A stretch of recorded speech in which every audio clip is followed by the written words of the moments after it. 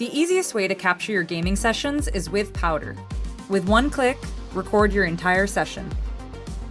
Then, let our AI handle the highlights for you. Oh, the neighbors are out. Neighbors are like, again?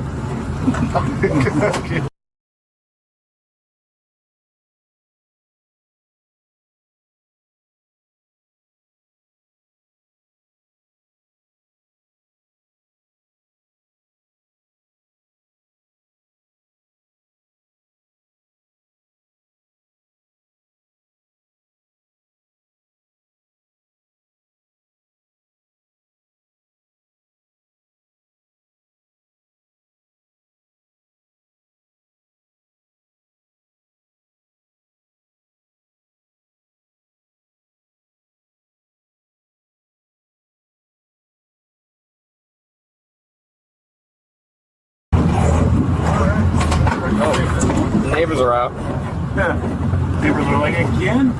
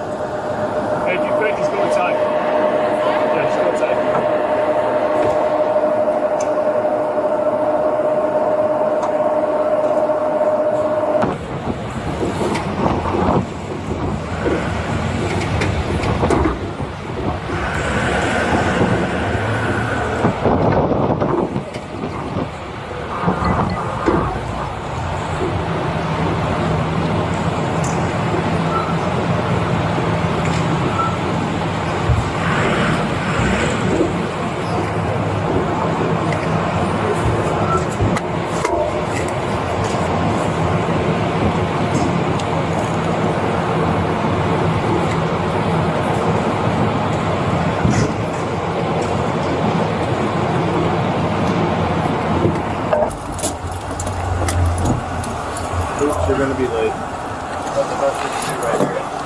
Alright, we'll just pause here until Farley does his job. I thought we were gonna be driveway.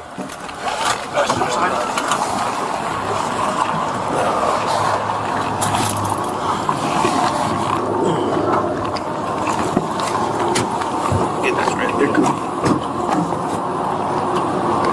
We'll go section.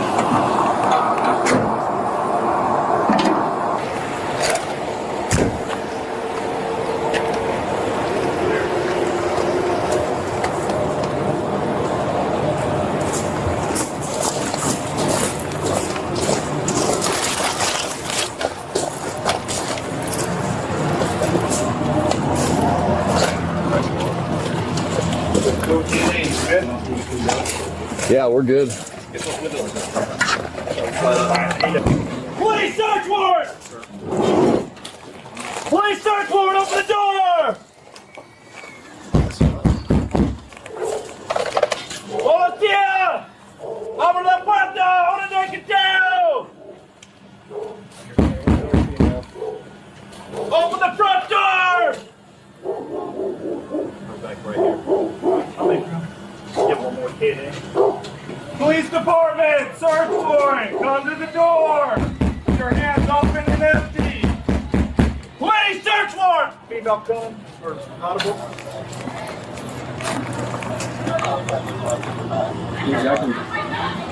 Back to the back, guys. Is that gate needs to be open?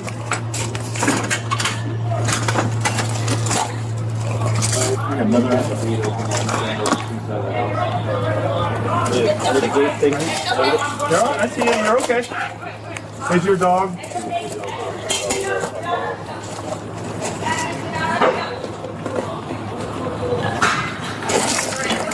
I'm gonna open this list. You don't want it. Okay, you're all right. Can you? Hey, Micah, stand up for me. Interlock your hands on top of your head for me. Interlock your hands on top of your head. Or tie that towel up, dude. Close it. Put the phone down and tie your towel up. Yeah, tie the towel up so it doesn't fall down. Stand up off the couch. Put the phone down and tie your towel up so it doesn't fall down. Do you understand the words coming out of my mouth? That's fine. Micah, face away from me. You keep your hands on the towel and face away from us. Micah, step to the right. Step to your left. Slowly walk towards us. Keep walking towards us. You'll be all right, my man. Just keep walking this way. Keep walking. Face away from me. You're gonna be okay. Just listen to what I'm saying. Keep walking backwards towards my voice, okay? Keep walking back. Keep walking back. You're gonna be all right, my man. Just keep walking back. Keep coming. You got a little step. Colin, bro. There you go. Colin, I love you more. Keep your hands on top of your head. On my back. Hands behind your back. That's it. Just cooperate. Put your hands on top of your head. Interlock them. And I know what's happening. What's going on? Face away. Do you understand? Grab the earpiece out of his case. Step to your right. Step to your right.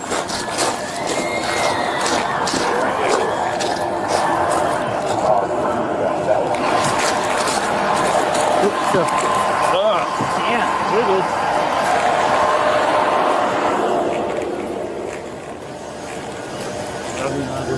And I got that up in I can never my bad. I don't know where we're going. Everyone's gonna come over here. Listen, guys, I want to talk to you. Okay. Just be cool with us, alright? Alright. No, I'm just trying to see what's going on. I ain't even. What's happening, man? Who else is in the house right now? Okay.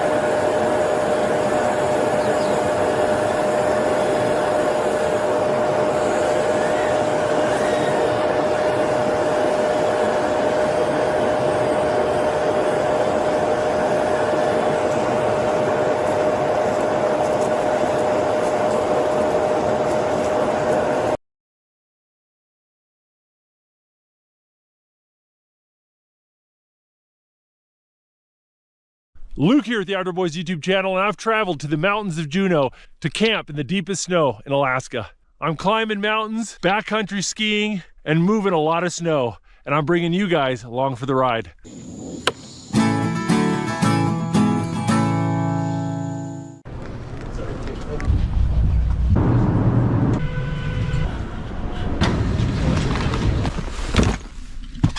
Welcome to Juneau, Alaska. Let's go find some place to eat.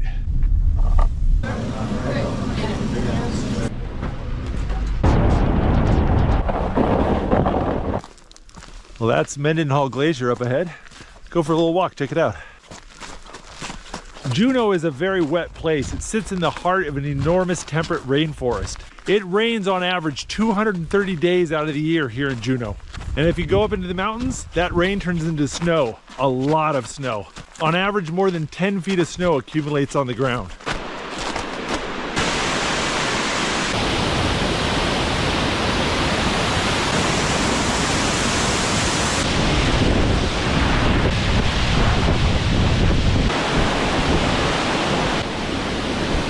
Right around that corner is Mendenhall Glacier.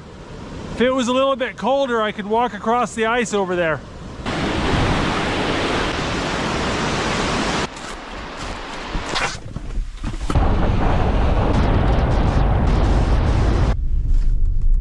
All right, guys, this is Douglas Island, just across from Alaska's capital of Juneau. I'm gonna put on some skis, just go up that mountain, check it out. So this is Eagle Crest. Right now I'm at Eagle Crest Ski Resort and it's closed today. So I'm gonna go up the mountain on my own 2 feet, scout around a little bit. This ski resort is surrounded by Tongass National Forest and it's a wonderful jumping off point to some amazing backcountry hiking and skiing.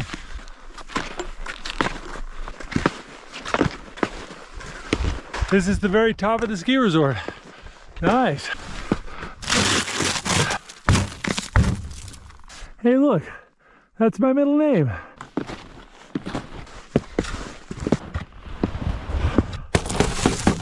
All right, let's go do a little exploring. All right, once you get out of the ski resort boundaries, avalanches are a major concern. So I'm sticking close to the trees. Trees act like an anchor. They keep the snow from sloughing off the side of the mountain. If you stick close to the trees, you're less likely to hit an avalanche. Clouds keep coming in and out. Looks like we're about to get some sun 1 minute and then it gets all foggy the next. Look at these trees. Keep forgetting these little trees are more than twice as tall as I am. They're just really, really buried. Snow's kind of hard up here. Makes it a lot easier to walk. I made it up to the top in a little less than 2 hours. Not too bad for an old out of shape guy like myself. Gotta take off my seal skins.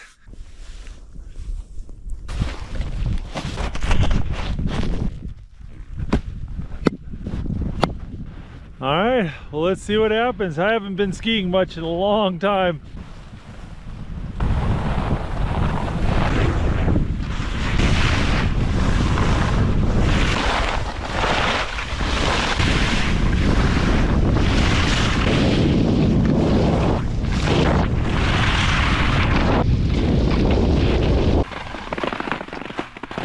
I think going down was harder on my legs than going up.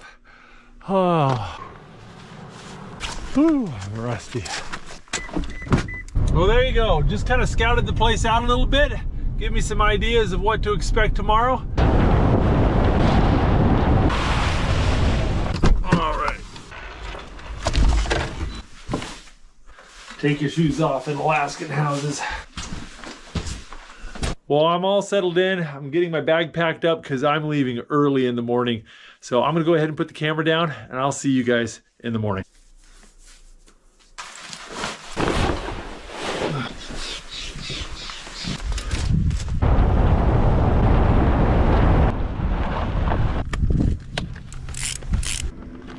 All right, it's time to head up the mountain. Try not to bite it. Get ready, have a great day, Sam. All right, you too. You know what they say, work smarter, not harder. Oh, the visibility is so much better today. Let's see if I can get off the chairlift without biting it. Oh, thank you.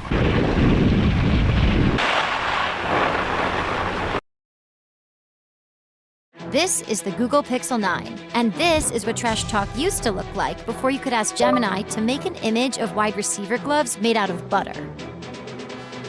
Their guys have been dropping stuff all day. It's a gorgeous day and there's absolutely nobody here. Promise not to laugh if I just bite it. Hold on. Oh. Oh yeah. Well, that saved me about an hour and a half of hiking. All right. There's the boundaries. Look at that. That's gorgeous.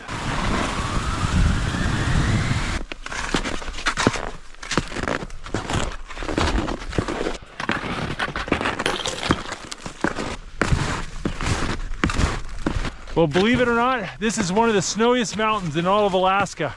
We have snow accumulation gauges all over the state, and there's one on this mountain. And currently that gauge is reading 130 inches of snow on the ground. That's almost 11 feet. There's just not that many places on Earth that get snow that deep. But that's why I came here. I wanted to try camping in some of the deepest snow in Alaska. Oh, check it out. The Snowshoe Hare Trail. Shocked to see anything up this high.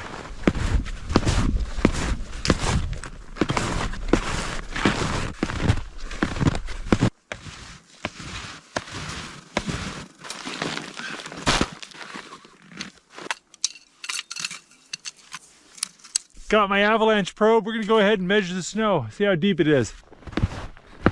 Here in the mountains, the wind will pick up the snow from one part of the mountain and drop it on another. So you get these huge variations in the snow depth. That's why I brought this avalanche probe with me. It allows me to easily measure the depth of the snow and probe the snow to see if there's any trees or anything underneath it.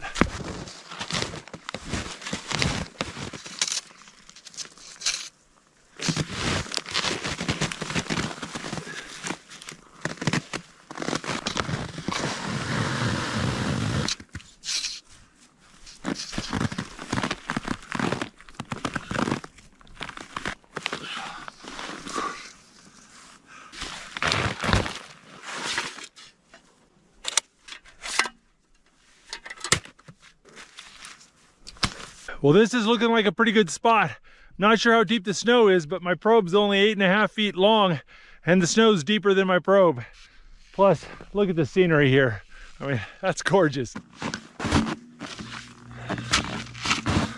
Look how dense the snow is. I'll tell you what, this snow is really strong. I can sense a lot of ice layers with the probe, and look at me, I can stand up on the snow without snowshoes. The good news is that's gonna make this snow really good for building. The bad news is it's gonna be a lot more work digging it out. Oh, man, it is gorgeous out here. If you get 2 or 3 days of full sun out in the snow without sunglasses on, you'll get what's called snow blindness, where the corneas of your eyes get so sunburned you go blind.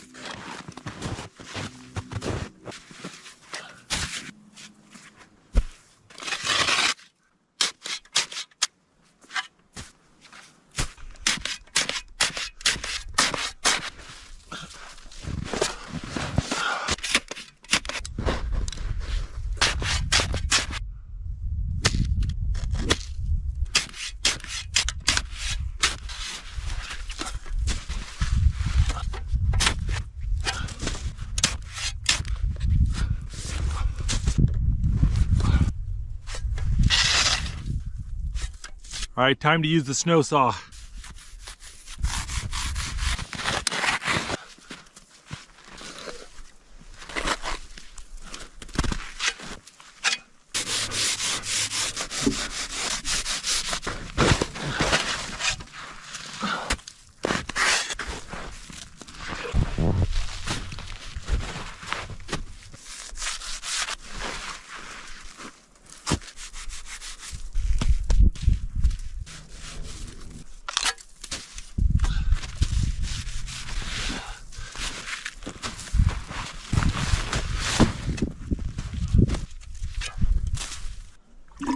Oh, this turned into such a beautiful day.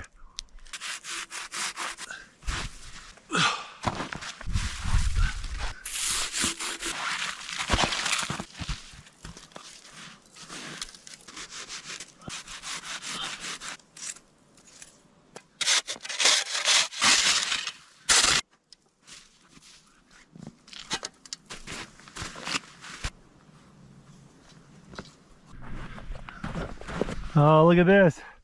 Dug into the top of some pine trees. That's the hard part about camping in the snow. You don't know what's underneath it. There could be huge rocks, trees, you know, all sorts of stuff. It's easy to forget that those trees over there are like 15, 20 feet tall. We're just seeing the top little bit of them. I'll just keep digging around those trees and we'll just kind of deal with it as it appears.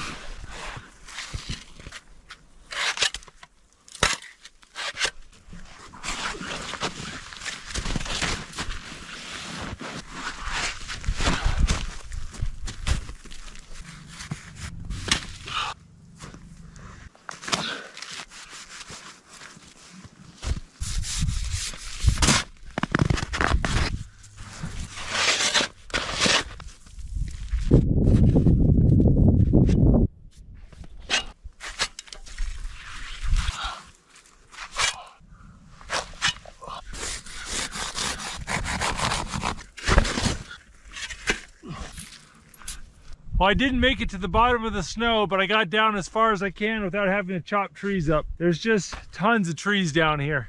I'm just gonna have to deal with it.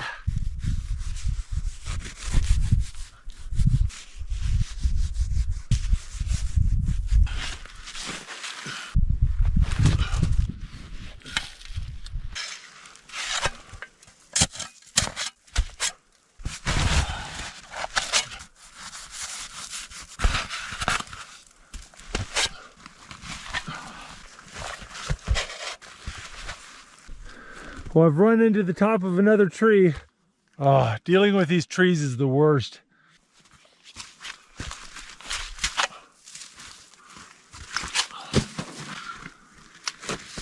It's about 4:30 and the sun's setting. It's gonna get dark here real quick. I better get to work.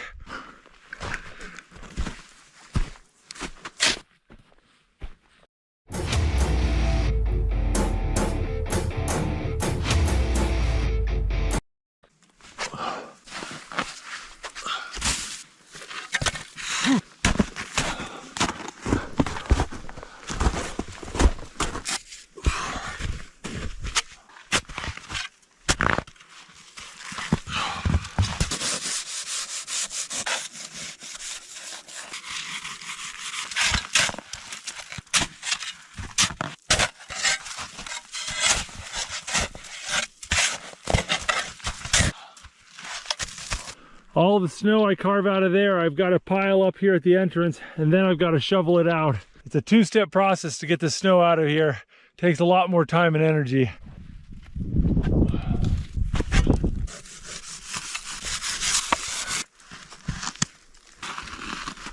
Oh, this snow is really strong. Usually when I'm digging out a tunnel like this, you'll hear the snow settle a little bit. I haven't heard a peep out of this. Downside though is this snow is so heavy. It's a lot of work moving this. A lot of water in this snow.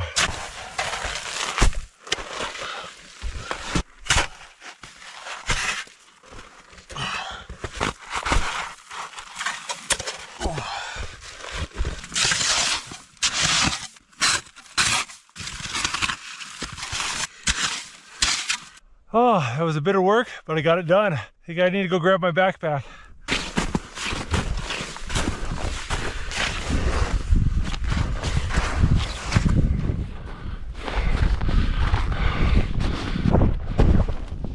Oh.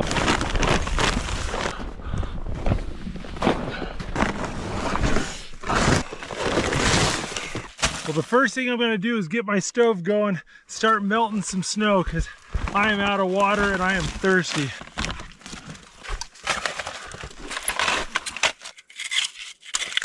This is a liquid fuel stove.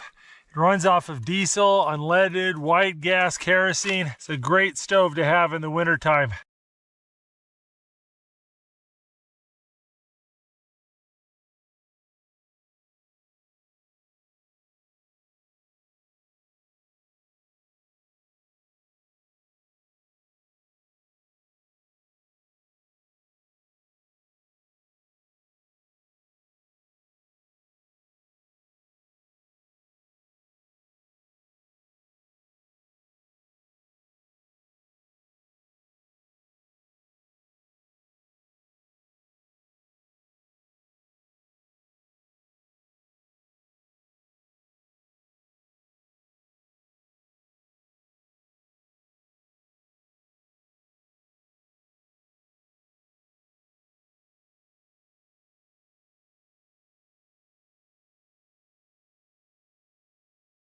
because this liquid fuel doesn't freeze.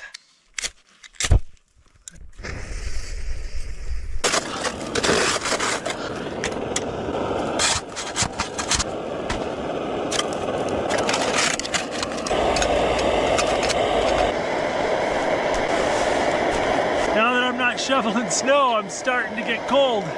Hey, check it out. Looks like I got my tips frosted. Huh. Oh, my gloves froze up. I always got to bring an extra pair of liners. When I was a kid, we used to camp in snow caves all the time, but I was kind of lazy, so we'd just make these tiny little snow caves. They're about the size of a coffin.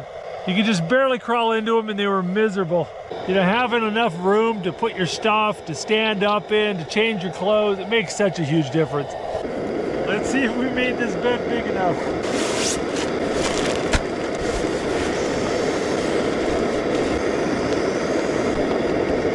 Gotta make sure there's plenty of room all around this mat so that nothing's touching up against the ice. This bottle's so froze I can't open it. So we're gonna do this.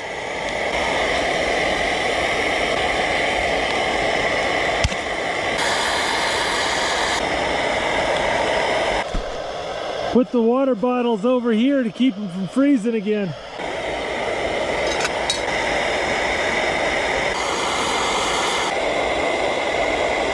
Oh, feels good to get something to drink. I am thirsty. Well, I'll tell you what, I've worked up a bit of an appetite and I'm excited for dinner. I've got shish kebabs and couscous.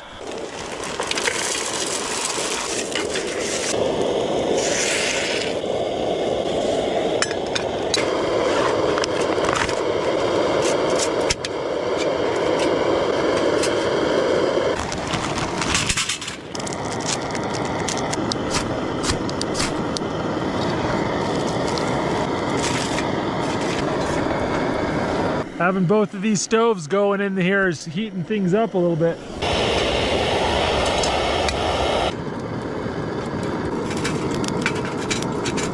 All right, we got chunks of seasoned chicken wrapped in bacon. Lay this on our little grill here. Woo, bacon fire.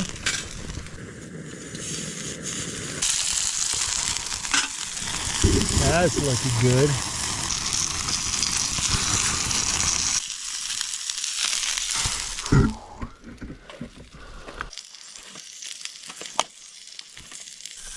Bacon wrapped chicken shish kebabs and couscous.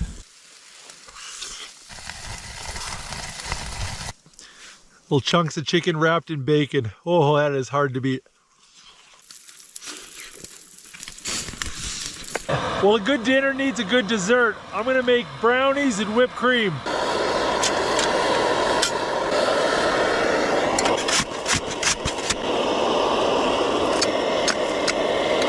That's a brownie mix here.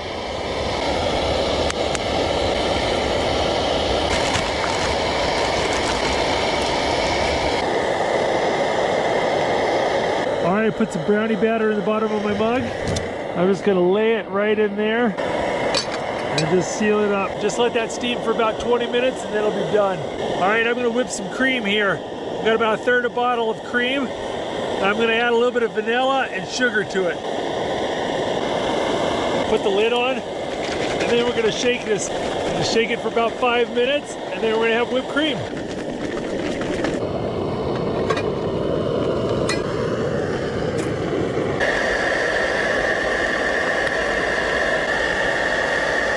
Time for some brownie and whipped cream here. Oh, that was good.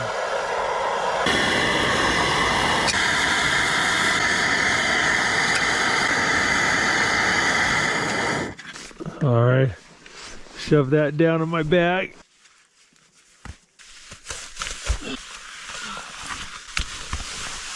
All right, guys, it is late. I am going to bed. Got a nice toasty warm sleeping bag. I'm gonna hop inside. I'll see you guys in the morning. Oh, good morning. I am so tired. I kind of worked a bit yesterday. Oh. Oh, I don't like it. It's cold out here. Man, it was nicer in my bed.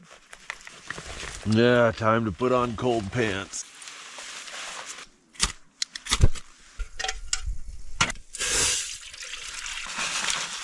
All right, we're gonna make some oatmeal for breakfast.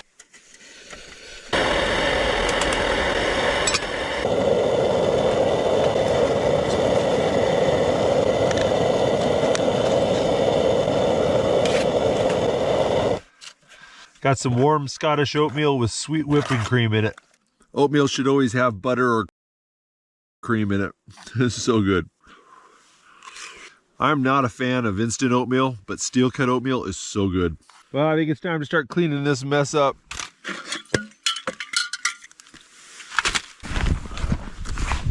Oh, what was that?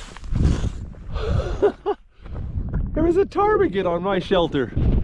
Look at this. These are ptarmigan tracks.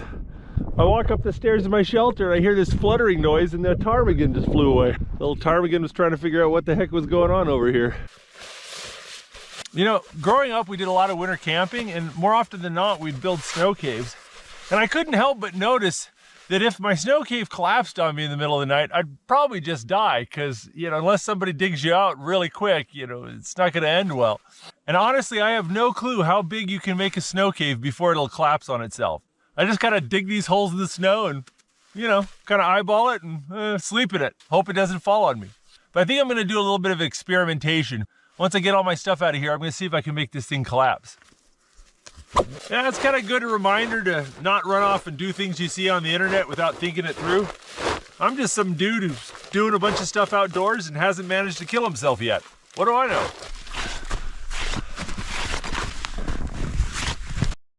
Become the master of the air, the thunder of the seas, or a tanked fury in the epic multiplayer action game War Thunder. Oh, this is gorgeous. You know, the point of snow caves is to protect you from wind and extreme cold. If you build them right, snow caves usually stay about 20 degrees Fahrenheit, no matter what the weather's doing outside. And that's the trick. If you're ever up in the mountains and you need to get out of the nasty weather, you dig down.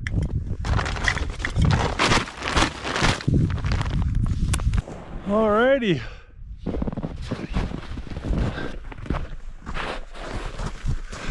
You know, there really isn't much of a roof on this thing. You can see here that I cut the snow all the way to the bottom of the bricks that I laid down. So this is just all the snow that I piled up. There's not more than a foot or two of snow on this roof, so it's pretty thin. This has been a really nice snow cave. It's a big snow cave too. Put it in perspective how big this is. With my boots on, I'm about 6.5 feet tall, and this snow cave is about 6 feet wide. I think I moved about 12 cubic yards of snow to dig this thing. That's enough snow to fill up a full-size dump truck.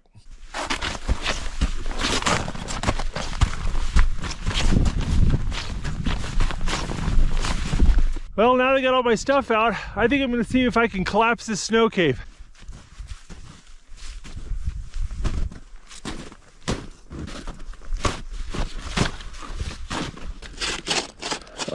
Whoop, I can feel it break through. Yeah, this roof is only 2 feet or 60 centimeters thick. You know, I'm not a little guy, and this is holding my weight no problem.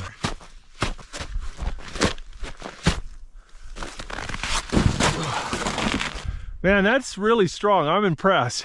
But one thing I will point out, this snow is unusually strong. If I was building with fluffy powder, it might be a different story.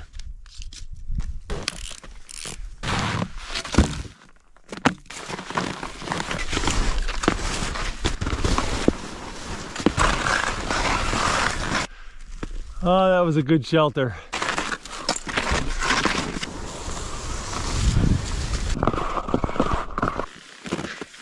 These are seal skins. They make the skis slip forward but not slip back.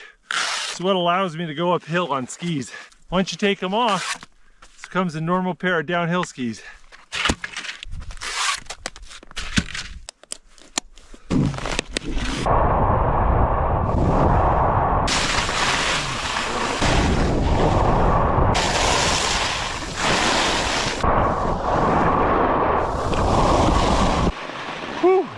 It's hard on the legs when you got all this weight on your back.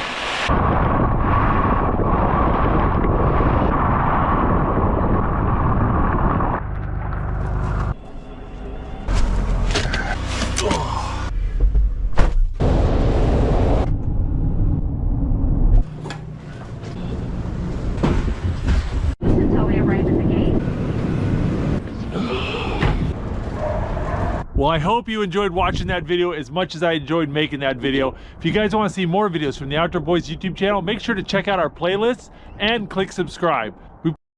Luke here at the Outdoor Boys YouTube channel, and for the next 4 days, I'm all alone in the wilderness of Alaska. I'm coming face to face with giant grizzly bears, hunting for my food, collecting washed up whale bones, and exploring a remote island in the Gulf of Alaska.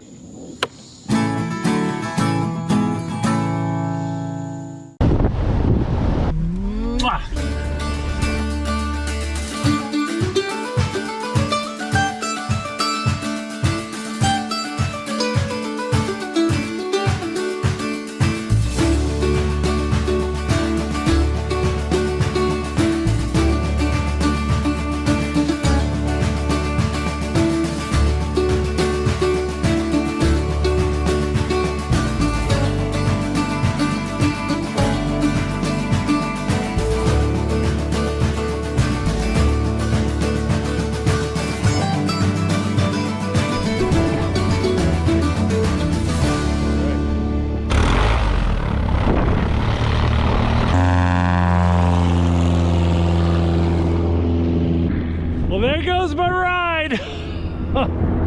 Yeah, I'm not gonna see him for 4 days. I am on a remote island on the edge of the Gulf of Alaska at the very top of the Pacific Ocean. If you were to go that direction as far as you can go, the next land you would hit is Antarctica.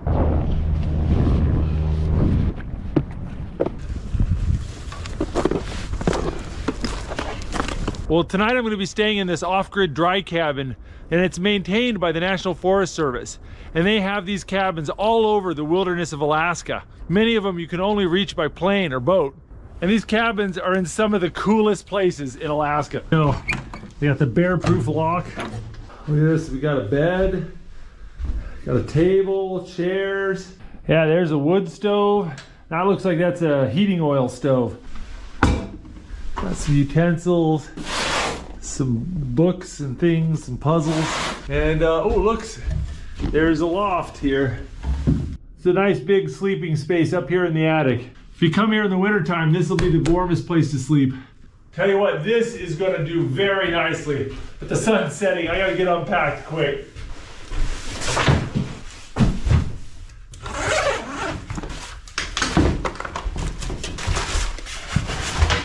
This is pretty perfect, but there is one thing I'm a little anxious about: water. I'm not sure where we're going to get our water from. Oh, there we go. See this trash can? It's underneath the drain spout. There's a little screen here. So this is a rain catch.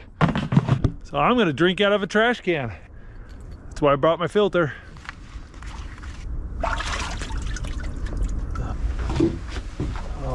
Just hang up the dirty water and the gravity feeds it through the filter, down the hose and into my water bottle. It filters about 1 liter every 2 minutes. It's pretty fast.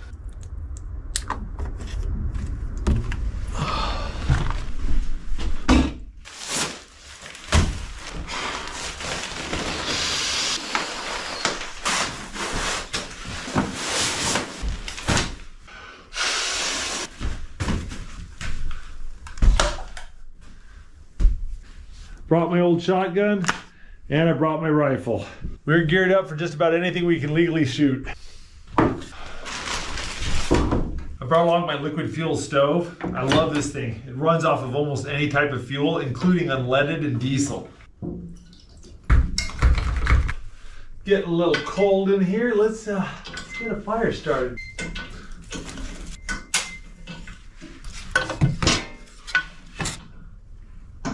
Well, you know, now that I'm settled in, I'm starting to get a little hungry, and I think a little dessert before bed might be in order. It's a Marionberry pie. I actually put this in my checked bag. I'm gonna cover it in a little tin foil, let it sit right there.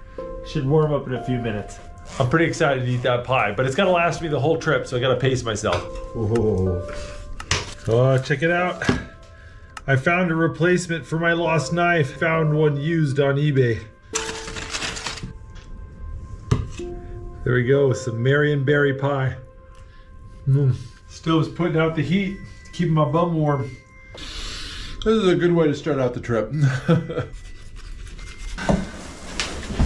Well guys, it's late. I'm going to bed. I've got an early start tomorrow. I will see you guys in the morning.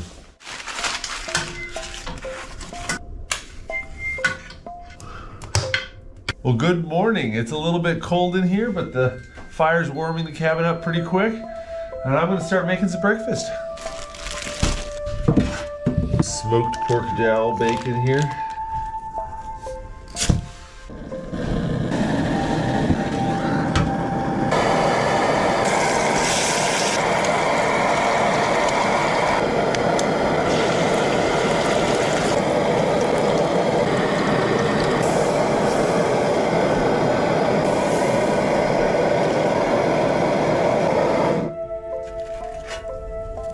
Smoked pork jowl bacon, eggs, and toast. Alrighty.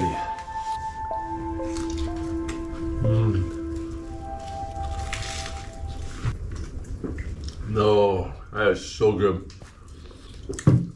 Ooh, that's good. Okie doke.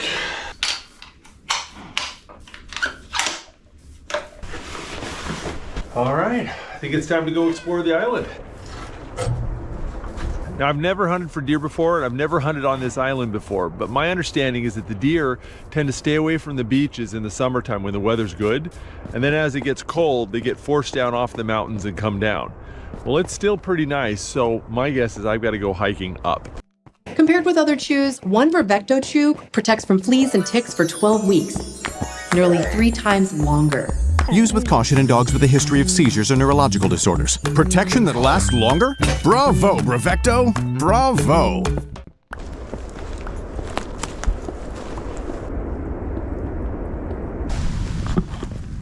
There you go, that's black-tailed deer poop. I can smell rotting salmon, which means this is bear country. There's a salmon, there's a salmon. There's a salmon. The salmon come from the ocean into these rivers to spawn, and as soon as they spawn, they die of old age.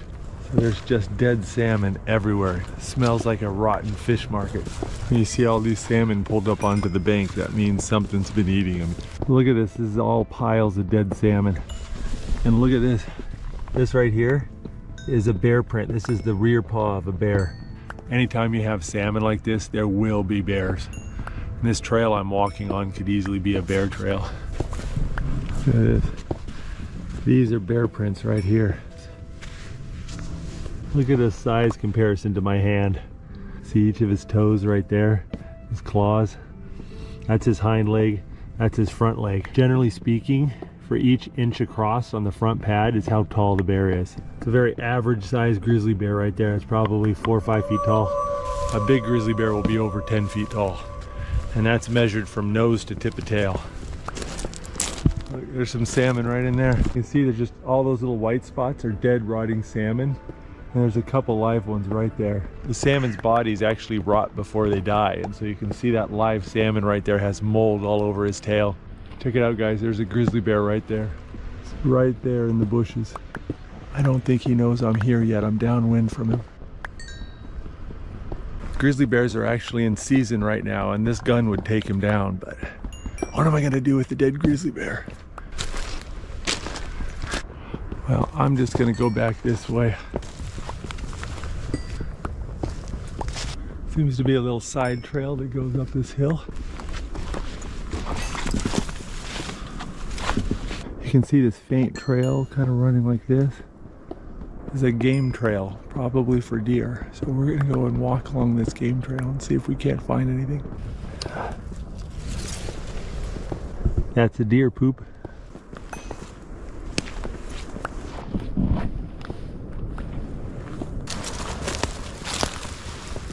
Look at that. That looks like the skull of a baby bear. That's crazy.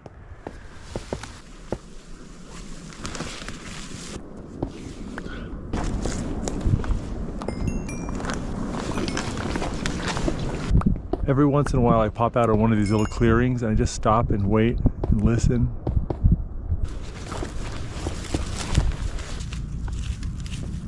That looks pretty fresh to me.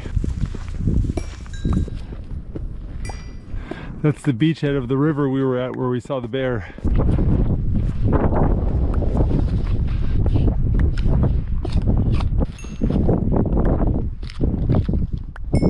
I've got a pretty good view up here, but I haven't seen any signs of life. It is the middle of the day, and that's the worst time to see animals. So I think I might start working my way back to the cabin, and maybe I'll see something on the way back. Coming up over this ridge, and I spooked something. I think it was a bedding deer. In the middle of the day like this, they kind of hunker down and digest their food from the morning. I looked up just in time to see a bunch of branches moving, and that was about it.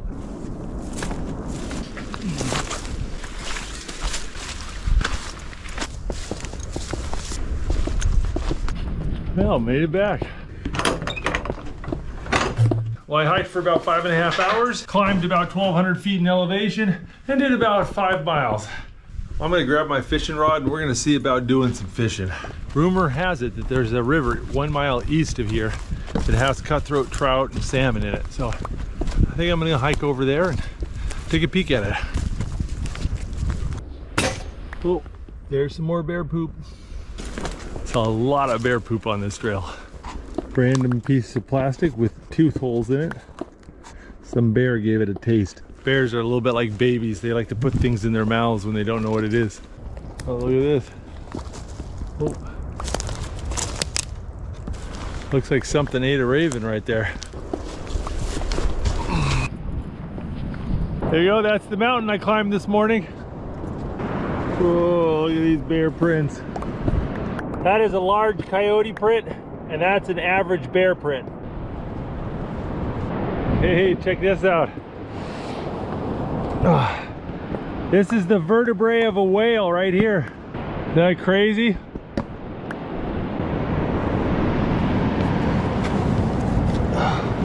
It's another chunk of a whalebone.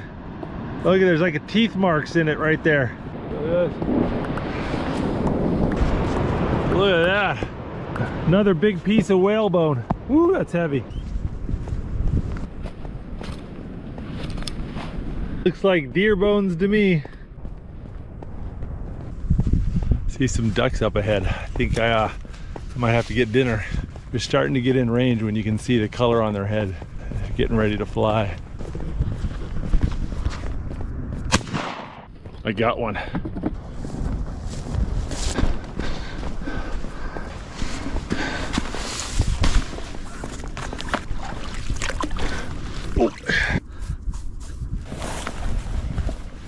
Oh, there we go. Got a nice fat duck.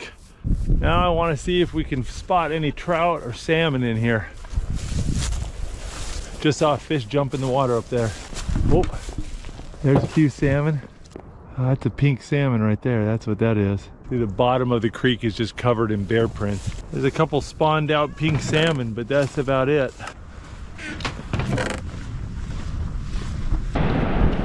Look at that. It's a sand dollar.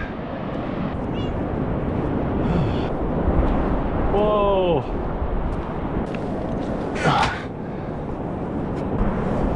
Oh, thing weighs like 15 pounds. It's a rib bone of a whale. Look at this. Oh, man, it looks like a piece of the skull or maybe a pelvis. That is so cool. I'm gonna use my Garmin InReach to text Becca and have her Google the federal regulations for whale bones. If I can keep this, I'm totally bringing it back. I'll figure a way to get it in my bags.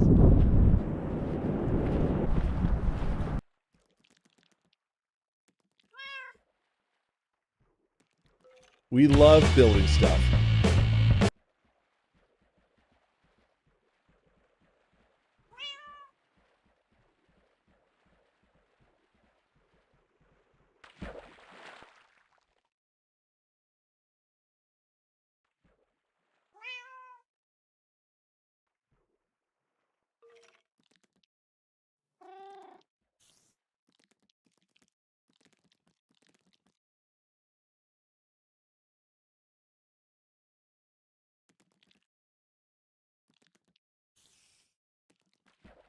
This is the Google Pixel 9. These are some restaurants Dan just suggested, and this is you holding down a button and having Gemini put these restaurants on a map. Nice, that works.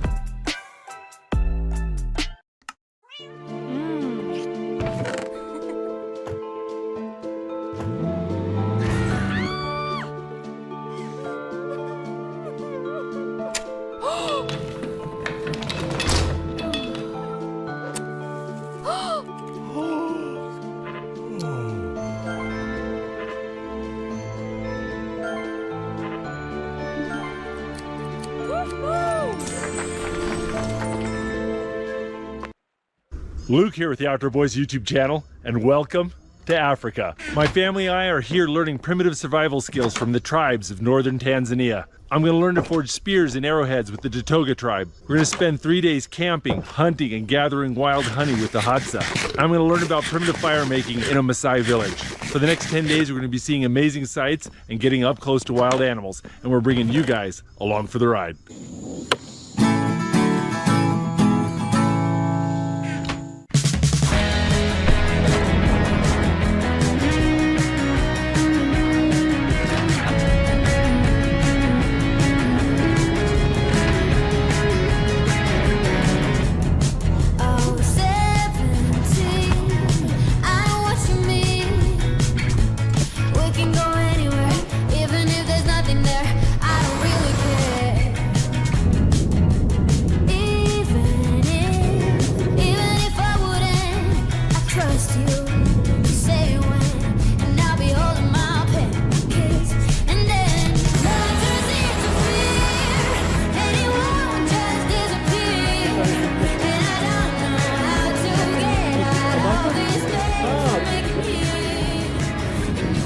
Welcome to the Kilimanjaro Airport here in Tanzania.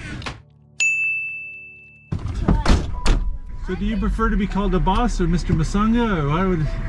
A bus. A bus? It's calling Kilimanjaro. I swear there's 20 people in that bus. Yeah.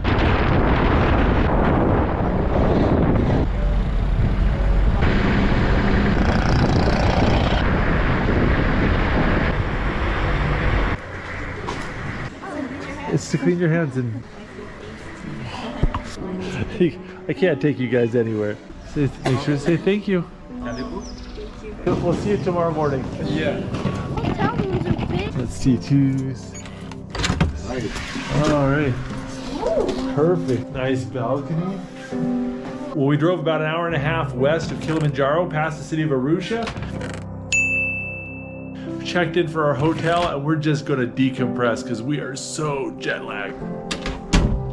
All the boys next door. Oh, this is cozy. So in total, we spent 20 hours on an airplane to get here to Tanzania, and we are 11 time zones over. So we are so jet lagged. So we're just gonna take it super easy today, eat and relax, and charge up our batteries. I think it's time to get the kids to go get some lunch. Guys, come on, let's go to lunch. Where's your shoes, Dig? Nope. Oh, the weather's just amazing, isn't it? Not too hot, it's not too cold. Asante. Jumbo, jumbo. That is quite the smoothie. Thank you. This dances the line between smoothie and milkshake. Ah, thank you very much. You. I mean, thank you. I'm so tired. I know, I'm so tired too. Tell me, are you full? Yes. Oh, that's good. Oh. What do you say we just sit here and do absolutely nothing until dinner? The next day. Oh, it's a pretty day. I want to do tropical juice. Okay, we'll give you a sausage. Oh, it's a beef bacon. Oh, you want to try a little crepe, a little pancake? Yeah. Yeah, bacons are good in the morning. Alright, like that? It's called a bahia. We're gonna try this out. It's like deep fried vegetables, but it's kind of savory and spicy. It's nice. Oh, that was a good breakfast, wasn't it? Good morning. Yes, and you? I did. Hey, I got something for you, by the way. Right. Have you ever seen one of these? I know, but I never hold one. Yeah. So. Thank you so much. Well, no, thank you for taking such good care of us. The room's okay. Oh, it's perfect.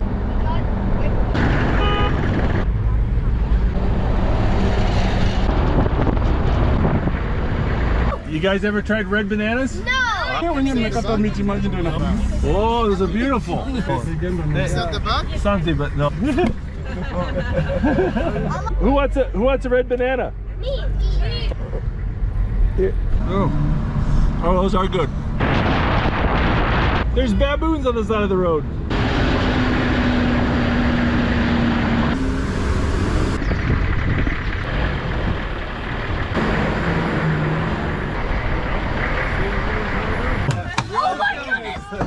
Hey, hello. Yeah, he's Hey, Joel, how you doing? It's good to see you again. Welcome to Africa. Thank you. Karibu, as they say. Karibu. So guys, this is my good friend Joel. Me and Jacob did a survival school with him in Oregon. About 2 years ago, was it? Yeah. Joel has been kind to arrange all of this for us, and so yeah, we were just having a great time. We're gonna take you into the Hadza. We're gonna take you into the real African bush. I'm excited for that.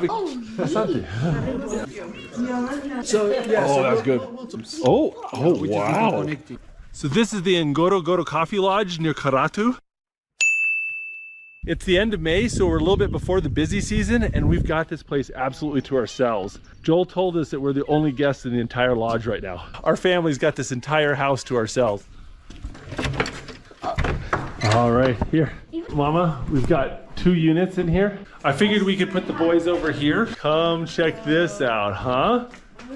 This is where we're going to see. Yeah, I want to see. Wow. And come check out our room. Yeah, look at this. Oh, this is gorgeous. This place is huge. Look at this huge lanai out there. Come in here to the bathroom. Okay. Got a nice little shower area. But here's the best part. Okay. Okay, step out. And oh my God. look at That's so cool. It's like Japan, they've got the exterior soaking tub. Yeah, with a privacy banana tree. Wow. You like this? Yes, this place is amazing. This will be our base camp for the week. Gorgeous. So you can stay here or you can sleep on the ground with us this week. Which one you want? Come on, let's go to lunch. So Mama, you happy with this? This place is gorgeous. Wow. Megan, where do you want to sit? Oh, the fruit juices here are so good. Ooh, watermelon and pineapple juice. That's good. Just a spoonful. Thank you. Okay. Oh my God, this is nice. It is swimming pool time. Bugs and I've seen water people. Whee! Betrayal! There we go. This is turning out to be an absolutely lovely day, but I am excited for tomorrow. Joel's going to take me, Tom, and Nathan out to meet an indigenous tribe called the Hadzas. It's going to be pretty awesome. All the way down. 2, 3, 17. This is the same program the Navy SEALs go through at Buds. Hey boys, this very nice lady has brought you some hot chocolate. Oh, look at that grasshopper right there behind you. Oh, that's humongous. Wow, that is humongous. Oh, catch him. Whoa. So just say, do you want sugar, Jacob? Yes. And what do you say? You say yes, please. Thank you very much. Hey, Jacob, I'm checking your hot chocolate for you. Sugar. I'm shaking so much now. Musky, yeah. Yay. Love you, baby. She's very understanding. Well, it's late and I gotta get these kids to bed, but I promised Joel I would go over and do an interview with him for his podcast. I'll put a link in the video description below to that interview, and I will see you guys in the morning. Well, good morning. We're getting up bright and early. Come on, boys. Wake up. Okay, Tom, you got everything? Yep. All right. Oh, okay. So while me, Tom, and Nate are out camping with the Hadza tribe, Becca's going to be staying here with Jacob and going on some safaris. So I'm going to leave a GoPro with her, and she's going to get to film that. Love you, baby. Love you. Mwah. Be safe. Good morning. The lodge packed some lunches for us. Look at that. All right. Thank you. You guys ready for this? Yes. Yeah, this is going to be awesome. This can quench. This can inspire. This can win the gold. Dole, let your glow show.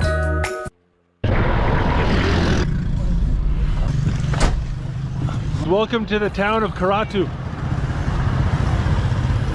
This is my kind of place. What do you think of this place? Awesome. I gotta change money from US dollars to shillings. Here's the daily exchange rates. So we're gonna get 2,600 US. I felt at home there for a few minutes. Oh, nice chickens. So these are chapati. Oh, yeah, yeah. Chapati is like their homemade, like a pancake type thing. Yeah. I think that these, they would be like the viazi, which is a type of donut. Viazi? Vitumbua, okay. Moja? Na una viazi? Viazi, no. Would you like to try a chapati with beef? I will try anything. Okay, yeah. Now you need vitumbua pia. Stony Tangawizi. Yeah. Tangawizi. Just try one of those, yeah. I mean, you may... Oh, that's very nice, but no, thank you. No. Oh, hey, boys, you want to try some?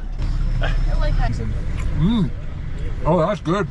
Which one? That one's a chapati. Chapati? Yeah, with beef. That's not bad. It's not bad at all. Ooh, is that good? Oh, it's terrible. You don't want this, Tommy. Give it! It tastes like ginger ale, but like real ginger ale. It's got that bite to it. And I got 1.5 million shillings. We've got some awesome snacks. Now we're gonna try to find some metal to give to a blacksmith to make knives and stuff. How do you say leaf spring steel in Swahili? We tried to buy some leaf spring steel, but the owner of the scrapyard was out in town, so we found this just in the parking lot, and they gave it to us for a little bit. I think that's a bent chisel right there. Yeah, that might be better steel. Yeah. This is low carbon steel, so that... Oh, there's a piece right there on the ground. Oh, that's perfect. Yeah, so 5,000. All right, that's the good stuff right there. Down half. Oh, that's fresh cut too. That's still warm.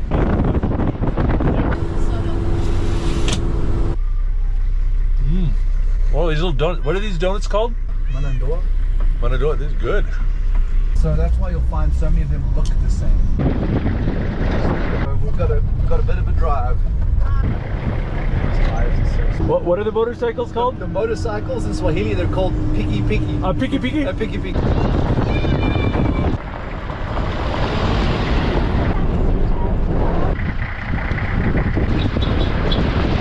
We're here at a little police checkpoint. We're going to pick up a guy named Mike. Look, this is Mike. We'll get it together. We will work whatever we need to work out together right now. Have you ever had a forced entry for eviction? They possibly have access to grenades and explosives. Mr. McGood! Shots fired! Shots fired! Lizzie, can you get out? No. Radio, we got an officer stuck. Bring a few of those rifles from the armory, ASAP. Bring all of them. This is exactly how shootings go down, doing like this. When police officers in Euclid, Ohio assist with a routine eviction, they have no idea that they're walking into a deadly confrontation with a man who has no intention of leaving the property. The suburban peace is shattered when gunshots pierce the November air, and police must race against time, face shocking violence, and launch a daring rescue attempt to save one of their own.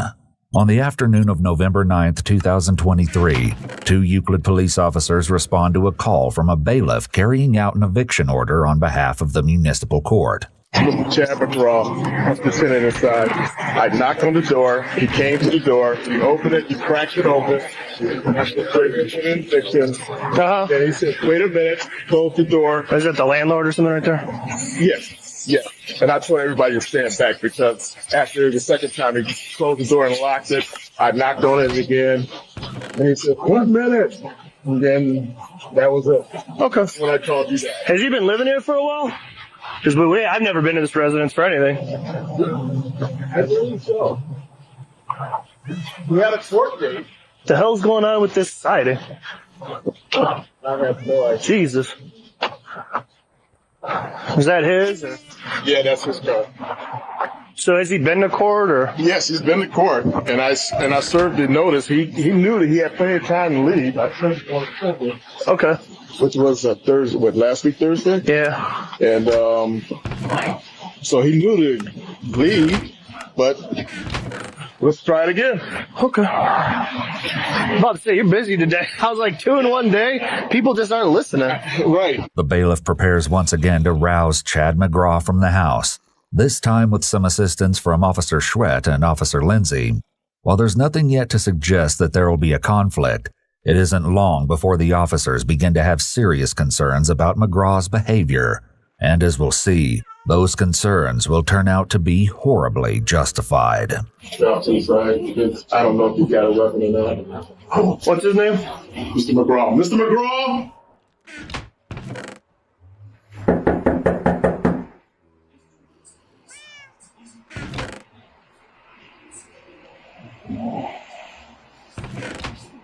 Hello, Mr. McGraw.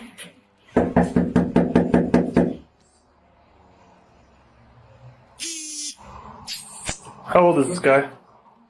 He looks like he's probably in his 70s. Okay. Hey, he's at the top. Hold on. Mr. McGraw, it's the Yucca Police. You need to open up now. Give me 5 minutes. No, you need to open now. You need to open up now. 5 minutes. I'm putting things up. No. Hey, you need to open the door now. Or we're going to open. 5 minutes is all I need. No, Mr. McGraw, you need to open the door now. We're going to allow you to get your things. I need 5 minutes. You don't need 5 minutes. You need to open now, please. 2 minutes. No, Mr. McGraw, you need to open now, please. Who are you? Euclid Police. You just saw me through your window, bud. Even when performing what might be considered a routine duty, there's always the chance that something could go drastically wrong. The closed door between police and McGraw means that anything could be happening inside the house, and Officer Schwett has second thoughts about remaining on the front porch. Mr. Twister has arrived in the free multiplayer action game Crossout 2.0. Take part in the driving event fighting other players on cool, fast, and armed-to-the-teeth vehicles. Race around the dead city and gather bonuses, just like in your favorite classical games. Vehicle repairs, ammunition, and additional weapons. Use all you have to tear your enemy to pieces. The more opponents you destroy, the faster you will accumulate rage that unlocks access to the most powerful gun. Advance through the Mr. Twister Battle Pass to unlock new armored car blueprints for the Night of Reckoning.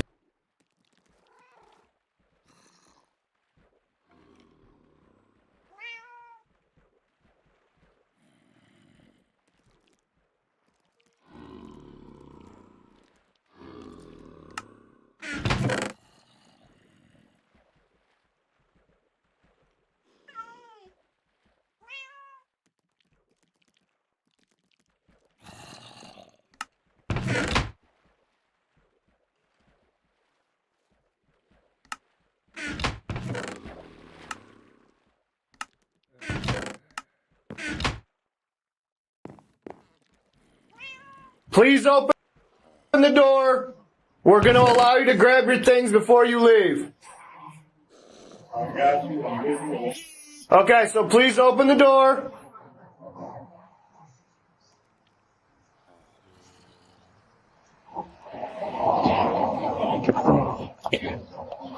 We will work things out with you. I don't like Please being gotta up open there. the door right now so we can talk this over. Just watch the door. I'll watch this window. Through the door, McGraw tells the officers that he's got something to finish before he can come out to talk. You're writing something? No, open the door now.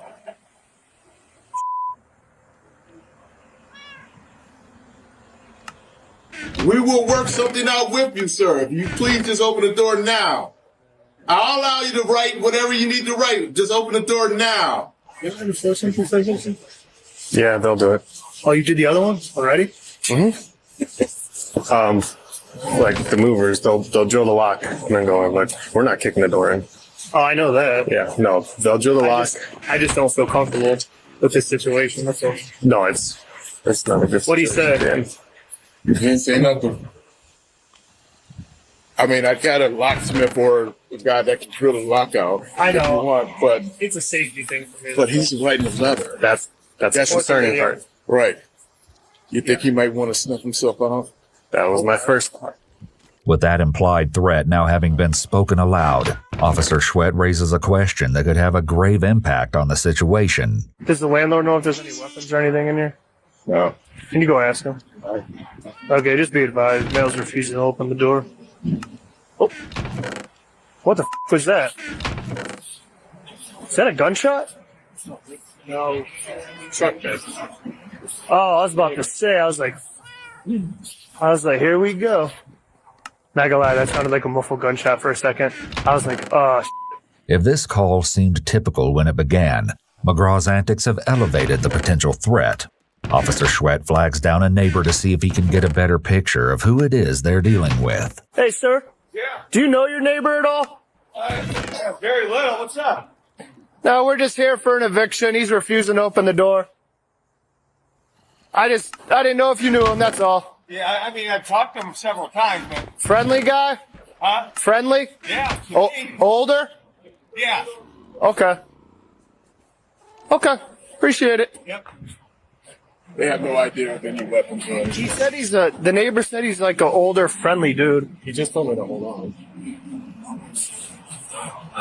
He just keeps saying that, though. You know? The information from the neighbor is encouraging, but it's not much to go on.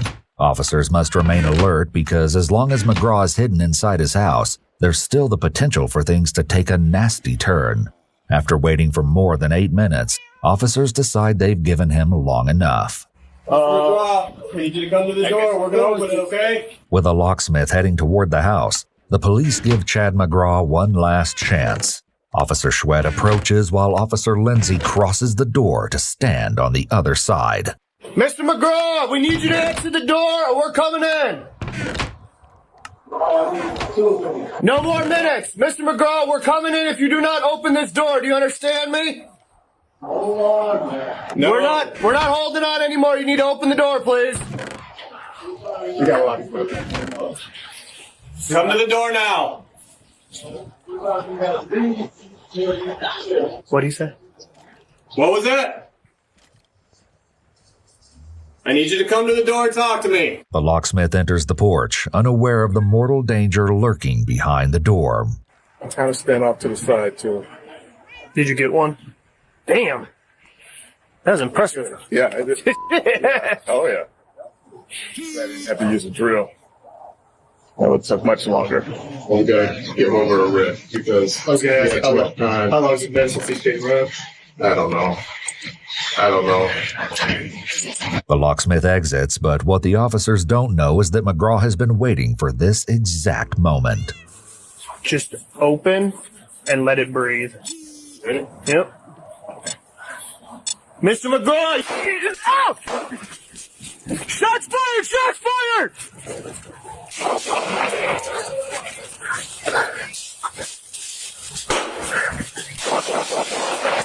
Shots fired! Shots fired! Lindsay, get the out of there! Inside the house. Lindsay's stuck in the... Lindsay, can you get out? No. Hey, Lindsay, come out that window! Hold on! Lindsay, hold on! Radio, we got an officer stuck.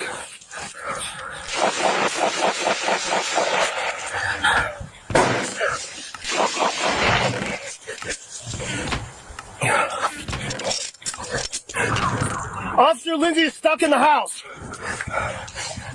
I do not have eyes on the male. He's somewhere in the house shooting at us. As the officers struggle to nab the shooter, he starts blasting FJB Nobody Likes You on his speakers. Lindsay, can you hear me? I can hear you. I can hear you. I cannot get out. 4-3, I can hear you. Where are you? I'm still on the porch. Okay, listen. I am going to lay down fire and then you run the out. Negative. With Officer Lindsay in an inescapable trap, backup begins to arrive on the scene. They're heading into a treacherous situation, but have no idea of what horrors truly await them at the home of Chad McGraw. Radio, we got an officer stuck. I'm behind right here. All right, what we got? Stuck in the porch, please. All right, I'm moving up. Let's go. All right, 6. Front porch right here. Flip out. One with the front door open. Right where Schwartz at. I'm moving up to the van. There's too many people. All right, go. Buddy, at the station, bring a few of those rifles from the armory, ASAP. Bring all of them. A massive police response is gathering on the street, but every second is an eternity for Officer Lindsay. I'm in the porch. The only way out is crossing the front door, which I am not doing. There's no way for Officer Lindsay to escape, and there's no way for officers to rescue him without putting themselves in the line of fire. As perilous as this situation is for the police, they aren't the only ones affected by the sudden outburst of violence on that November day. In an exclusive interview with EWU, Euclid resident Jenna Catrone says she was driving by the house when the bullets started flying. I see this police car coming towards me with their lights on, and I kind of out of the corner of my eye, I'm driving down the road and I see, police in a driveway. I'm not, whatever, not thinking twice about it. And all of a sudden, I just hear a menagerie of gunshots. And instead of probably hitting the gas, I slam on my brakes. I stalled out and hit the ground. Like I went down because I was pretty sure that those shots were coming right at my car. And I stalled out directly just past the house. We're thinking they're hit, I'm hit, somebody has to be hit. Because they were just zooming right past us, the bullets. And that's the first thing you do. You just go down. And that's what I did. I slammed my glasses into my shifter. And because I had my seatbelt on, just the way I went down, I fractured 2 ribs. It was interesting. At this point, police have no way of knowing if McGraw was taking aim at passing drivers like Jenna. Indeed, they know very little at all about the man inside the house. Who was Chad McGraw before police knocked on his door that fateful day? In this car dealership commercial, McGraw introduces himself and explains his position at the company. My name is Chad McGraw, here at Beechwood Infinity, sales and leasing consultant. From the outside, McGraw seems to have a thriving career in the car business, and we don't need to go all the way back to 2017 to find evidence of that. On his own YouTube channel, McGraw has uploaded nearly 400 slideshows congratulating his car-buying customers. The latest one, seen here, was uploaded only 3 short days before.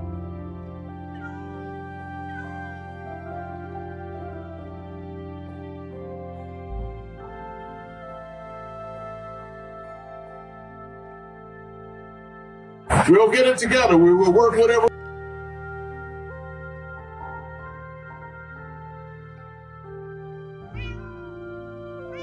Was uploaded only 3 short days before the shooting. According to McGraw's LinkedIn page, he's worked for Cleveland dealerships Central Cadillac LLC since 2007, and that isn't his only professional endeavor. In 2013, he's featured in a local news profile to promote his hot dog restaurant. How does such a man find himself shooting at police officers? Can external appearances be that misleading? As important as these questions may be, the present moment is all that matters to officers on the scene. I knew this was bad. He kept telling us to wait. This is especially true for Officer Lindsay, whose entrapment on the porch culminates in one of the most intense moments of the afternoon. He shot at us through the door in the living room. We're pointing at these 2 front windows in the front of the living room. I shot through. I don't know if I hit him or not. We need to get Lindsay the out there.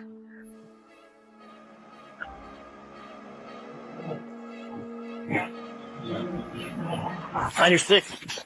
If you have the shield, do we want to move up and grab him? Lindsay is in this corner. Lindsay is in this corner right here. Okay. Well, we're really set up right here to get shot in the face. So I say we grab him and get out. What do you think? Could you tell it was rifle or handgun? It's that big hole right there, dude. I don't know. We just got blasted with and we backed the up and he got down. I don't know if I'm hit. I don't think so. Hit all over me. I'm gonna check you, okay? Yeah. I don't feel like I'm bleeding or anything.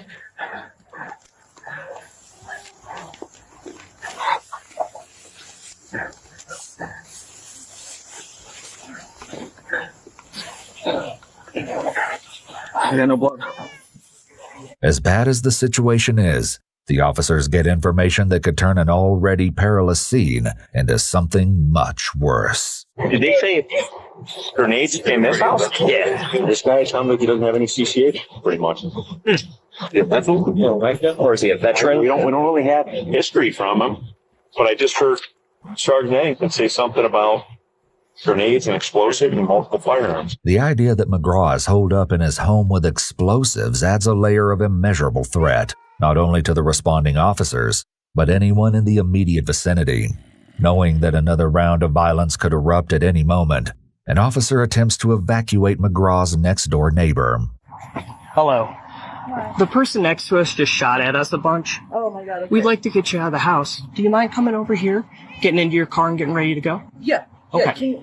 Take a few minutes. Thank you. Yep. Okay. Thanks. As Officer Gilmer tries to get the woman and her children to safety, more information comes over the radio about the suspect. Court confirmed Chad McGraw, 41471, 51-year-old male, 5'10", 200 pounds. He is a black male, and he was arrested today. Yeah, we know that one. Was that him? He's talking about on the radio? Yeah. Okay. But I Black thought- male? Yeah, I thought the Our department doesn't have any issue with him. I thought the dude was in like his Other than a single arrest for a dog bite in August of 2022. There's no criminal history that would foreshadow the day's events, but McGraw did have a couple of minor run-ins with the law the previous year. Both of them concerned his bulldog Max attacking postal workers in the yard. In the second incident, McGraw told officers that he needed a protective dog like Max because of, quote, the violence that regularly occurs in Euclid. It is, of course, McGraw's violence that has caused the chaos on this November day. Not trying to rush you, but we gotta go now. We're going right now. All right, go. Come on. Come on, Kai, we gotta go. Come on, Kai. Sorry. Hello. Can you say hi? Hi. With them shooting at us already? Yeah, I didn't. We don't want a bullet to come through your house. I didn't hear anything. Yeah, he shot a bunch. Officer Gilmer tries to get the neighbors out of harm's way, even as swarms of law enforcement officials descend on the street. Drive right through the yard around that police car. Go through their front yard. I don't care what they say. Go through their front yard. Hurry up. I'm in the middle of the open. Don't hit our car. Hey, watch it. Watch it. She's gonna hit my car. Hey, you're gonna pull forward? Hold on. Dude, she's gonna hit my car. Don't hit the car. Okay, hey. Okay, come back. You're good. Police are still getting information over the radio, and the news gets worse by the moment. Apparently, there's also an adult son who is believed to be residing there. They have multiple firearms and possibly explosives, such as grenades. I f***ing asked if there was any firearms in this house, and I was told no. That would have changed everything.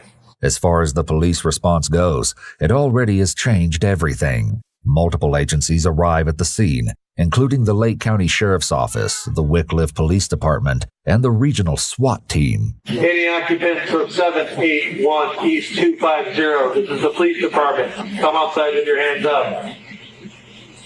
Any occupants of site 781 East 250, this is the police department. I was right there. I did have to pull over, but I'm watching. I've never seen anything like it. I felt like I was in downtown LA when you see those videos with the helicopters and the SWAT team. And I'm just like sitting there, and it was like being in a movie. The emergency is such that off-duty cops leave their second jobs to respond to the crisis. I'm gonna get fired from Amazon for the way I drove out of the parking lot, probably. Hey. The various police agencies bring with them heavy artillery and armored vehicles. You know what's funny? That's the same one I drove in Iraq. I'm just having a glorious. Flashback. I mean, it is what it is. I didn't die in it, so that was good. In addition to guns and reinforced vehicles, the police have access to technology that will allow them to get a peek inside McGraw's home. And moments from now, we'll see the unsettling footage captured by the drones. First, however, the dramatic fate of Officer Lindsay will finally be revealed. Okay, here's what we're gonna do. How's your field work? You just how's your field work? Never done one before, so figure it out. All right, well, give it the. I got it. Gilmer. Okay, we're gonna move in, cover that door. We're gonna pull him out. Okay, hey, hold on. Wait, hold on. We gotta let 20 know. 20, we're coming. Whoever's moving up to me. My Geico motorcycle policy can cover my helmet too, so if it gets damaged, they'll replace it. I'm on Cloud 9. Disclaimer, clouds are wholly unable to support the weight of an adult human. Furthermore, clouds are not numbered. Even if you procured a jetpack and searched, you'd find no cloud numbered 9. However, at that altitude, you'd likely befriend a flock of migrating snow geese. Beautiful birds. who'd encourage you to leave your Geico protected helmet behind, as they would take you in and even share their dinner of crickets and clovers with you. As a kid, I always wondered, what would happen if you shipped yourself in the mail? Oh, sweetie, that would be way too dangerous. Not if the box was big enough. This is crazy. Welcome to the box. And had like tons of food. I've got 5 days of food right here. And was handled with care. Oh my God. This is so irritating. Oh my goodness, I just realized. Get out of here! You are so irresponsible! Just like your father. Ah! That's what your mom would say, right? My mom would never say that. I spent the last 9 months of my life preparing to be the first man to mail himself across the country. But I'm not gonna drop myself in the mail without making sure that I'm gonna come out in one piece. So I went to the one place that I knew I could trust any piece of information that I got. The internet. Mailing yourself across the country is unsafe and illegal. But hypothetically, the first step might involve constructing a small test box that has been equipped with a GPS tracker and high-definition cameras. You can see here, here, here, and here. I dropped the box off at UPS, shipped it across the country, shipped it back, where I got my first look at the footage. I was weirdly impressed by everything that goes into getting our packages from point A to point B. Lots of forklifts, conveyor belts, warehouses, cargo trucks. Oh my God. And number 2, I found out that UPS has a different definition of fragile than I do. What was that? Awesome. We're gonna have to put more safety measures into this box than I was anticipating. I needed to know if a human being could survive this, so I went back to my trusted source. Here's what you hypothetically would do next. We spent over 2 months making the schematics and then building Box 2.0. A human-sized box with all kinds of instruments to measure exactly how safe this would be. And Derek. Here we go. Yep. That's better. I think my buddy Derek over here is gonna have a great time. Let's send you on your way, buddy. Derek was immediately loaded onto a plane where his oxygen levels plummeted to potentially deadly territory. Everyone comment RIP Derek. After the failure of Box 2.0, I was willing to try just about anything. Consult an actual human safety professional. First thing is a temperature gauge for you. Panic button. Scuba tank, you should have an exit up here. So basically overall, you think this is a really good idea? No. Absolutely not. After 9 grueling months working on this project, it was finally time for the maiden journey.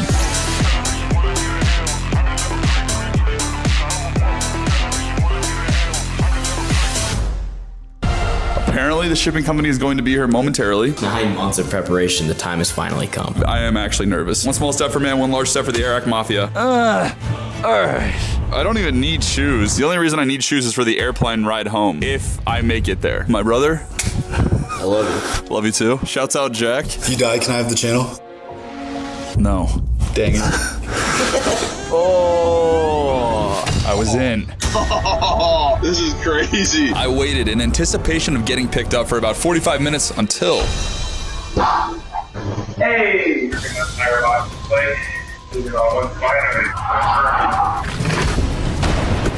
All my boys are all being loaded up right now. I got this side, so you guys can push. It took 5 of my friends and the driver to get this box into the truck. I have no idea how we're gonna get it off the truck, but we'll worry about that later. I think the box is harder to move than we anticipated. 1, 2, 3. Boys, thank you for helping me. I think I'm loaded up. I have the cameras on my phone so I can see what's around me. I think I'm by myself. Oh, we're moving. We're moving. 9 months in the making. Welcome to the box.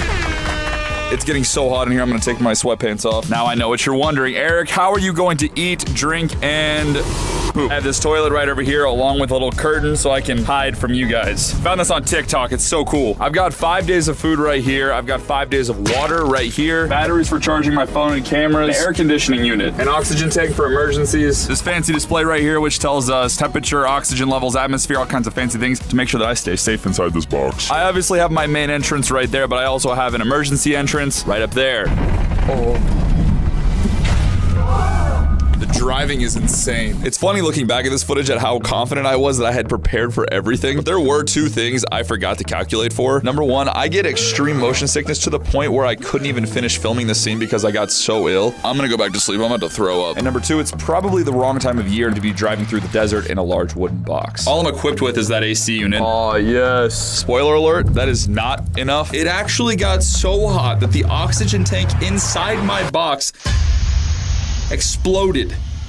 Kind of a cruel twist that what was intended to save my life almost led to my demise. Honestly, any sane person would have given up right then and there, but something I haven't told you guys yet is that there's someone very special waiting for me on the other side of the country. But more on that later. While I was sleeping, the delivery guy picked up some other stuff. I'm pretty sure this was like a 12-foot kayak or something. Now that I got my nap in. My box is outfitted with everything that I've shown you, along with some special surprises. Which reminds me of a few rules we need to establish. Number 1, I have to watch my electricity consumption. I only have these 2 batteries, so I can only use power for 6 hours a day. Genuinely, I did not expect to need this AC unit this soon.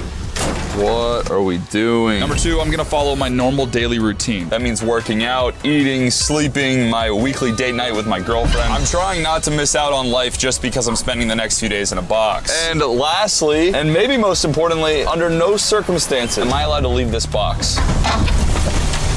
Bro, where are we? This is going to be so hard, dude. After shipping the last 2 boxes and talking to my lawyer, it turns out that mailing yourself with UPS, FedEx, USPS is very dangerous and very illegal. Not surprising at all. So I ended up spending the last few months talking to hundreds of shipping and logistics companies until I found one shipping company who basically helped me piecemeal together a plan to get me shipped across the entire country inside of this box. So the driver of this truck, let's just call him Fred, is the one person in this entire excursion who knows that I'm inside this box. And I'm gonna record the entire thing on these cameras right here and then post an unlisted version of the entire journey in a link in the description. So if you wanted to spend the next 4 days of your life watching me in this box, you technically could do that. Enhance it. Where am I going to mail myself to? I could mail myself to the top of Mount Everest. Don't actually know if I could do that. The Great Wall of China. I don't know. But the destination that I picked, it is somebody that I love dearly. I don't want to give too much away. I'll reveal more details as we go. I called my friends earlier and I asked them to give you guys a hint. Where are you going? I'm gonna go visit a friend. You gonna go back to your mommy and cry? Are you making fun of my last video? No, I thought it was awesome, but that's just what you did. Heard rumor that you're going to see our good old buddy. It's obviously Phidias. It's not Phidias. What I will say is that our destination is somewhere on the East Coast, which means we're about 2,700 miles away from them. Nobody said being the Elon Musk of mail transportation was gonna be easy. We were nearing the end of day 1. The sun was setting. My boy Fred was grinding. Honestly, every time you opened the back of this truck, I got some fresh air, which was huge for me. And I had a mission of my own. I legitimately have been waiting months to try this toilet out. Please put this curtain in here since I'm recording for 4 days straight, but I'm gonna verbally walk you through how going number 1 is. Whoa. Oh my gosh, that was sick. Oh, whoa. I did my best to get sleep, but it was tough given that I was using the toilet all night for this. And unfortunately on day 2, it wasn't gonna get any better.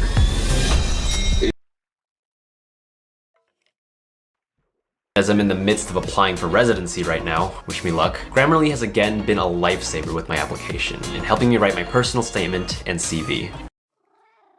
8 o'clock in the morning, we're currently in Phoenix, Arizona. I am kind of a violent sleeper, and I broke my camera in my sleep somehow.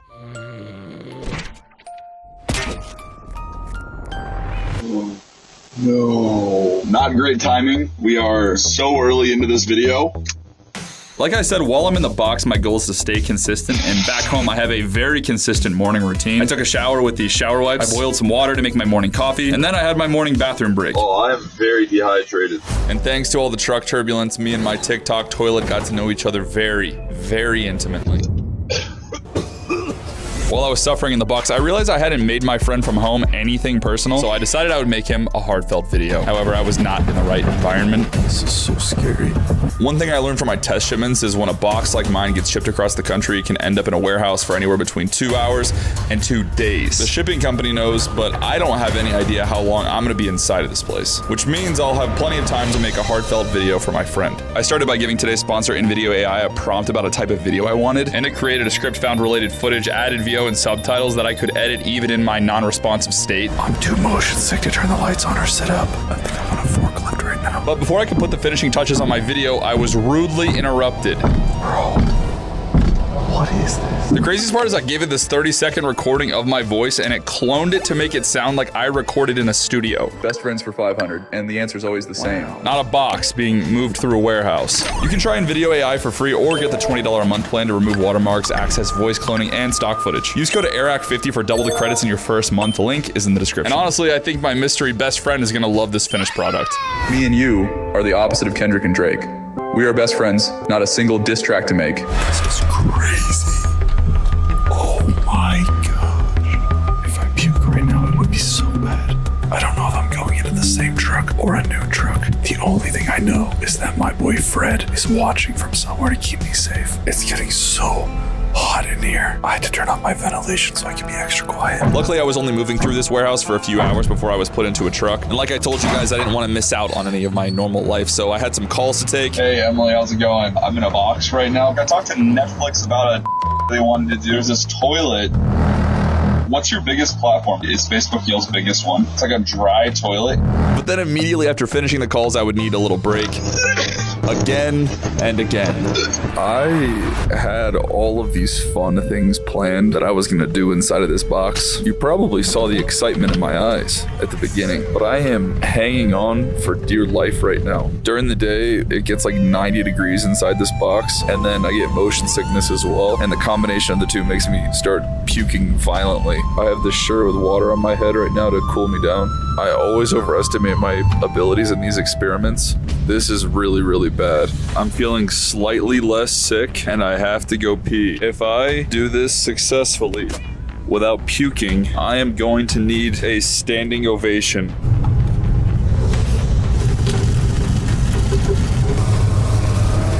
I didn't puke. Editors, cue clapping sound effect. Thank you. Thank you. Currently, we've made it from Los Angeles, whoa, to Albuquerque, New Mexico. It is 2:30 in the morning. I'm on the verge of puking all over that camera, and I need to lay down. I love you guys. We drove through the entire night from New Mexico, where I woke up in Oklahoma City to this. It's 7 a.m. right now. On day 3, I woke up to the excruciating need to pee and the sound of people walking around the box. I immediately started closing the ventilation flaps so that no one could even hear me breathing. First, I heard footsteps all around the box, then these banging noises, then some sort of door opening, and then after a while, it was just silence.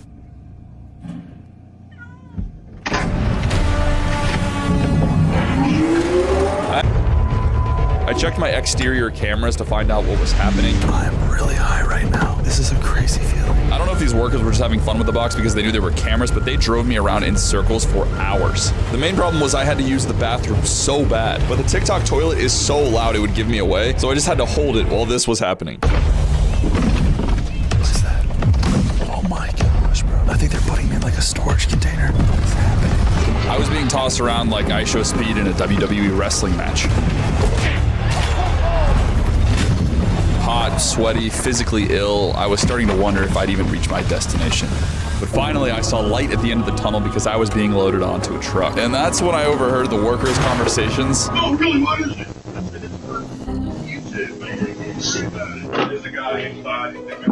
So all the warehouse workers know that there's cameras on this box, but they don't know that I'm inside. And they're talking about being filmed for YouTube. It's so funny. The workers eventually walked away, the coast was clear, and I was finally able to take care of some long-held business.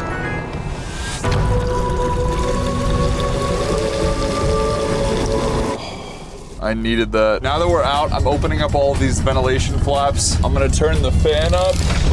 Oh my gosh. It's never not moving. It's just constantly being jostled for 3 days straight. The box was starting to cool down. My motion sickness was starting to wear off, and it was Wednesday afternoon, which is normally when I have date night with my girlfriend. It's my girlfriend, Hope. Do you want to just tell her what you told me about my odds? If it's under 50%, I don't do it. So in his scenario, he's under 50. I'm not surprised. It's a stupid box. Who thought this was a good idea? I look not date night ready right now, to be honest. But if I was gonna have date night, I needed to prepare some kind of a meal. I never had my coffee today, so I'm gonna make that right now. Oh my gosh. Bro. Oh, so good. We're doing rice and chicken tonight. This is like a freeze-dried meal. I'm gonna eat a piece of gum really quick. I haven't brushed my teeth in a few days. I guess she can't smell it, but it just feels respectful. I was planning on saving this meal to have with my girlfriend during our date, but given I hadn't eaten in 2 days, once I got a whiff, I could not wait. Oh my gosh. The only food going through my body over the last 3 days has been going out. Having food going in, it hits different, bro. It also turned out that running the AC for 2 days destroyed my battery life. I now have 10% battery left for my date night and the entire rest of my mission. So after this date, I think I'm gonna have to go in eco mode, which basically just means not using any electricity. If you guys already thought this was hard, it is about to get way harder. So unfortunately, I'm gonna have to make this date fast. Hey, Hi. Here in this food. Yeah. Cool. I have my meal right here. It looks great.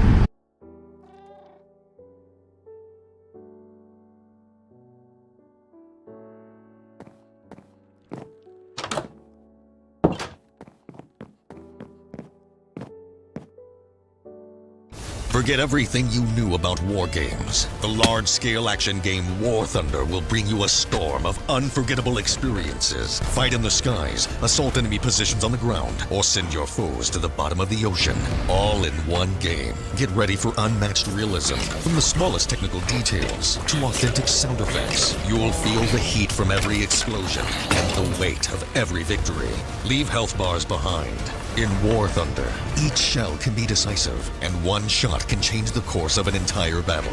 Fight in locations from all over the world, from Africa to Alaska, using military technology spanning over 100 years. From classic smoke screens to state-of-the-art thermal vision devices and active radar homing missiles. Speed, tactics, and pure adrenaline. All of this awaits you in War Thunder, where only true heroes prevail. Download War Thunder for free on PC, Xbox, and PlayStation.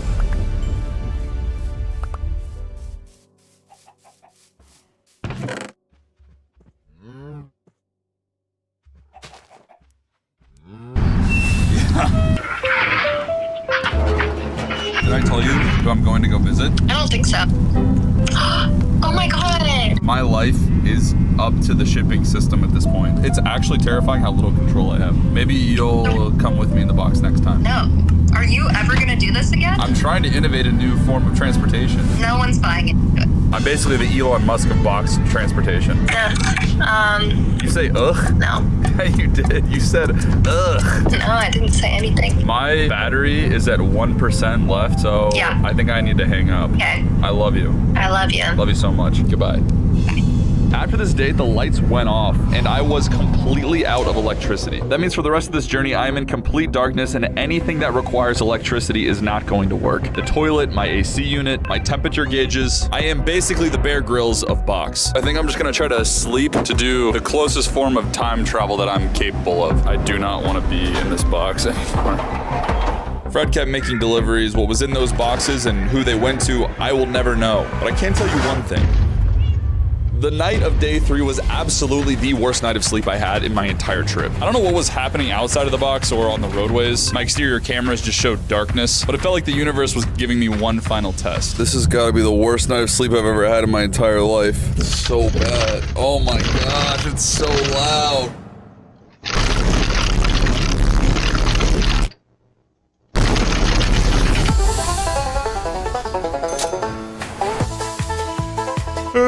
Good morning, guys. I don't think there's gonna be any more sleeping in here due to how violent this drive has gotten. We're now all the way in Tennessee somewhere, and now we just have to make our way from Tennessee to Georgia. We're about 108 miles away, which is so close, but as a reminder, I have no power left. These cameras are running off of internal batteries. I'm hoping that they don't die. I still have a few things that I have to get done inside this box. And my buddy Fred wasn't done either. Besides that one time I saw him stop to take my picture, this dude was grinding. He was hitting delivery after delivery as we entered the home stretch. And as for me, like some of you guys know, I've been in the middle of a fitness transformation, and I really did not want to miss out on the gains while I was in the box. So I called the one man that you and I both know will force me to work out. Sup, yay! What have you done now? What's up, baby? Oh my god, are you crazy, man? How many days in are you now? I'm on day 4. Day 4? That's holy shit. Yeah. Are you ready to kill this now? I don't want to do this. I actually let Alex install some workout gear inside of this box before we left, and he's about to show me for the first time exactly what he had in mind. First of all, you'll have resistance bands, you'll have hooks. Okay, perfect. So we're gonna start with push-ups. 2 seconds on the way down, take your hands off the ground, support yourself only with your chest, hands back on the ground, and up you go. 10. I'm gonna need at least 10 more of those. Let's go. Oh, God. Oh, I can't. Okay, 24 is fine. So for the next 45 minutes, I did the toughest workout I've ever done. Even though I was doing this in the worst conditions possible, I'm not gonna let that stop me from getting absolutely jacked, or at least trying. Quickly switch it up again. Oh no. Hold on to both handles with each hand. Now I want you to pull yourself up and try to get your chest as close to the handles as you possibly can. That should be a lot harder of an exercise too. 9, 10. There you go. Nice. You did it, buddy. Did you work up a sweat in there or what? Yeah, dude, I'm in a hot box. Oh my god. Soaking wet. My man, a killer you are. I miss you, bro. Miss you too, bro. Love you, man. Love you too. Peace. Bye. I love that guy, but I hate him so much. This is a weird relationship. Honestly, burned a lot of time right there. We are so close to the end. We might be like 2 hours out. At the beginning, I was puking. I was basically allergic to the box, but I feel like I almost belong in the box at this point. I forgot what the outside world looks and feels like. So to pass the little amount of time that I had left in the box, there was one last thing I'd planned to do. About 6 months ago, I opened a P.O. box and you guys sent me all kinds of fan mail, and I haven't really made time to open a lot of it, much less respond to you guys. So I thought my time in the box might be a perfect opportunity to do just that, so I packed some of it with me. Let's open these bad boys up. This is from Cameron. Cameron just sent me a full printout of a pizza with my face on every pepperoni slice. It's so perfect. Shout out Sophia. Thank you for these stickers. I'm gonna wear them. One of you guys left me your phone number and asked me to call you. All right, I'm gonna call Jeffrey. Hello? Hello. What's up? This is Eric. Hi, Eric. I just got your letter. Oh, finally. Finally. What are you doing right now? I'm in school. You're in school right now? Yeah. What are you doing with your phone out? I'll call you guys later. All right, yeah, call me back later. Dude, what are these kids doing? What the frick? Why would you send me $100? No, it's not legal to send money in the mail like this. Is this real? It looks kind of small. Wow, this is crazy. Dude, they made an entire comic. Callie from Utah, this is insane. Thank you so much. All right, I'm gonna write all of them back. Thank you for this segment of Mail Time in the Box. Maybe I'll do more Mail Time segments. You guys can send mail here if you want to. Cool or cursed, I think it's all pretty fun, honestly. I was having so much fun opening this fan mail, but before we knew it, we were literally pulling up to the destination. I'm so excited. I literally have not seen this guy in years. His living situation is a little weird, so I wanted to prepare you guys for that. I think we're going down his driveway right now. They said we couldn't do it. Travel by box? That'll never happen. But we traveled 2,700 miles. California to Georgia. To be very honest with you, it was a horrible experience. Cut to the clip of me trying to sleep last night. Cut to the clip of me nonstop puking for the first 2 days. This was stupid. Don't try this. But it was a childhood dream come true, and you guys are about to meet my childhood best friend. I think it's happening. Now for the moment we've all been waiting for. How is this box going to get back off of the truck? Well, fortunately, the neighbors were so curious about this box, they all came over to my friend's house and decided to help Fred unload it. There was literally an audience watching the entire thing. I actually brought a helmet for this part just in case something horrible goes wrong. All right, I got it. This is so scary. Count it down, count it down. 1, 2, 3.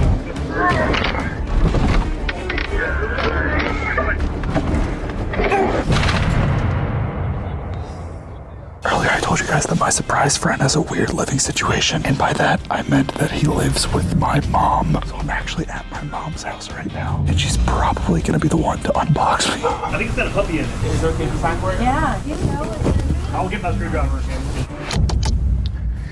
The neighbors were actually so curious that they brought their power tools over and started unscrewing the box. I let them try their best with drills and crowbars at first. They're never gonna get into this box. It's a fortress. But I finally decided to make it easy on them by using my secret door.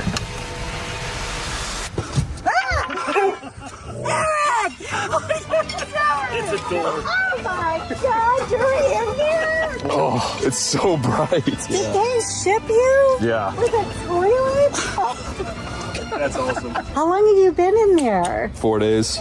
No, you haven't. Yeah, I'm dead serious. 4 days? Yeah. You're crazy. Did you sleep? Yeah, actually, I got a lot of rest. Oh my God. So you crossed the United States Yeah. in this? Yeah.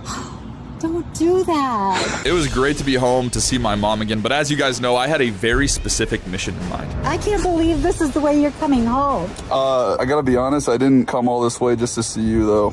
Okay. I came here to see my best friend. Baker? Yeah. Oh. I brought his favorite little treat. It's the moment of the final reveal. I'm so excited. You want to give me like a description of Baker's personality? He's very grumpy. He's grumpy? He only is focused on food because he's a pig. That's right, yeah. Right.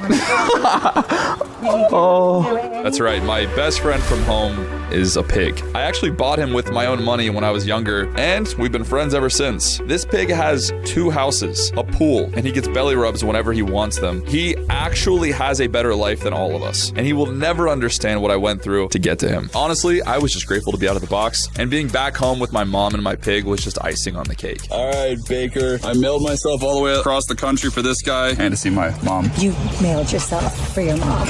Correct that. Hope you guys enjoyed. I'm gonna go take a shower. That's pretty much it. I'm leaving. I'm leaving.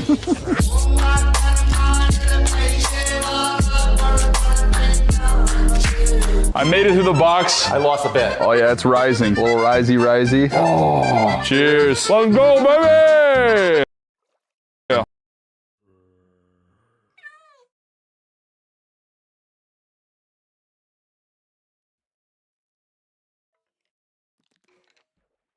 Raptor Strike deodorant smells amazing. Sweat and odor have no place here.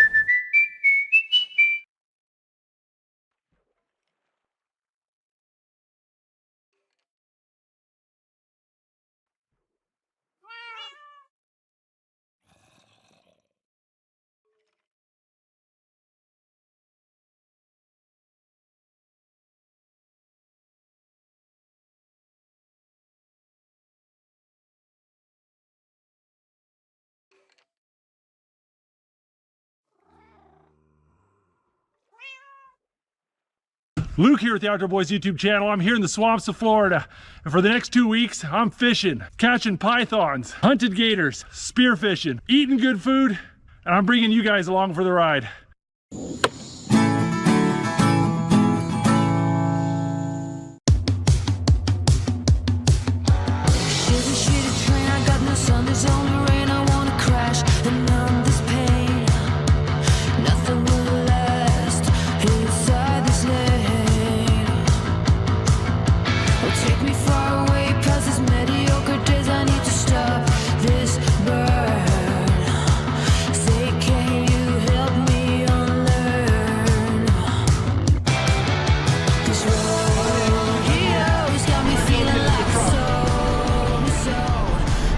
All right, guys, welcome to Fort Myers, Florida.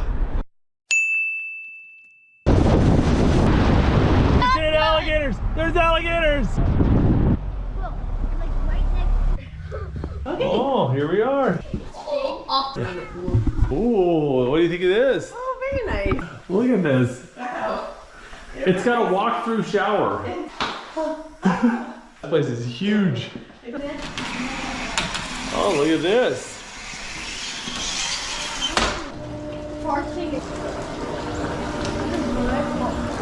This is nice.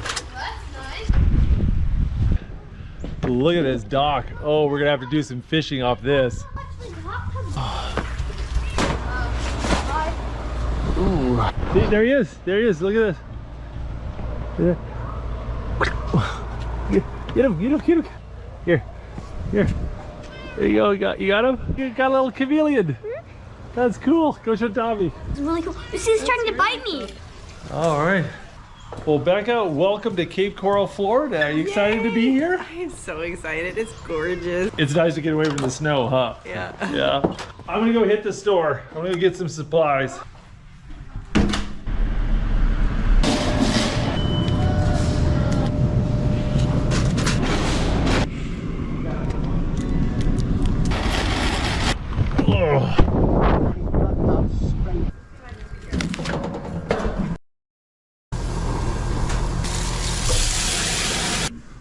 All right, guys, dinner's ready.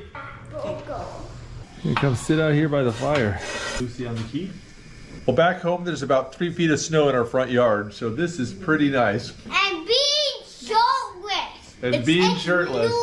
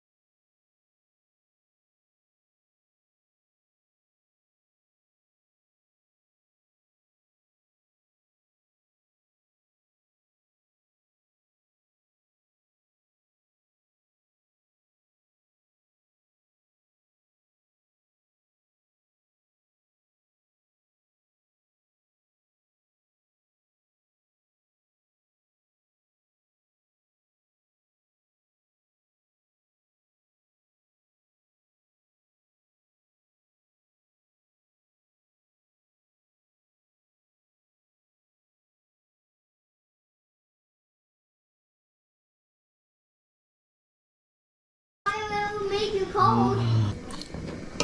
Oh, I was so hungry. Well guys, it has been a long day, but we are so glad to be here. We've got so many fun things planned for the next week or so. I'll see you guys in the morning. I've got to get some rest.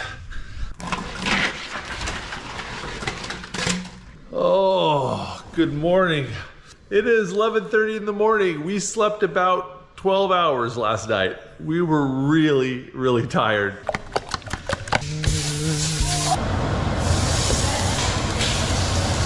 So I eat by the pool. I want to feel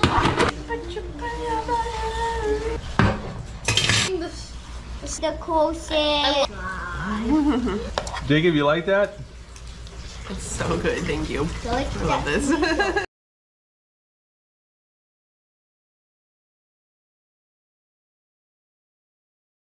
Mr. Twister has arrived in the free multiplayer action game Crossout 2.0. Fight other players in armed vehicles. Race around the Dead City. All right, I think it's time to do a little fishing here.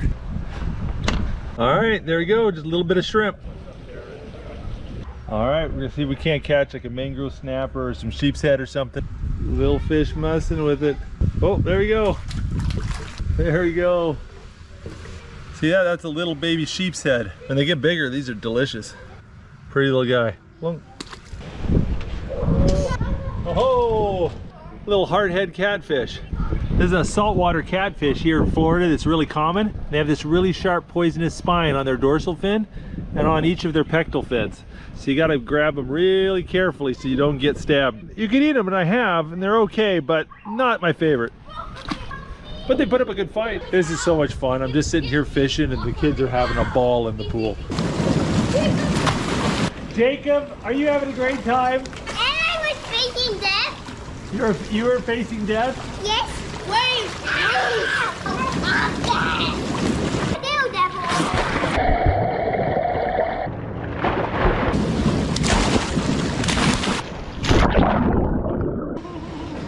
Oh.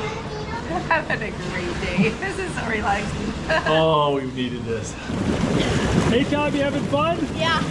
We have spent the whole day fishing, eating, and playing in the pool, and I have zero regrets. Oh, good morning.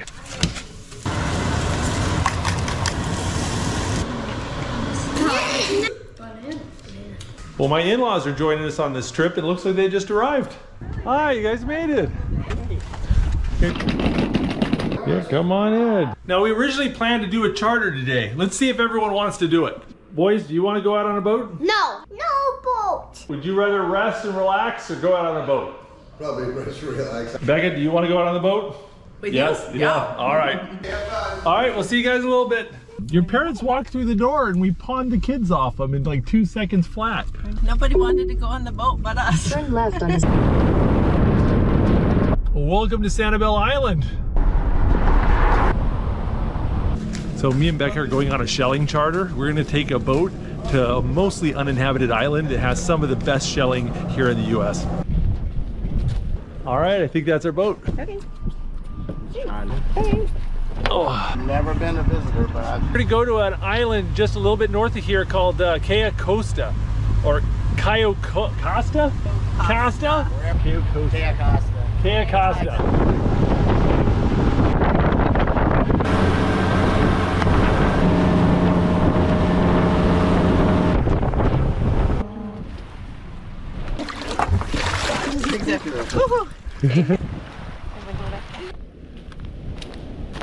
The sheer volume of shells here is amazing. Like, look at this, it's just a mound of shells. Solid seashells.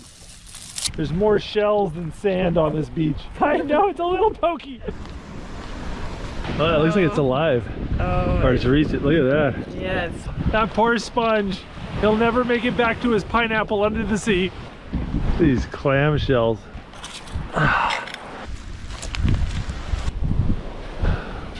The previous tenant hasn't left yet, so we'll... Oh, beautiful sand dollar. Yeah, that's nice. Well, thanks to poor time management and poor weather this morning, we had a really late start. So we only have about 20 minutes of shelling today. But Becca's not complaining. She's just jazzed to be here. Yay!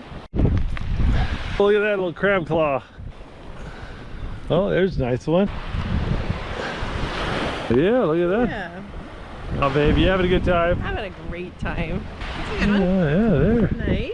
We came to this island about 4 years ago and we just found so many shells. It was insane. We're really trying to restrain ourselves and not bring back as many this time. Look at the size of that clamshell. Nice eye. That's a nice one. Oh, look at that. Yeah, that's a pretty one. Oh, look at that one. Yeah, sea urchin. Shell faster, Becca, we're out of time. It was like time to turn around like 10 minutes ago, but this is like Becca's version of one more cast.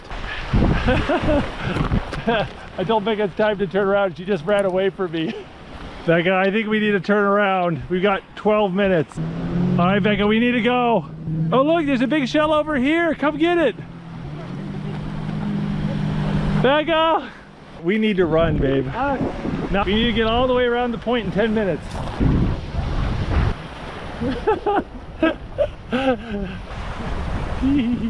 fun. Oh, the sun's setting. It's pretty. Eyes off the ground. Oh, look, there's the one. Dang it, I just told her not to look.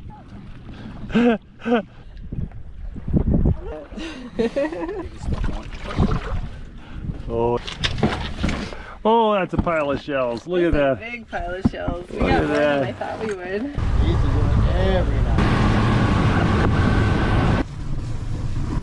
You okay? Well, thank you very much. We had a great time. Nice talking Thank you. to you. Becca, was that fun? That was so fun. Oh, I'm glad you enjoyed that. Lots of shells. Oh. Hi, sweeties. Hello. All right, wasn't me this time. Not bad for about 30-40 minutes of shelling, huh? If we had more time, we could have done really well. But I've got to hurry up and eat some dinner and get out of here because me and Tommy, we're going python hunting. Mwah. I love you, PJ. We'll see you tomorrow. I'll try my best not to get eaten. Stay up. Yeah, we got about a 2-hour drive, buddy. We need popsicles.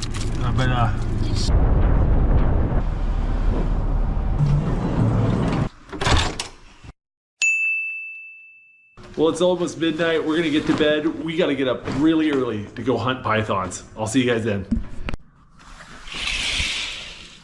Even when it's... Oh no! There's a peacock. Hey, peacock. Tommy, are you psyched up? Yes. You ready to catch a python? Yes. So me and Tommy are going into the Everglades. We're gonna be hunting invasive pythons. It's Amy. Yep. And Dave. Dave. Pleasure to meet both of you. This is Tommy and I'm Luke. Welcome aboard. Burmese python are an invasive species that's absolutely devastating the wildlife here in southern Florida. When Hurricane Andrew hit, a reptile breeding center was destroyed and thousands of Burmese python hatchlings escaped into the wild and established a breeding population here. So we're gonna see if we can't find and remove some Burmese pythons.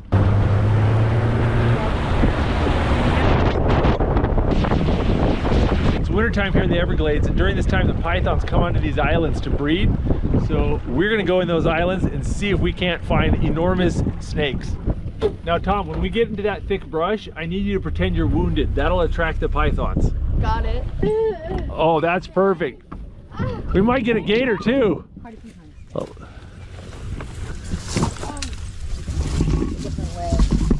These pythons average about 8 feet long, but they can get up to 20 feet long. They're extremely well camouflaged, and they'll sit out in the open spots and try to bask in the sun. And if we find one, we're gonna have to wrestle it out of this brush.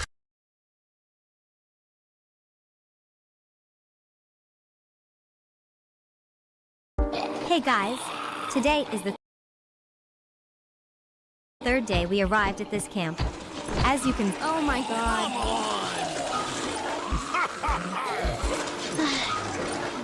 Uncle Jack is chopping some wood for building our new house, and it's really a tough job. This is Peter, who is working hard to clean up the remaining zombies. Let's give him a thumbs up. Sister Cynthia is collecting more food for tonight's dinner. Hey, girls. Doomsday. Flying in a stolen airplane, Colton's mission was to escape the United States into Canada. But as he quickly glanced at the gauges, oh my god, the plane's running out of gas. But he couldn't land at the airport. There'd be federal agents there waiting to arrest his ass. So he finds a flat patch within the mountains, lines up the plane, puts down the flaps, prays to God, and bam! Now, thank God he'd actually made it out alive, because Colton didn't have his pilot's license. He'd actually never even flown an airplane, because Colton was 16 years old, stealing over 6 airplanes while committing 67 felonies in 3 different countries on the run from the FBI for 3 years. Colton Harris Moore is the most badass kid outlaw I've ever read about. Hold that seat tight, because it's gonna be a wild ride. Now, Colton Harris Moore was never the cool kid in school. The bullies picked on him, nobody talked to him, and all he wanted was what the other kids had: a clean pair of shoes, a simple haircut, and parents who just gave a shit. But his mom was an alcoholic. His dad never paid the child support. He lived in a trailer park and was forced to scrounge for food. But one day, as the bullies were picking a fight with Colton, the new kid in class stands up to all of them. A kid that had just got out of a 2-year sentence from juvenile hall, Harley Ironwing Davidson. Now, just like Colt, Harley's dad was out of the picture, his mom was a junkie, but Harley had the trappings of wealthy parents: a new pair of shoes, a laptop, and hell, even an iPod. You see, Harley at the age of 16 had served 2 years for residential burglary, and they were all stolen. Now, Colton had stolen food from the neighbors, but to have everything a kid in the early 2000s would want for free, it was enticing, and Harley was gonna teach him. Meeting at the cul-de-sac at midnight, Harley shows him how to pick a lock, find the hidden spare keys, and lays down some basic rules. Don't rob somebody's house if you know who lives there, don't turn on the lights, if you ever get caught or spotted, just run, and never feel guilty. As per Harley's own words, remember, this ain't hurting nobody, everything I've stolen is insured. They'll just reimburse it through their insurance and get something even better. Wise words from someone who's clearly dealt with an insurance company. Breaking into dozens of homes over the courses of weeks, Colton's thrill was being able to just eat a good meal, play some video games, and take the spare change you found as lunch money. Now, Colton knew this was bad, but then again, he wasn't hungry anymore, and life was good. But you gotta ask, where were the police in all of this with kids robbing dozens of homes? Well, the San Juan Islands, where they're from, has extreme wealth division. 1 in 3 homes in the area are vacation homes, meaning that's a lot of empty houses all year round. The perfect place for residential burglary. But for Colton back at home, life was actually getting worse. His mom is now physically addicted to alcohol. He had tried to check her in the rehab. She said no. He had brought AA handbooks for her. She burned them in front of his face, and Child Protective Services were called dozens of times after physical fights broke out between the two. All he wanted was his mom to get her act together so he could be a normal kid and not forced to scrounge for food. But no. She would throw him out in the streets to survive on his own, and he would set up a tent in the middle of the forest, and there you go, at the age of 15. Now, as the neighbors noticed their fridges being raided of frozen pizza and tendies, the murmurs of a mysterious boy who only broke in just to eat spread fast across the island. But other neighbors noticed a lot more than just frozen tendies gone missing. At the crack of dawn, the FBI bust down the door at his mom's house. They had a warrant in hand for Colton Harris Moore, and it wasn't for stealing frozen tendies, but for committing identity theft. His mom was shocked. No way it could have been sweet little Colt. He didn't even live at the house anymore. The FBI called BS on that, searched the home, and yeah, Colt really didn't live there. Now, tracking a scent with bloodhounds, they go deep into the woods and come across a tent stuffed at the brim. And as they unzip the door with their pistols drawn out, piles of stuff falls out. We're talking laptops, boxes of jewelry, telescopes, credit cards, driver's licenses, checkbooks, and it all linked back to Colt. But Colt himself was nowhere to be found. Once the trail had gone cold, the feds wrapped it up and called it a day. He was still hiding in that forest. Now, the next morning, a handwritten note shows up on his mom's doorstep. Cops are here. Everything's on lockdown. I'm leaving for Weehachee, won't be back. Cops want to play, huh? Well, it's no little game. It is war. Colt had watched the whole thing go down from far away. Now, although the sheriffs there locally had no resources to actually catch him, the FBI now would bring in professional manhunters, made multiple warrants for his arrest, and placed wanted posters all over town. And Colton knew he couldn't go back home. He was truly on his own. And for a town that didn't have a lot going on, everyone was focused on trying to catch him. Now, he started stealing cars and boats and purchased lockpicks and night vision goggles with the stolen credit cards. He would hide out in the empty homes when the FBI helicopters were overhead. The police had pulled up to several homes he was in the middle of breaking into and managed to escape every time. Homeowners came back to seeing Colt just chilling on their couch, only to vanish out the door the next without a trace. And the local newspaper was listing burglaries by the day for months. So to outrun the FBI with professional manhunters for months at the age of 15, I'm not going to condone it, but that's impressive. But for as smart as we think Colt is, he had one nasty habit: leaving the lights on. And when residents noticed the lights on in the one neighbor's house who was gone on vacation, they called the cops. Now, dozens of officers surrounded the home without the sirens and lights. He couldn't run this time, and he had been caught red-handed. Now, at the age of 16, any charges Colton would face would not show up on his record as an adult. Theoretically, he could still turn his life around. And while his mom often made excuses for his criminal behavior, this time, the kid was going to have to face the music. So Colt pleaded guilty to 3 counts of residential burglary, and with this history of evading the FBI for months at a time, sentenced to 3 years at a maximum security juvenile jail. And the entire town could sleep at night. Now, while in juvenile jail, Colt once again was the weird kid. Kids pushed him around, stole his commissary money, but these weren't just kids this time. They were full-on gang members. I'm a wigger, so go figure. So he isolates himself and filled his days reading about flying airplanes and focused on his schoolwork. His grades got better. He did as he was told. He had planned to get a college degree once he got out, and it seemed that with some structure, he was actually going to change for the better. So in 10 months of this good behavior, he was transferred into a fenceless group home, the kid that had outrun the FBI. But now with the freedom to wear the clothes he wanted and be around kids who weren't in there for violent assault charges, Colt was flourishing. And although he still had 2 years left in his sentence, it felt like he was given another chance at life.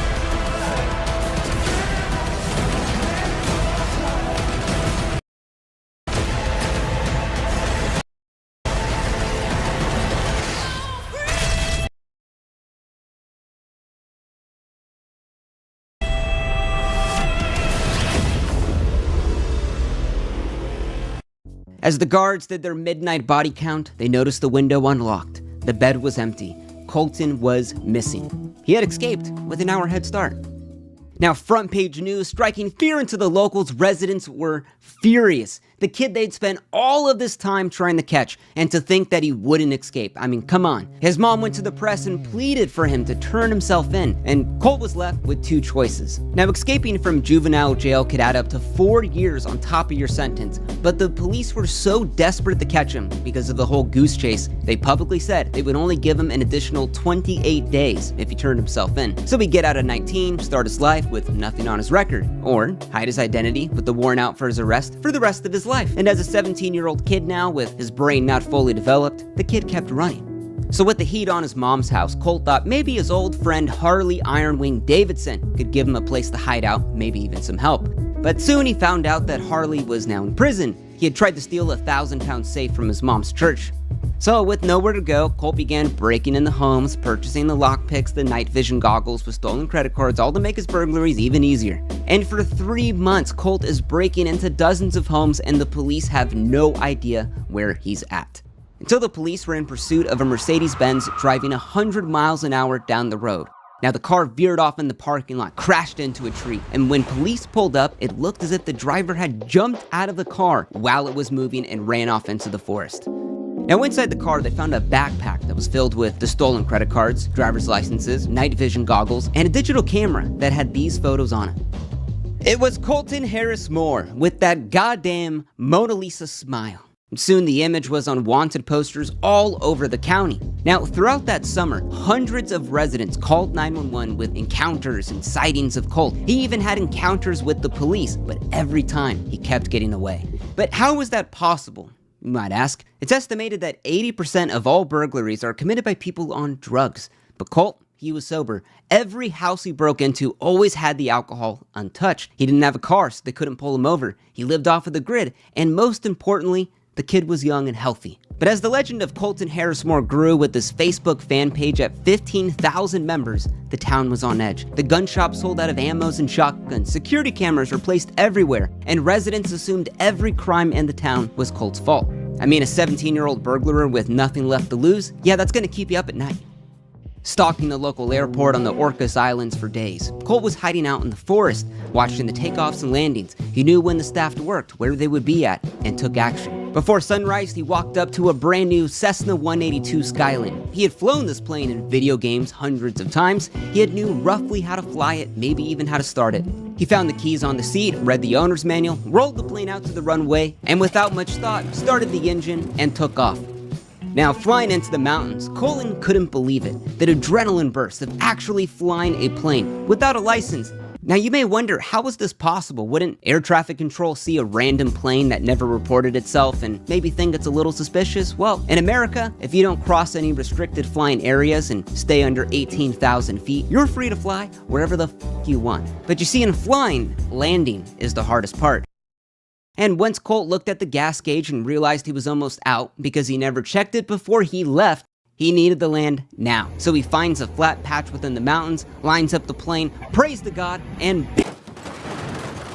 the landing gear was destroyed. The propeller was twisted up. And once Colt woke up from being knocked out, he threw up all over the plane. After 6 months of no reported break-ins or burglaries within the area, locals thought Colt maybe was done, maybe even dead, but his war against the police was still very on. So arriving in the town 6 months later, he gets into a police car, he steals the officer's cell phone, ticket book, breathalyzer, laptop, and his MP-15 assault rifle with the box of rounds. So far, Colt hadn't harmed anyone physically, but now he was armed. Who knew what he was capable of? If he gets backed into a corner because of everything that he's done, if he has a weapon, I wouldn't put it past him to use it. Now, while some saw the act as daring, others loved that a kid was sticking it to the cops, living life on his terms, a Robin Hood that didn't give back to the poor, but instead had a fan club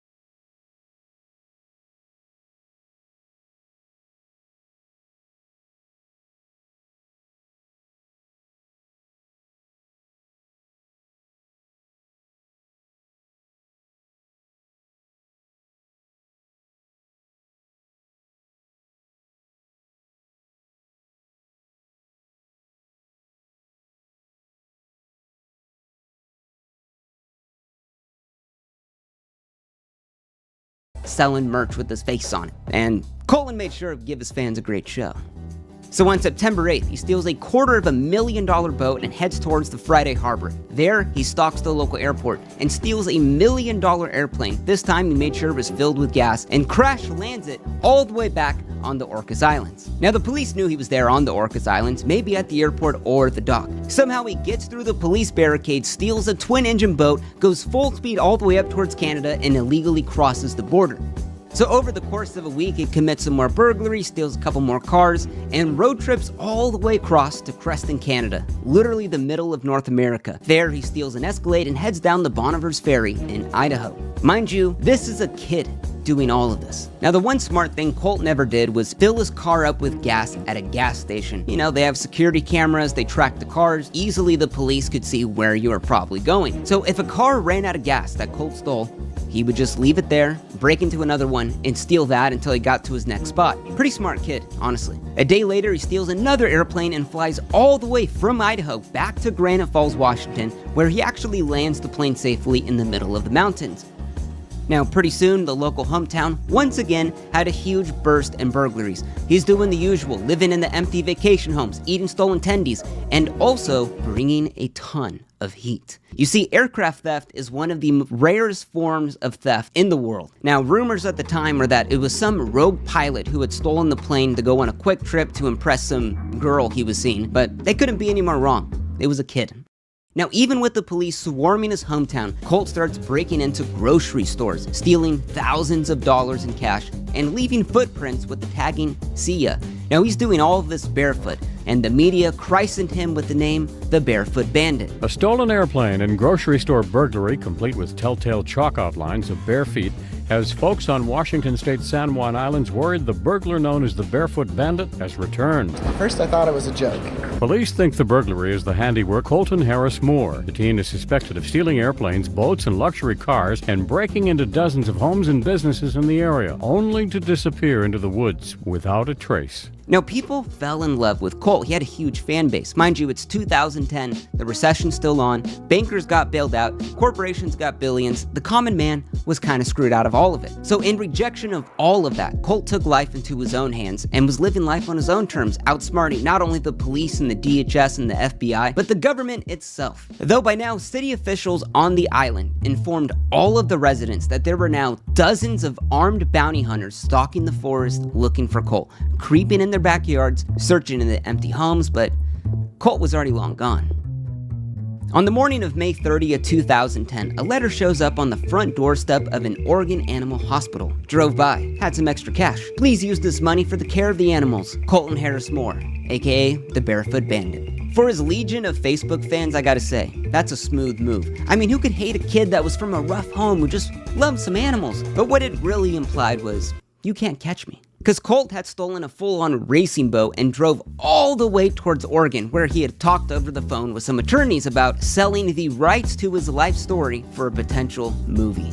But people knew the story just couldn't end well. We're talking stolen planes, stolen guns, stolen boats. So another attorney's office comes forward and makes a deal with Colt. Now you see, an anonymous donor said that if Colt turns himself in, Colt would get $50,000 and the attorney's office would represent him at court, all for free. But that deal was to expire within 5 days. We're talking about a fugitive collecting his own bounty. Unheard of. But 5 days later, not a word from Colt, and that anonymous donor is still to this day unknown.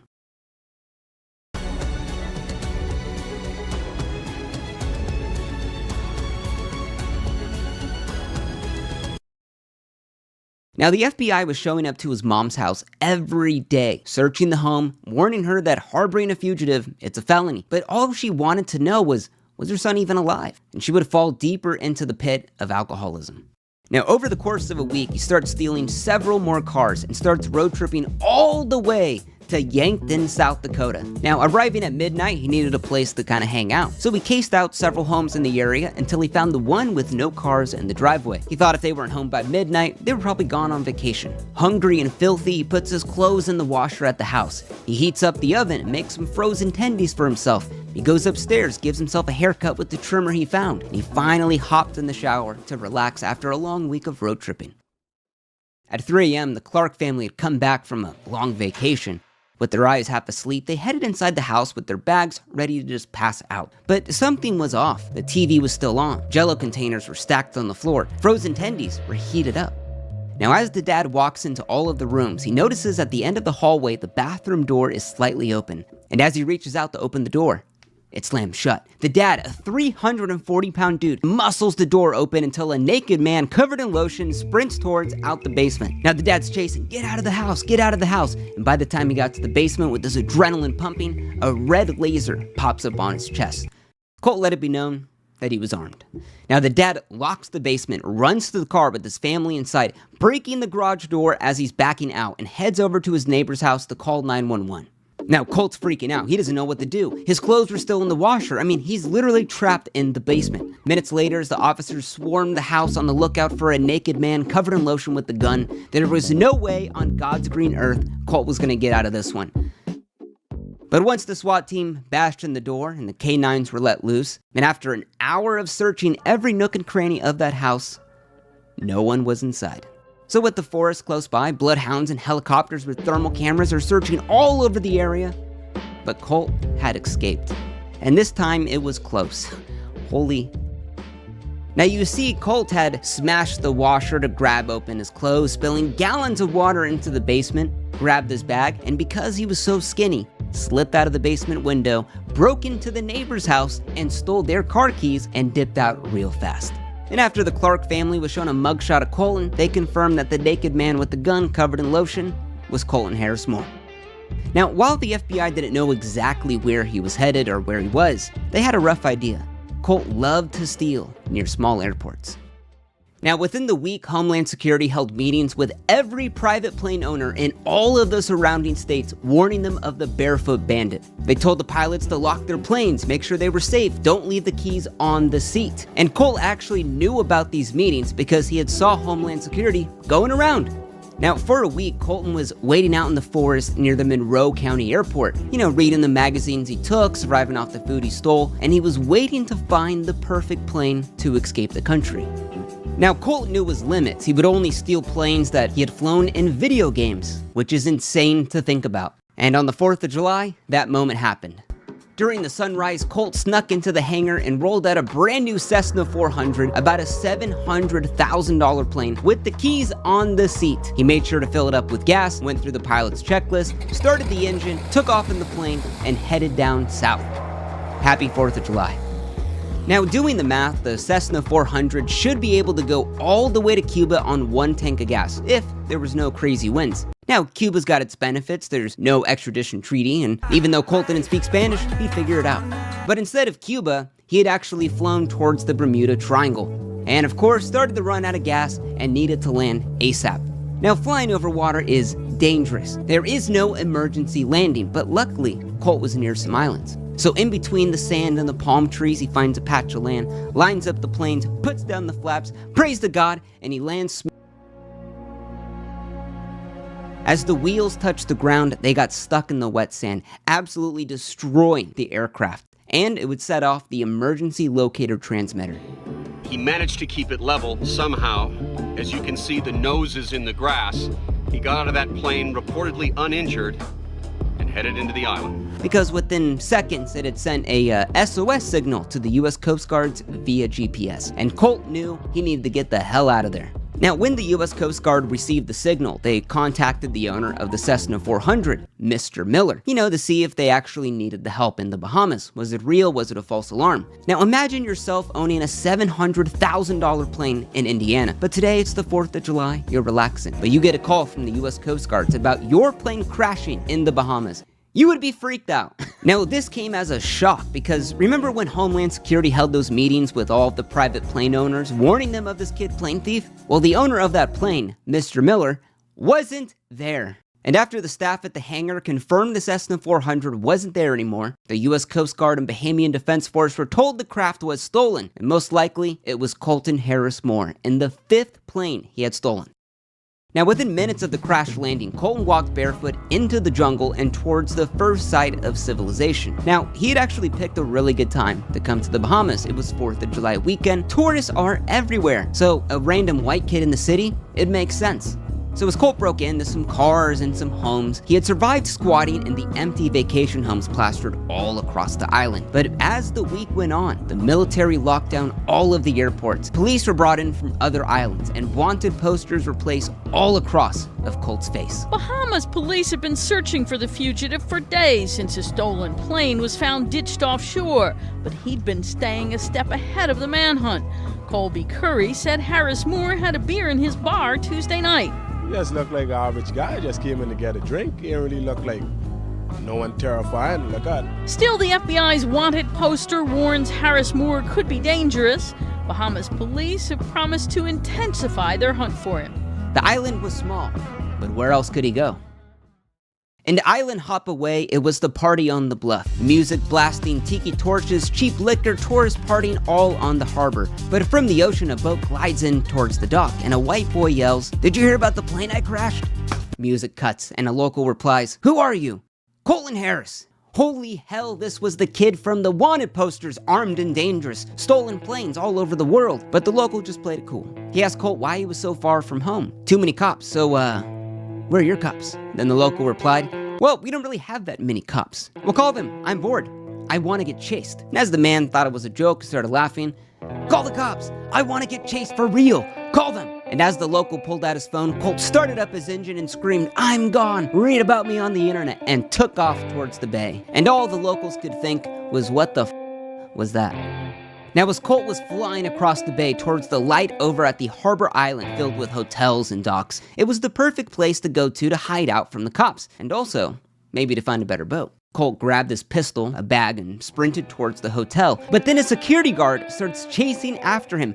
But once the guard saw that pistol, he backed off, realizing he didn't get paid that much. But the guard would call the cops, and he would go back to Colt's boat and made sure to take the keys so Colt couldn't get away. So that call went out to everyone on the island. The police, security guards, armed citizens were searching. Even the military was looking for Colt now.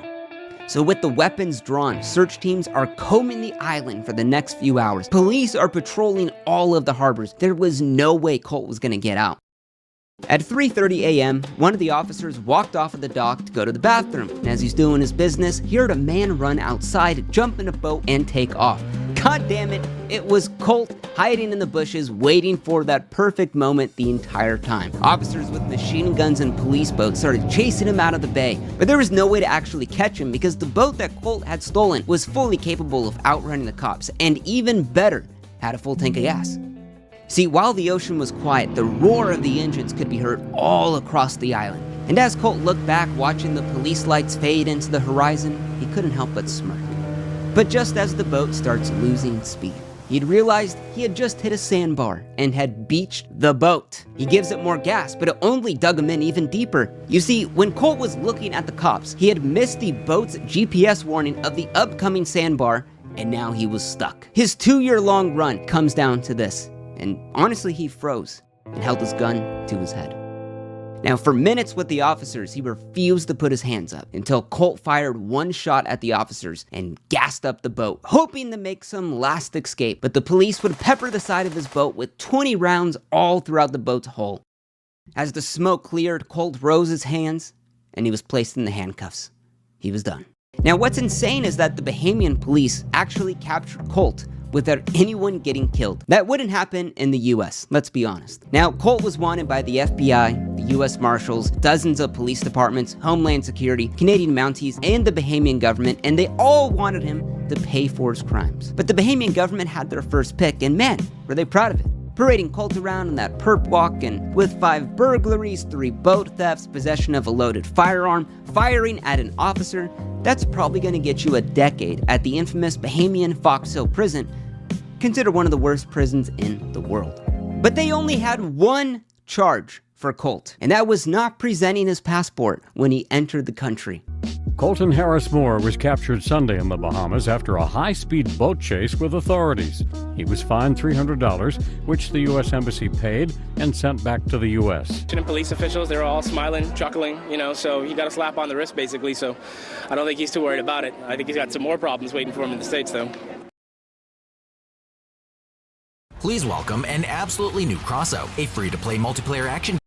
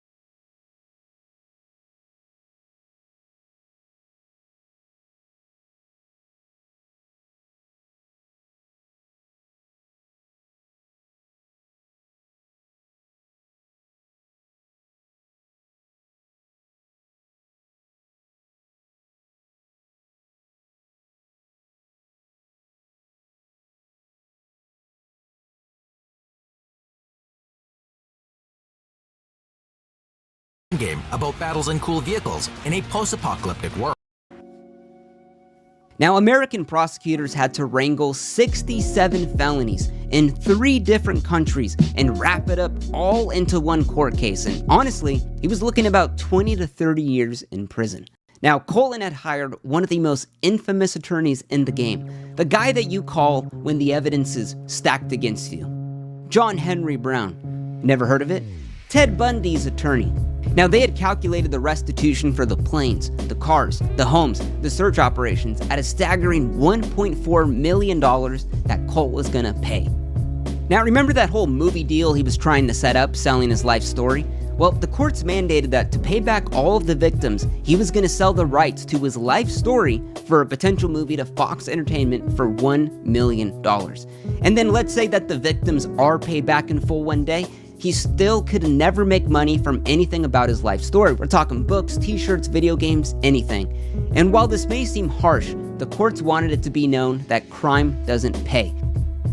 Now, Attorney Brown's specialty isn't defending the crimes, but rather why they happened. Now, they showed that Colt's home life really was that bad. His mom never fed him, his dad never paid the child support, his mom drank during her pregnancy and diagnosed with fetal alcohol syndrome, and Colt said he was going to go to college after this and he was going to get his life together. And the court felt sympathy for Colt, including the judge, stating, "I think this case is a tragedy, but also a triumph of human spirit. I sympathize with the defendant for his terrible upbringing that he had. It was a tragedy he had to steal food, to endure an alcoholic and abusive mother. But nevertheless, the sentence is 6 years. I wish him well." Now, a decade later and out of prison, we don't know much about Colt, about what he's up to today. Now, from the few interviews he's given, he spoke about hating the moniker the Barefoot Bandit, and he wishes to move on from that. And now, I actually contacted Colt to honestly hear his side of the story. What has he been up to? What is he doing? But I got no response. I called him, emailed him, even visited him in Washington. Friends say that he changed his number and he went off of the grid and no one knows where he's really at.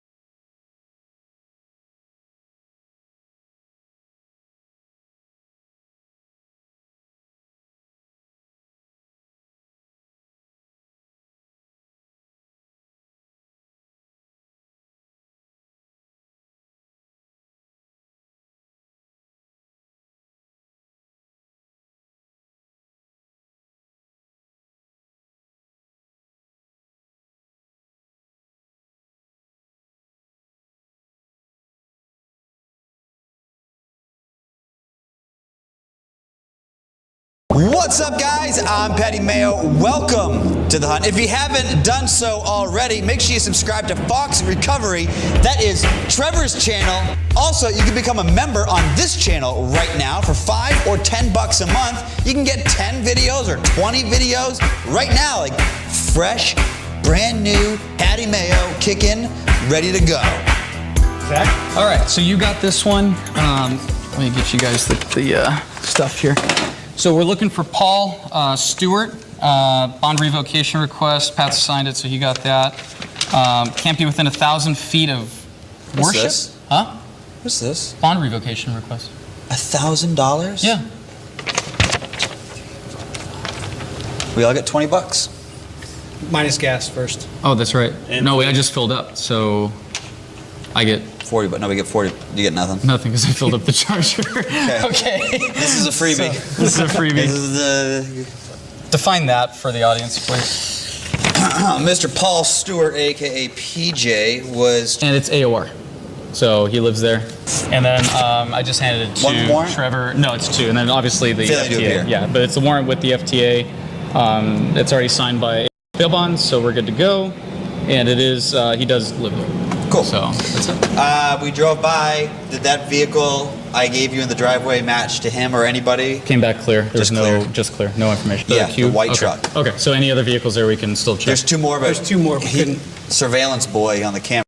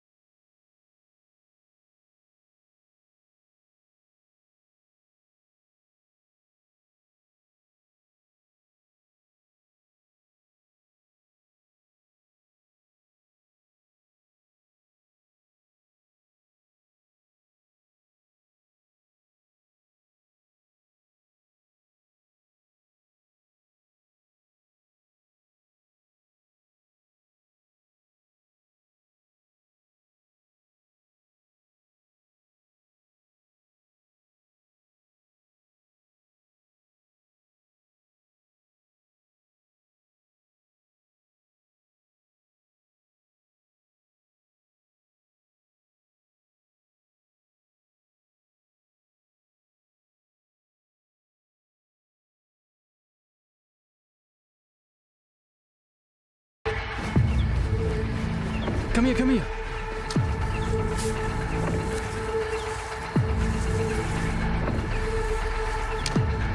Get up here.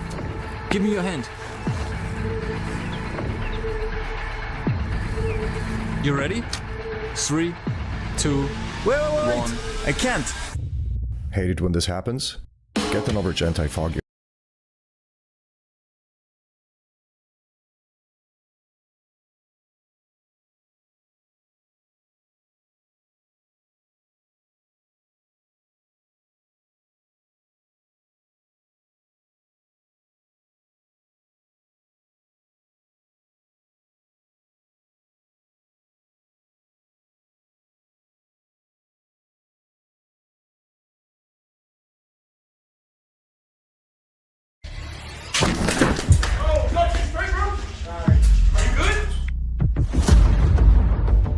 This video contains what is easily the worst airsoft moment I've ever had. There's an important lesson to be learned here about wearing proper protection when exploring, and especially when playing airsoft at insane places like this abandoned factory.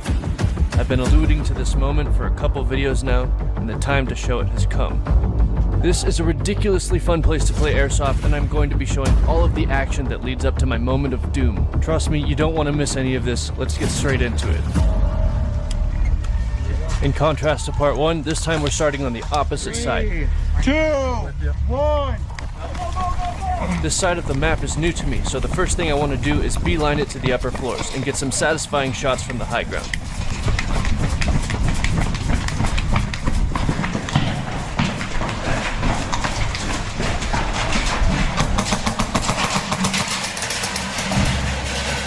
While everybody focuses on the battle for the ground, I'm making my way up as quickly as I can to the top floor. To my surprise, the route to the top was completely uncontested, and it is now over for them. I have the high ground. It is now just a matter of picking them off however I choose.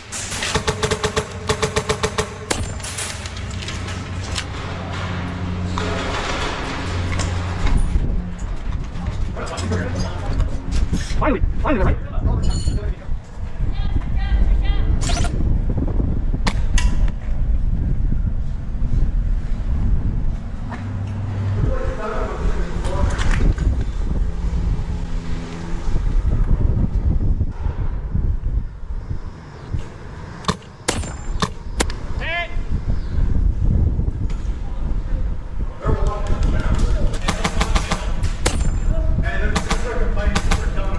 This position is extremely dominant. Rather than making life miserable for everyone on the other team, I'm being selective with my shots. I'm going to tactically eliminate any player who poses a threat to my ground forces so we can maintain that dominance without demoralizing them to the point of quitting.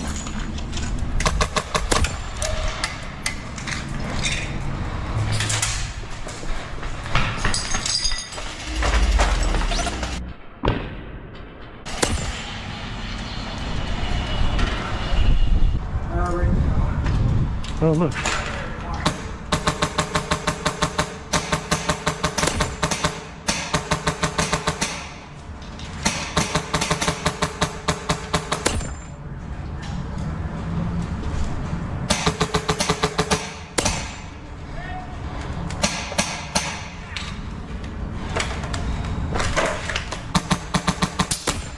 The players here are super honorable, and quitting just isn't in their blood. I don't see these guys in the regular anymore. These are very good sports about it, honestly. I've seen some angry airsofters from this stuff. I'm moving back to the center of the building where I can eliminate players that aren't so close to their spawn. I heard from my teammates that there's a sniper across the way, but there's a big crosswind that should prevent him from being precise with his single shots. So I'm willing to play it risky and avenge my teammates here.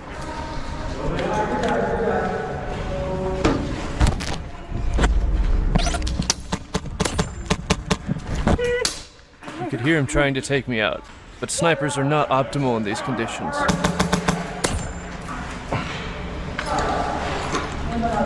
In a sport with mostly dudes, it's really refreshing to see the ladies out here pushing the hardest and leading the charge, like this girl with the metal hat.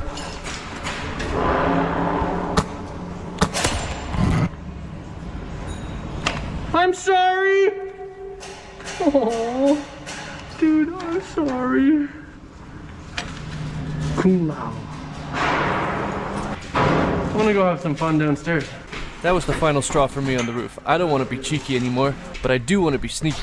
On the way down from the roof, I'm making my way to their main staircase, where I can hopefully surprise them.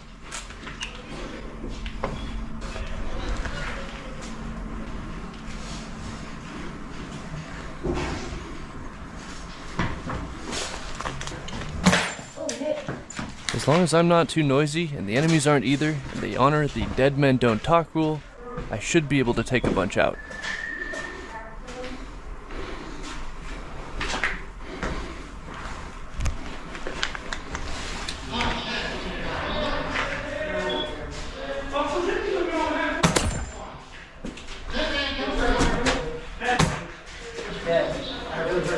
Hey, you man! Hey, you man! Dead man. Okay, yeah, we need to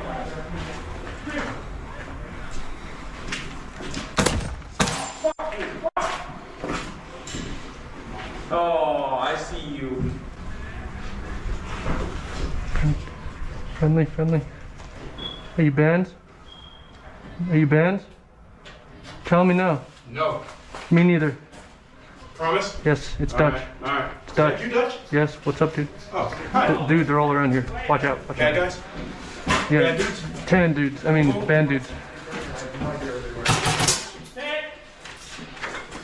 Those are bands right there coming in. Somebody still got a light up?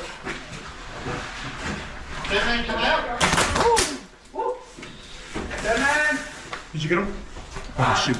I can't say. Yeah. Oh, hey. That's one way to go, lefty. For this game, I switched to the band's team so that I could continue to explore this side of the map. The karma is real though, because our team is getting destroyed from the top, just like I was doing in part 1. Having been in the enemy's shoes before, I know now that if I were to hug the side of the building really closely, they don't have a shot on me. I'm also figuring out that most of the action takes place on the bottom floor. Let's see if we can brute force our way through. Based on how it looks, the enemies are super close.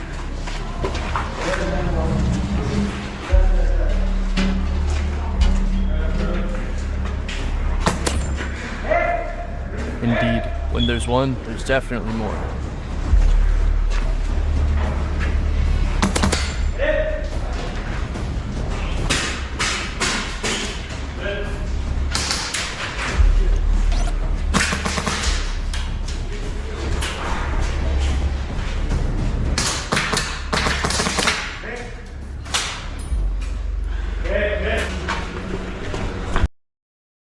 Downy Rinse and Refresh helps remove odors 3 times better than detergent alone. Rinse odor away.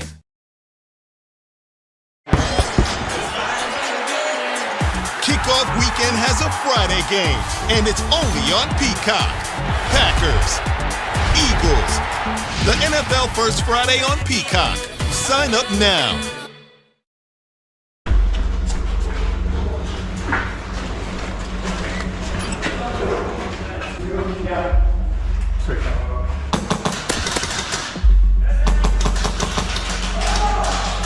Move! Move! Don't just stand there if you're upset.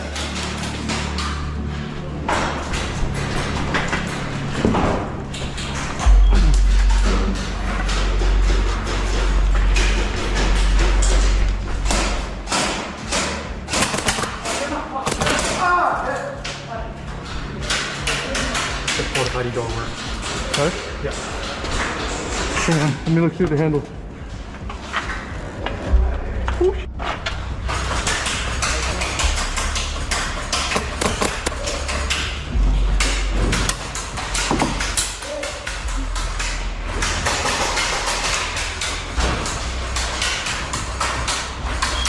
Right side. Right, on your right.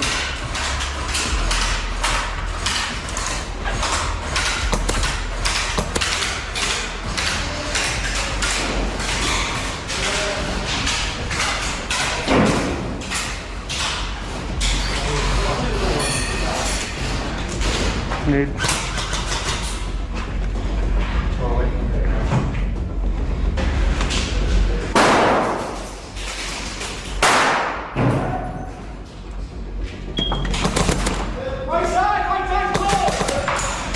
Oh, it's a really tough angle. That's even so much better. Yeah, better. Oh, watch it.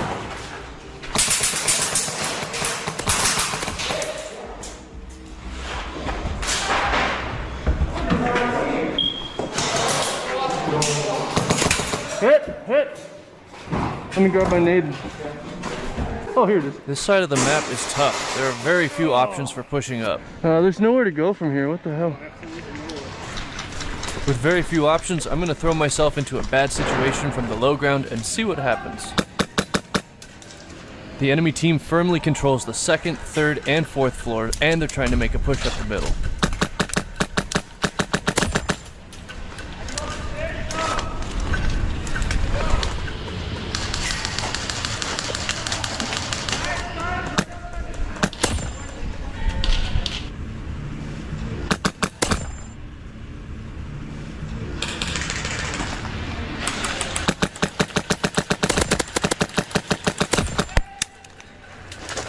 I want to attack this place from every angle I can, so I'm going left and around the other building. The intel is that our team is getting pushed back, and we're losing this area, so we have to make a resurgence. At this point, we're getting eerily close to my horrible moment.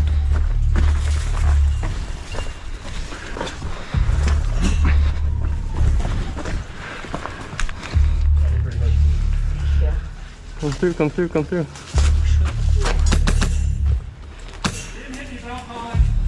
Okay.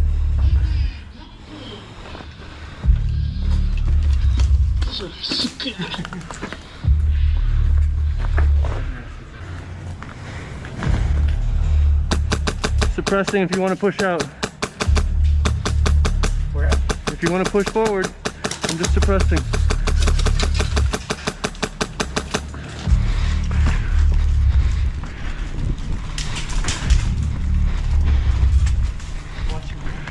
Bob's got that. Okay.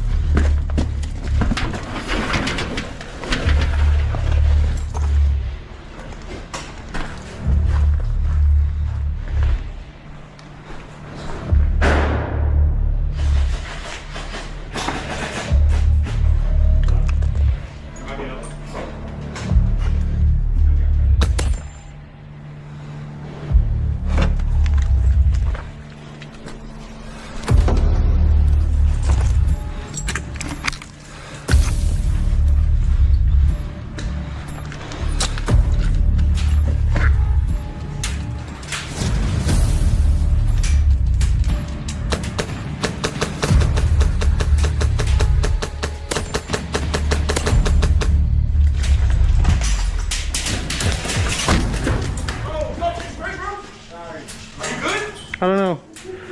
Get up, dude. I'm not gonna shoot you, I promise.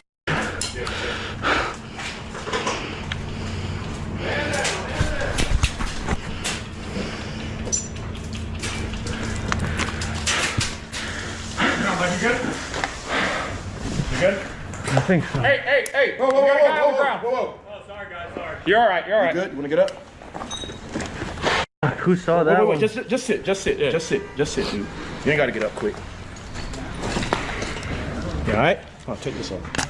Disconnect. Sorry about that, guys. No, you're fine, man. You're fine. I'm fine. Keep the game going. You want me to call blind man or no? No, it's Are you fine. sure? I jumped right into that.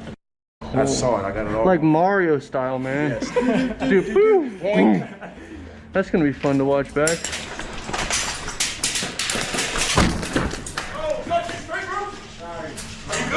I don't know.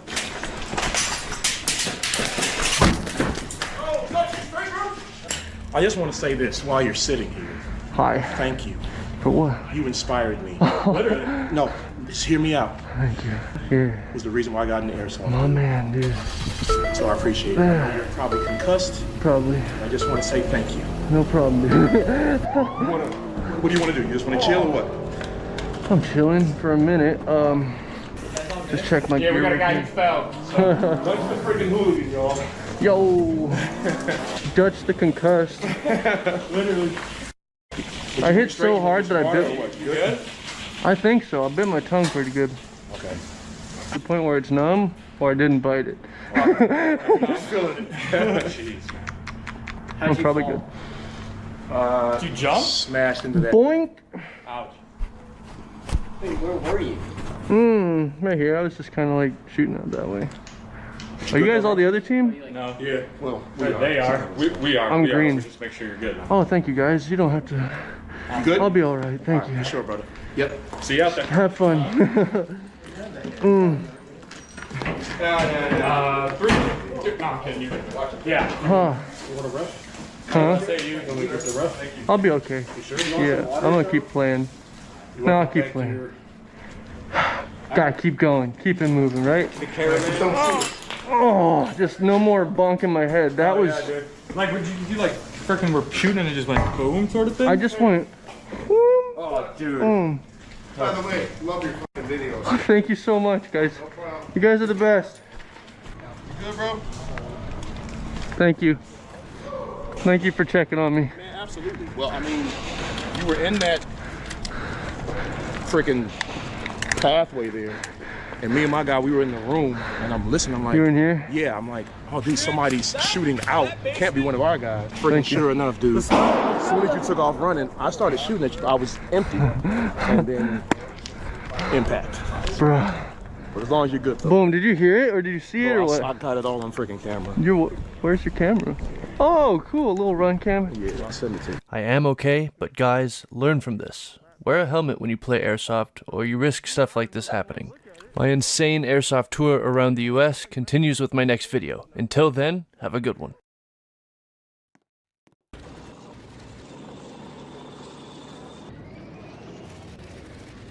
Hey guys, today is the third day we arrived at this camp. As you can— Oh my god.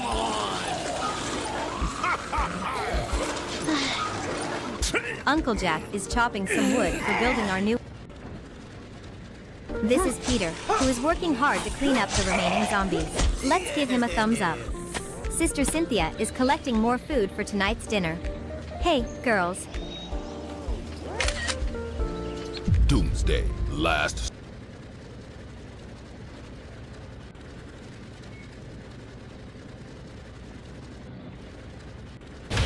Mr. Twister has arrived in the free multiplayer action game Crossout 2.0. Take part in the driving event fighting other players on cool, fast, and armed-to-the-teeth vehicles. Race around the Dead City and gather bonuses, just like in your favorite classical games. Vehicle repairs, ammunition, and additional weapons. Use all you have to tear your enemy to pieces. The more opponents you destroy, the faster you will accumulate rage that unlocks access to the most powerful gun. Advance through the Mr. Twister Battle Pass to unlock new armored car blueprints for the Night of Reckoning. And when you have defeated everyone, you may assemble your own tank from hundreds of parts. Participate in raids, story missions, battles against huge bosses, and furious battles versus other players. Completely new graphics, totally reworked physics, and map destructibility make Crossout 2.0 feel like a completely new game. Download Crossout 2.0 for free on crossout.net. Also available on PlayStation and Xbox.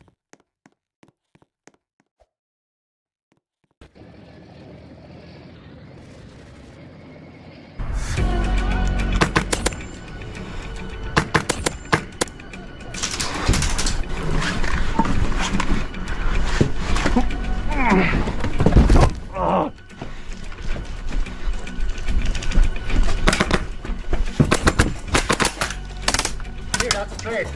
I hit you first. No, it's a trade. No, I hit you here.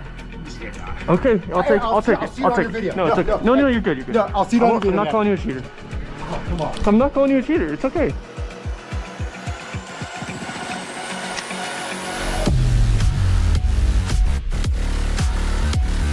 Sup, this is it. I did the thing and it was a wild success. I traveled the United States for airsoft with my brother in his RV. 2 months, over 6,000 miles, and 27 states of pure insanity, where our goal was to try out the best and worst airsoft fields around the country. I can confidently say that this is going to be the most fun and exciting airsoft content you will ever see, hands down. This trip had it all. Good vibes, bad vibes, the highest of highs, and quite a few soul-crushing fails. It was the most mentally challenging, physically demanding, and undoubtedly the most rewarding thing I've ever done in my life. This marks the first of several airsoft videos showcasing this entire experience in chronological order. We're getting back to a regular upload schedule as well, bi-monthly, Saturday mornings at 10 a.m. Here's a glimpse at some of the fields on this epic journey.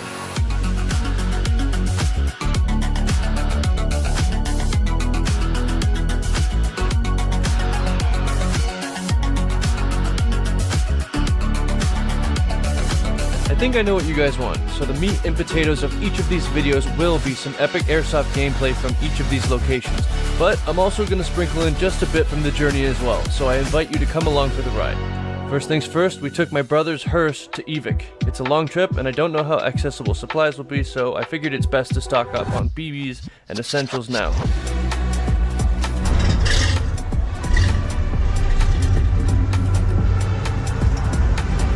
Then it's back to his house to load everything into the RV. With everything loaded up, we set sail that night for Las Vegas, hoping to play there as our first game spot, but it was just too hot. 90 degrees at night and a brutal 110 plus during the day. No thanks. Passing right through, up next is the long drive to Colorado.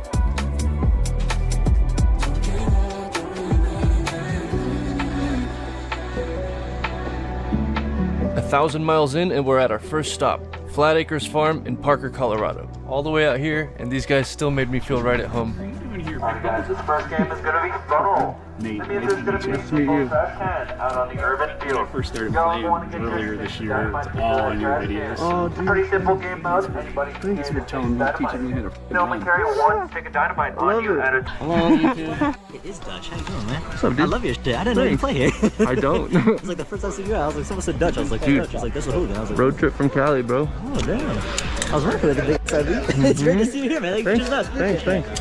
Alrighty guys, listen up. What's up, Y'all still want to take a walk? Hey, what's up? Videos when I was a little kid. Oh, what's up? Thanks. I love that. Thank you. Hey, Dutch. Hey, guys. Watch your stuff, bro. Thanks. I've been undercover this whole time. That's awesome. I guess. Alright, gameplay time. First map of the day is hay bales. There's 2 big maps here, and when we're done with this, we're gonna move over to the main field behind it.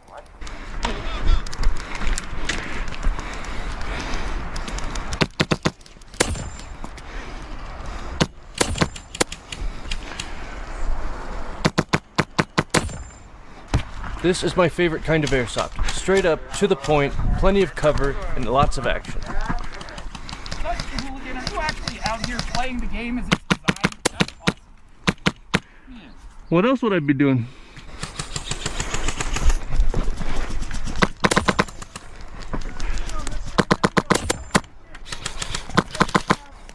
Can you guys watch my back? Yep, gotcha. You did? I'm moving diagonally across the map, but if I can get to the far side, I can really cut them off.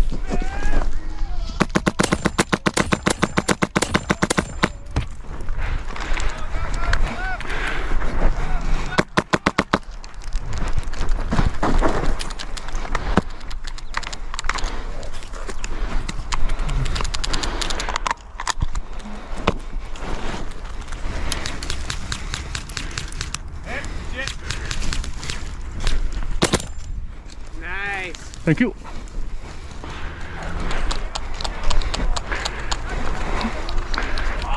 At a field like this, if you move, you have to move quickly, and when you do, you have to be mindful of the many new angles that you just opened up.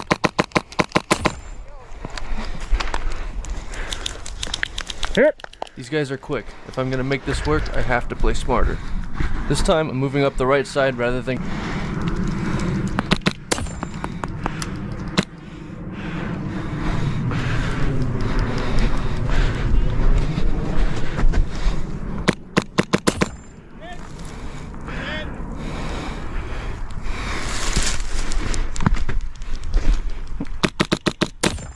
A nice lane in front of me, and the edge of the map to my right. This is exactly where I want to be to start putting the pressure on them.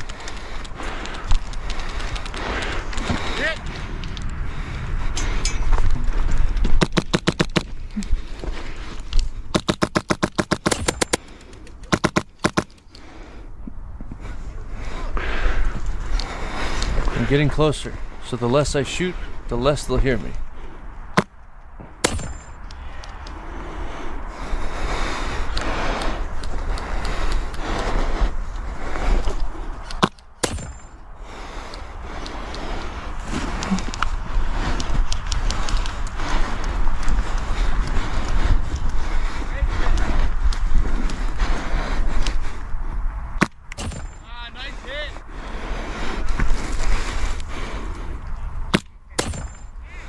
My camo works well here. They don't know where I'm hitting them from, so even when they come back, they're still bamboozled.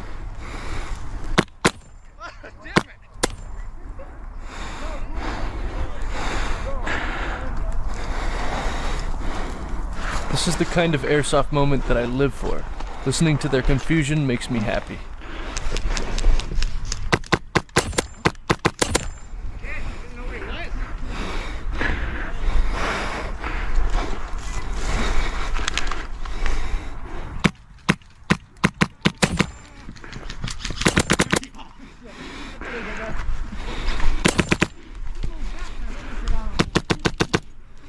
He thinks I moved, but I did not. Hay bales is just tricky like that. It messes with your mind.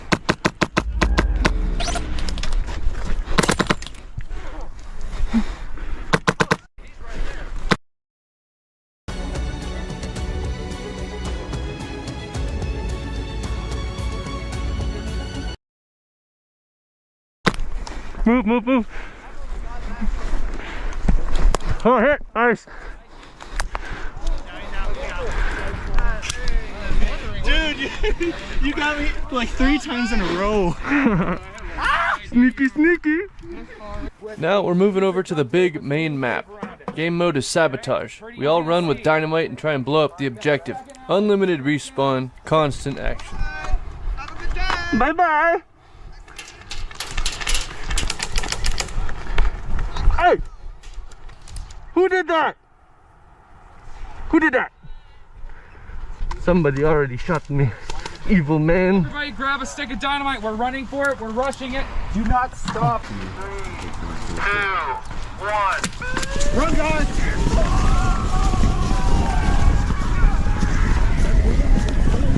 Keep going, keep going, keep going. Go, go, go, go. Okay, 1 inch for nothing. Hey, it's right in front of me. Center of the building.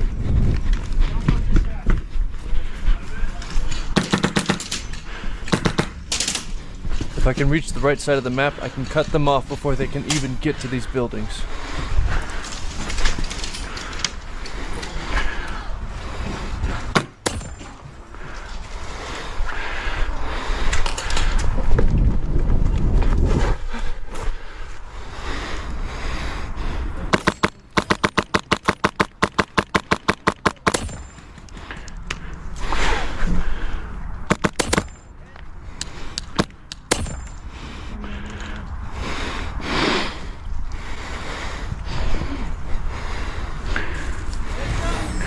Pretty clear up here.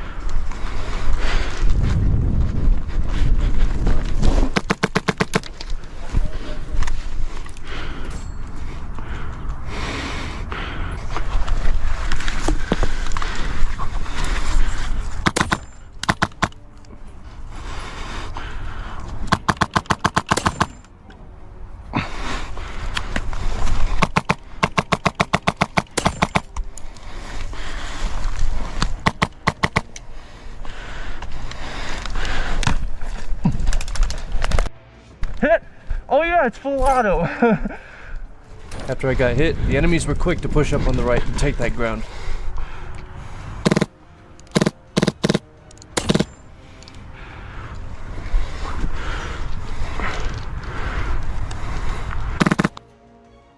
A month ago, I built a baseball stadium in Bloxburg, and the most liked comment on that video is telling me to build an airport. So today, I'm gonna be building an airport. Let's get right into it. And to kick things off, my internet is down. All right, so to start things off here, I kind of want to have like a curved like driveway here for you to pick up your passengers, because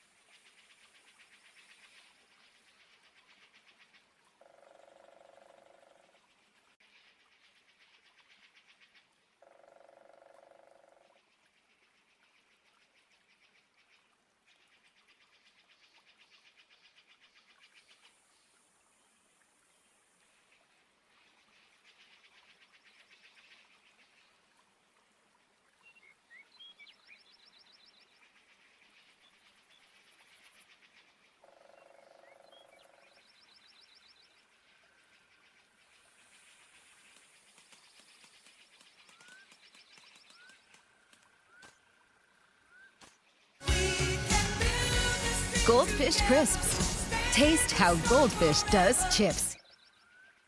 Ronnie, stay giant. 2 times more durable, so you can use less. I just crocheted this sweet stick of dynamite. Let's test it out. It's Nerf or nothing. Perfectly timed Discord memes. You laugh, you lose. Now let's get started.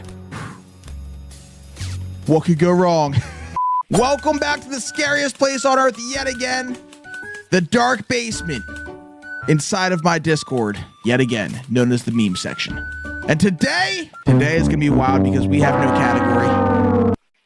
We didn't even start that. Let's give the video a chance, please. This girl is on fire. That's what I'm talking about. We have no category. We have no focus. Just pure random chaos. First meme.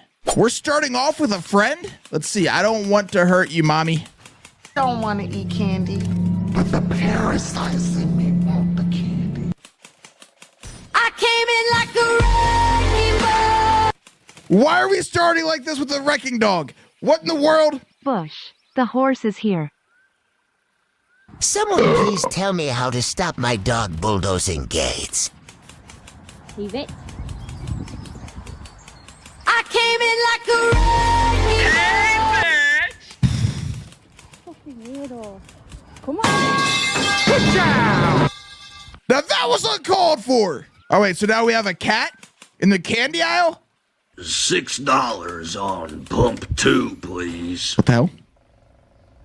Sir, that's a shopping cart. This is how Jackass started. And model of my vehicle has anything to do with the $6 of cold hard cash I just laid on the counter. Uh-oh. My apologies, sir. Go nuts. Where's this going? I know what's wrong with it. Ain't got no gas in it. Son of a bitch! We will never get that time back. I agree, worthy of an audible gasp. That's crazy. Is that literally... It's Nerf or nothing. I legitimately thought that was a Nerf gun until I saw a flying brick. What's this? Sorry, I asked. Find an eagle. I came in like a wrecking ball. I don't know what that is. What did we just watch? Call a baker. We need lots of bread. Immediately, the brain cells are flying out of my skull into orbit. Oh no. What do you got, spicy food?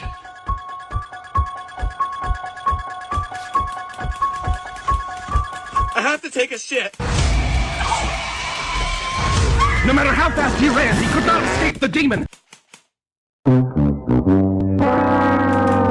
Oh, bro got clapped. Imagine getting Taco Bell clapped? No way. Star Wars stop motions and memes. Lord Vader?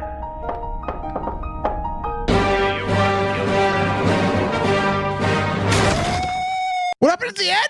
Do you want to kill some rebels? Hey, bitch! Memes that are actually funny. Let's watch. Do you know that you are more likely to enjoy a TV show if it's based on something that you don't have? Hair. Said Friends. I see what you did there. Strike! Catastrophe? I cash out on his favorite treats. We about to go to the vet and get him put down. What? You speak English?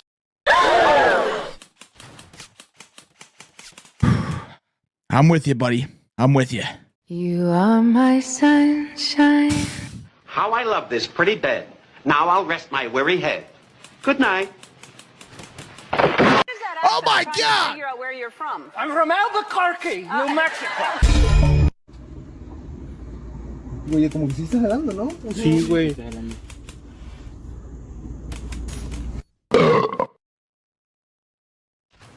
Lazy. This girl is on fire.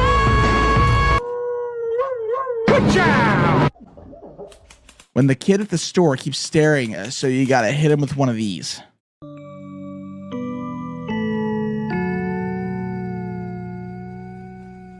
Uh-oh.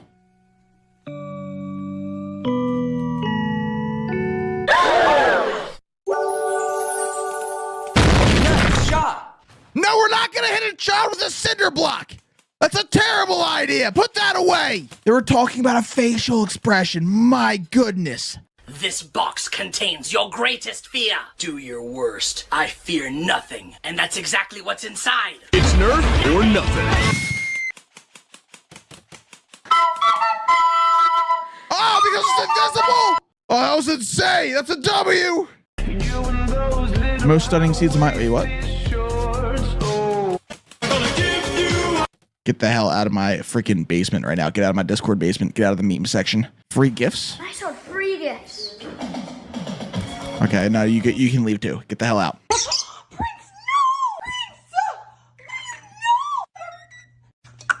Oh my god. Yeah, bro is raging. Help!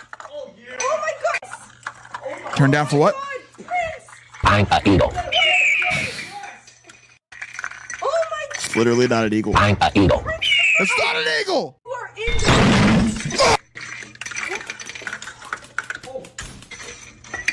I came in like a wrecking No way. Oh my god. It's too good. It's too good. Some small bats can get up to 1,000 bugs in just an hour. I'm getting kind of hungry. Okay, but we're stopping this time. But I'm stopping for bugs. Ow. No eating in my car. Hey, you child. They're just gonna eat like the bugs off the windshield or something. It's gonna be crazy. Get off me. We're looking for a beat mile truck. It's a bat. No, no, no, no. I knew it.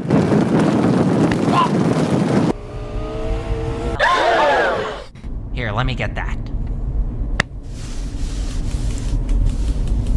That is so disgusting. That is so disgusting. I knew they were gonna pull something like that. Oh, stop it! I'm not gonna let that fly. Mr. L becomes bread. Bread.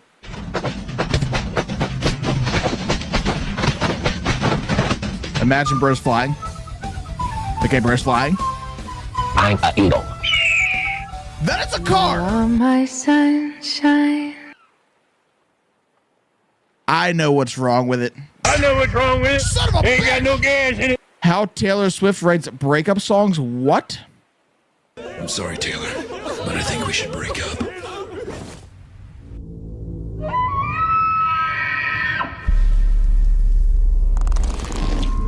What are these animations? I came in like a wrecking ball. I came in like a wrecking Why is it always wrecking ball today?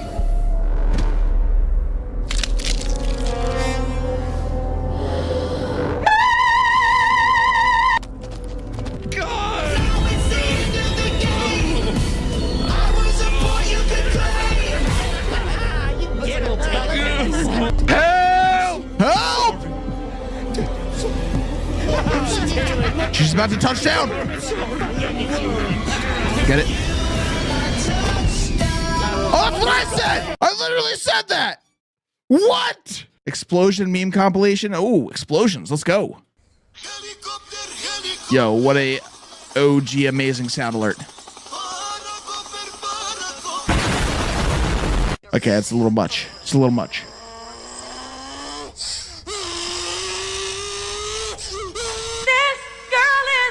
Oh, I think you missed. I think you missed. Never mind! I came in like a wrecking ball. I need you to listen to me. Something really bad happened. You remember Louis Fergoli from high school? I went to his apartment. But when I showed up... Louis?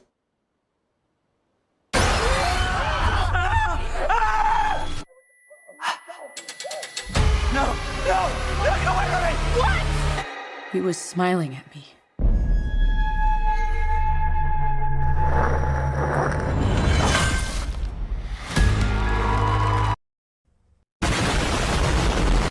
Nailed it. If I see one more perfectly timed wrecking ball today, I'm going to lose my mind.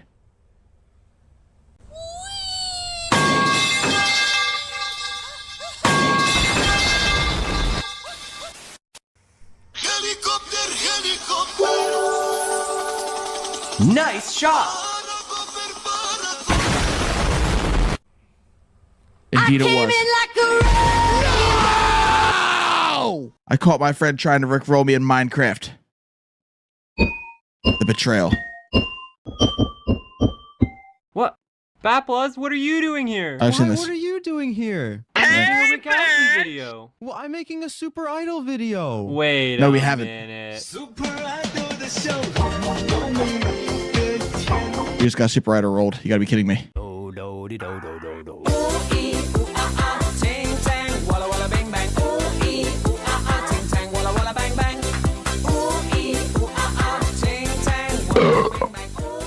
Wait, were those were the original lyrics, right? It goes ooh ee ooh ah spaghetti mom. Those are the words. Don't look it up. We got Brett.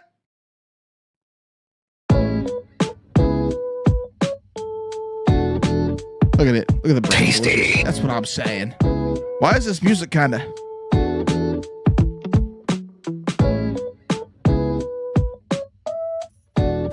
Why? Why is there? Have a good time. Hey, pull my finger. Don't do it. What's that? That's crazy. Pull my finger. Lazy. Who played that? Who played that? Yo, ban that user immediately. What do you think your baby brother's gonna be like? Beautiful, intelligent, trustworthy, human. Yes. Where's the twist? Oh, I see. I see that the twist is literally vertical. It's a vertical twist. Some of more very helpful tips. What to do if your house gets flooded. Let's find out. Oh, drink the water. You gotta hydrate. Rage quit. And then you ask the water to leave. It makes sense. Give the water some water so it stays hydrated. I still vote rage quit. What's this? Pizza? Lazy. Hamburger. It's pizza. Hamburger. Pizza.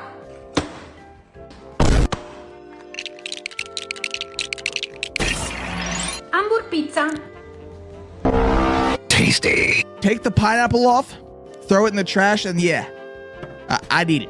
I'll do anything. I'll do whatever it takes to. Jedi's lightsaber. Real funny. Literally, they're out. No matter how fast he ran, he could not escape the demon. Oh my! You ain't my Honda.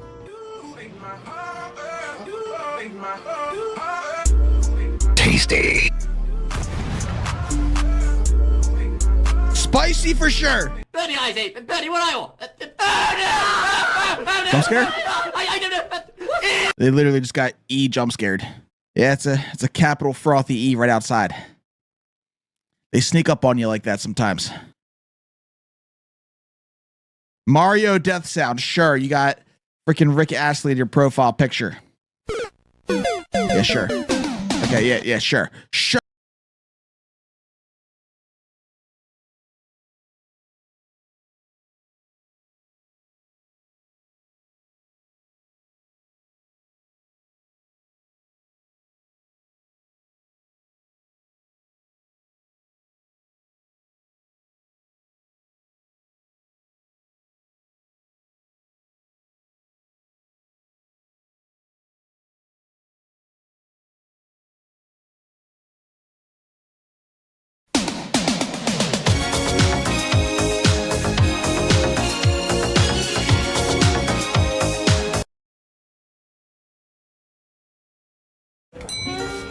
Happy birthday, Marty. Oh, no, you don't.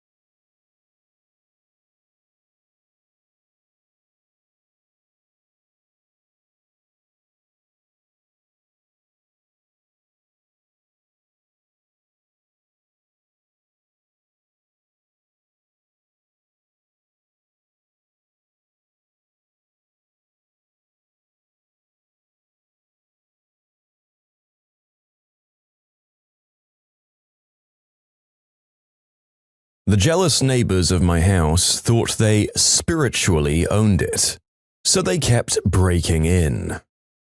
My husband and I bought our house back in the 70s. To call it a fixer-upper would be kind. It had been on the market for over a year, and we were the first to even look at it closer than a drive-by.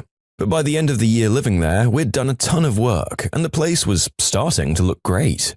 Even the neighbors commented on how great the house and yard looked. It's a wonder what new siding and grass seed does. One summer day, I was hanging my laundry out when I noticed my neighbor's granddaughter and grandson run across my yard and into my house. I'd never had those kids in my house before, so I was shocked as to why they'd do that. I quickly went in after them. The little boy, I think, was about 4, just a little guy, following his sister around. The sister looked to be about 6 or maybe 7. And she told me that she had permission to be in my house. I asked who gave her this permission, and she said her mum told her she could. I got the kids to follow me, and I took them to their grandparents' house. Their grandmother and mother were on the porch, so I told the women what had happened. The kids' mother confirmed that she had indeed given both children permission to explore my house. I stuttered a moment while asking why. She said, "You bought that house out from under me. We're the ones that should be living there. The kids are sad they don't get to live across the street from their grandparents, and since they should have been living there, I told them they could go in." I looked at the kids. They were pushing and poking each other and giggling. They didn't really seem all that upset to me. I said, "That house was on the market for 14 months, and I've lived here longer than a year. Why are you unhappy about this now?" At this, the woman's mother, who was my neighbor, chimed in. "She was getting ready to ask about that house when you bought it. It wasn't at all fair of you. You stepped in and now my daughter and grandkids can't live near me. They have more of a right than you to be there." I seriously didn't know what to say. I know for a fact that no one else had looked into the purchase of this house until my husband and I bought it. I looked at both women standing in front of me, frowning with their arms crossed, looking defiant, and decided that I really didn't want to engage this kind of goofiness. I asked the mother to please keep her kids out of my house, and I left. I walked home to the sound of both of them loudly yapping their displeasure behind me. This was one of the most unreasonable situations I've ever been in, and I've been in a few. These women made our lives miserable for a while. Every week we had city inspectors dropping in because of anonymous complaints of unauthorized construction. We were building in a couple of rooms, but we had permits for everything. We began keeping the permits in a folder by the door because we had to show them all the time. I think nowadays you have to display them on a wall where everyone can see. 2 different times, police pounded on our door late at night because one of our neighbors, quote, heard screaming and had called them. And there was no screaming, we had been asleep both times. It was the 70s. You could call the cops and not say who you were back then, I guess. It kinda sucked. I had to carry my keys on me at all times when I went. What's for dinner? What's for dinner? Yeah, what's for dinner?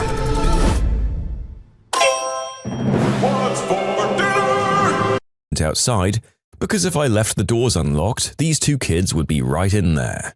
They managed to come in several more times that summer, and it was difficult getting them out. It was turning into a nightmare.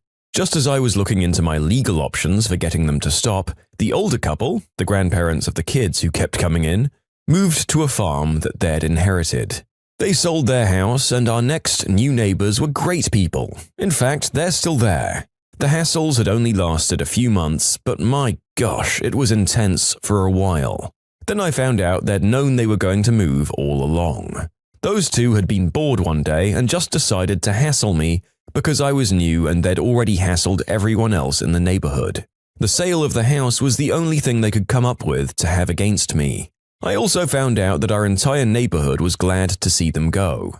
Now, before I get reprimanded for not calling the police, believe me when I say that back then you did not want police involved.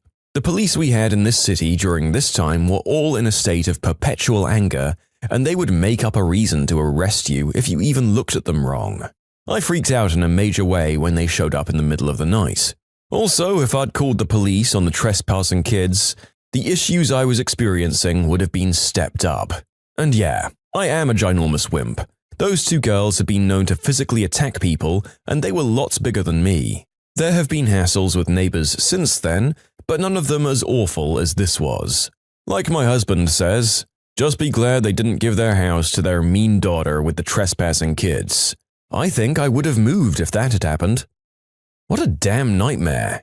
And I definitely wouldn't have blamed you for moving if you were stuck with the daughter and kids as an ongoing thing. As a slight silver lining, if that happened, you would have got the satisfaction of selling the house to someone else from under their daughter's nose again. You could even deliberately pick the most awful person you could find to be their new neighbor.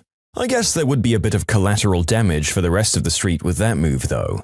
Very petty and very satisfying. But what you did was almost certainly better. Quietly held your ground and waited out these awful people until they were no longer a problem. I know that they were just trying to be annoying, but I wonder if there was any sincerity in their ideas of property rights, because they really learned those on another planet, didn't they?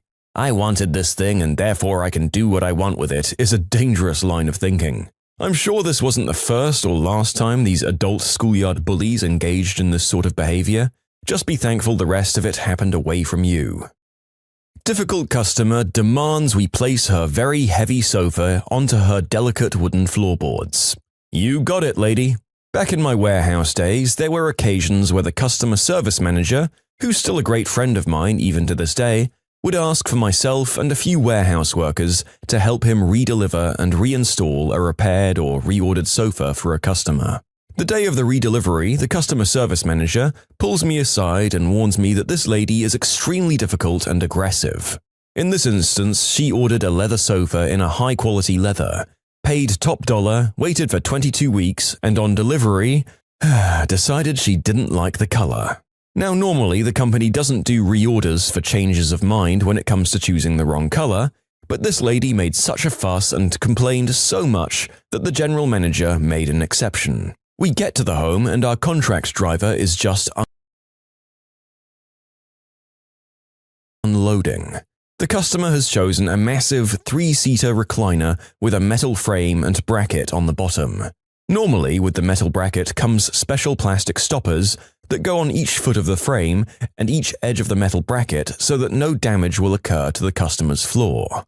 As we carefully navigate the sofa into this lady's lounge, she starts complaining loudly that us warehouse workers are dirty, idiots, lazy, and too slow. We begin to unwrap the furniture and this lady is getting impatient. She's whining to the customer service manager, "How much longer is this going to take?" He assures her that we're taking our time to ensure the sofa is unwrapped and in perfect condition. We also note that this lady has light wooden floorboards, so I immediately move to start placing the stoppers on the floor. And she starts shrieking. "Why is he touching my lounge? Is he breaking it?" I said, "No, miss, I'm just..." "Don't talk to me. Get your filthy hands away from my lounge. I just need a few seconds to put on these rubber..." "Put my lounge down now, or I'm calling the manager." I shot a look to the customer service manager, and he just shrugs. We place the sofa directly onto the floorboards and we can already hear a scrape. The customer service manager hands the lady his paperwork. She signs off on a successful delivery and signs off that we've assembled the lounge as required and placed it down where she wants. This lady smirks at us and plonks herself down onto the lounge. There's a scraping sound as the metal frame digs into the wooden floorboards. We grab all the plastic packaging and make our way back to the store. Guess what was waiting for us? A customer complaint. According to this lady, we damaged her very expensive floorboards. The customer service manager shows where this customer signed off on a successful redelivery and that we assembled and placed the lounge to her satisfaction. She got exactly what she asked for. Yes, she did. Seriously, good riddance to the old bat. I hope her floor repair or replacement costs her an arm and a leg. It was just so darn pre-diddly-ictable that the complaint was waiting for the author as soon as they got back. But also, it must have been so satisfying. "Oh, what? You mean the thing that you yelled at me for doing to try and protect you from happened? Oh no, who could have foreseen this?" And there's no way in heck that this woman even started to learn her lesson from the encounter. I wouldn't be surprised if her screaming at customer service went on for a long time before the issue was finally put to rest. And it might even have ended with her getting reimbursed. It can happen if you're a retail slave. I hope not, though. She deserved a scratched floor for who she chose to be as a person. If you like Am I the Jerk, you're probably going to love Am I the Genius. Check it out, linked below. Also, go to amithejerk.com/submit if you would like to submit your own stories. Entitled Dad wants to trade a Happy Meal toy for my son's $40 toy. Let me preface this by saying my son loves to share. If he has one piece of candy left and you ask him for it, and say it's your favorite, he'll either give it to you or split it in half so you can have some. He enjoys things much more if he shares them so you can enjoy it too. That's just how he is. Also, we're on a pretty strict budget, so he doesn't receive rewards or presents except on special occasions. My son is 6, and we just came home from parent-teachers conference, and we were told he was doing great. So we stopped at the store on the way home, and I let him pick out a toy as a reward. He picks out a $40 Iron Man toy. This toy would light up, was about up to his knee, and was just a cool, fun Iron Man. Upon arriving home, he sees 2 small kids who, for the purposes of the story, we'll just call boy and girl. So he immediately wants to go outside and show them his new toy and play with them. I'm watching them from the window. I see the girl go to her house and come back with one of the Iron Man toys that came from a McDonald's Happy Meal. She gives the Happy Meal Iron Man to my son, grabs his Iron Man and her brother, and runs back to their house. I run outside and I'm met by my son who's crying. He tells me that they took his Iron Man and gave him the Happy Meal one as a trade. I am livid. I march over to their house and the dad comes to the door.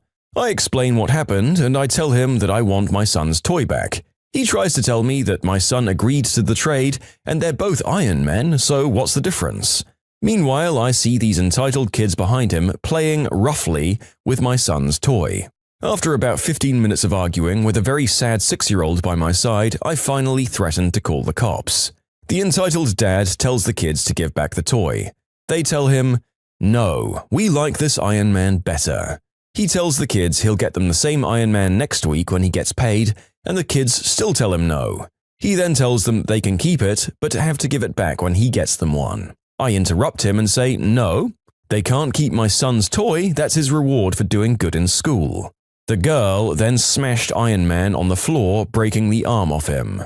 My son, of course, starts bawling. The entitled dad and the kids just start laughing, and the girl just says, "Oops, he can have it back now."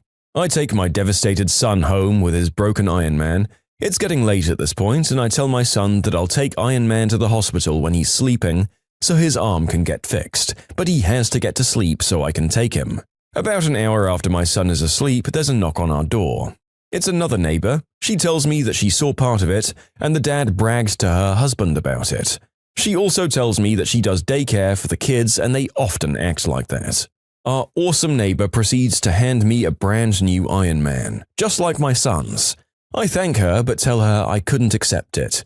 She laughs and says that she's putting the cost on the entitled dad's daycare bill, so he's actually paying for it. I accept and I invite her in for a glass of wine. Needless to say, Iron Man came out of the hospital looking brand new and my son was ecstatic. He also stopped playing with the entitled kids.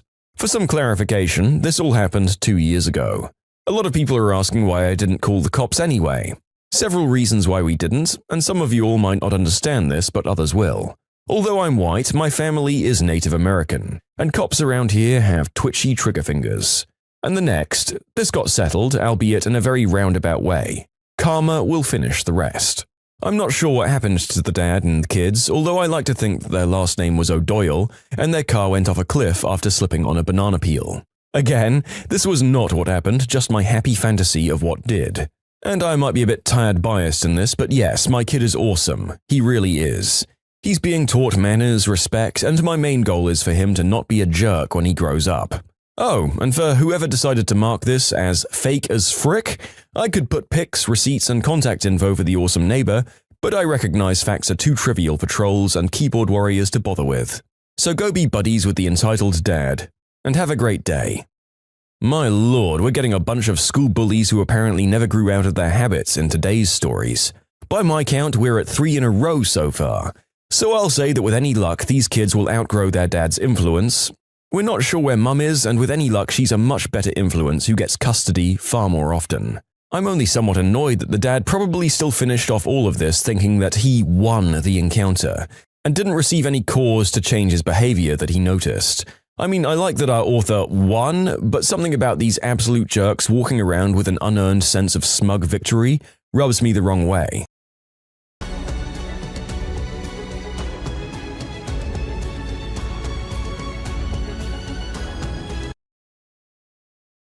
Still, that's all on me, as our protagonist is clearly happy with the outcome, so I'll swallow my dissatisfaction.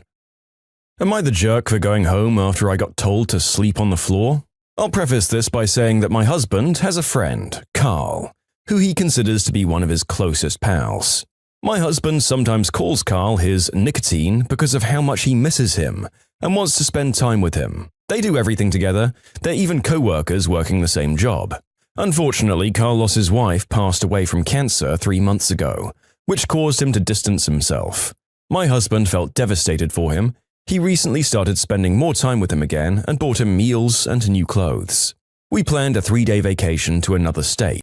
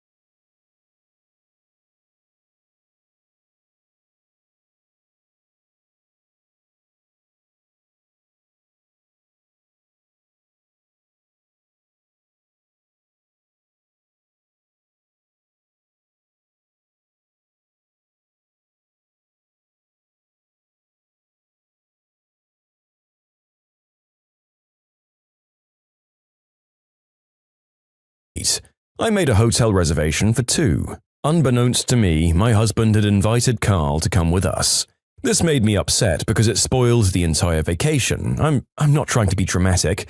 I just only found out when we went to pick him up.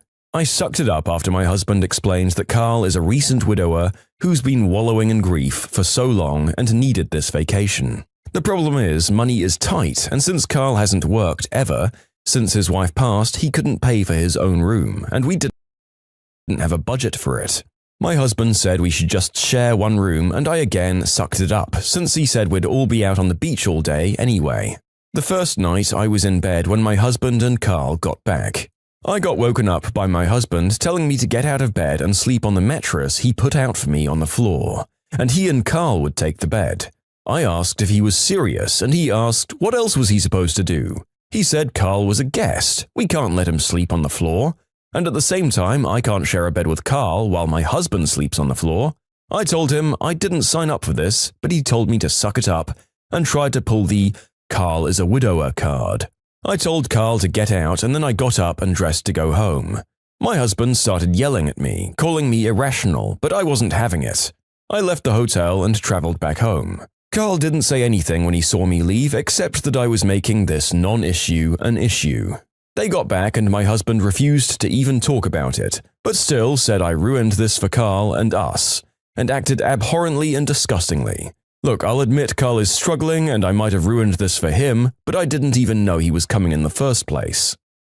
Yeah, it sounds like your husband might love Carl more than he loves you, which isn't a gay joke, by the way. Platonic love is a whole thing, and I honestly think I know a lot of love triangles of sorts that have a partner who's more attached to one of their friends than their partners.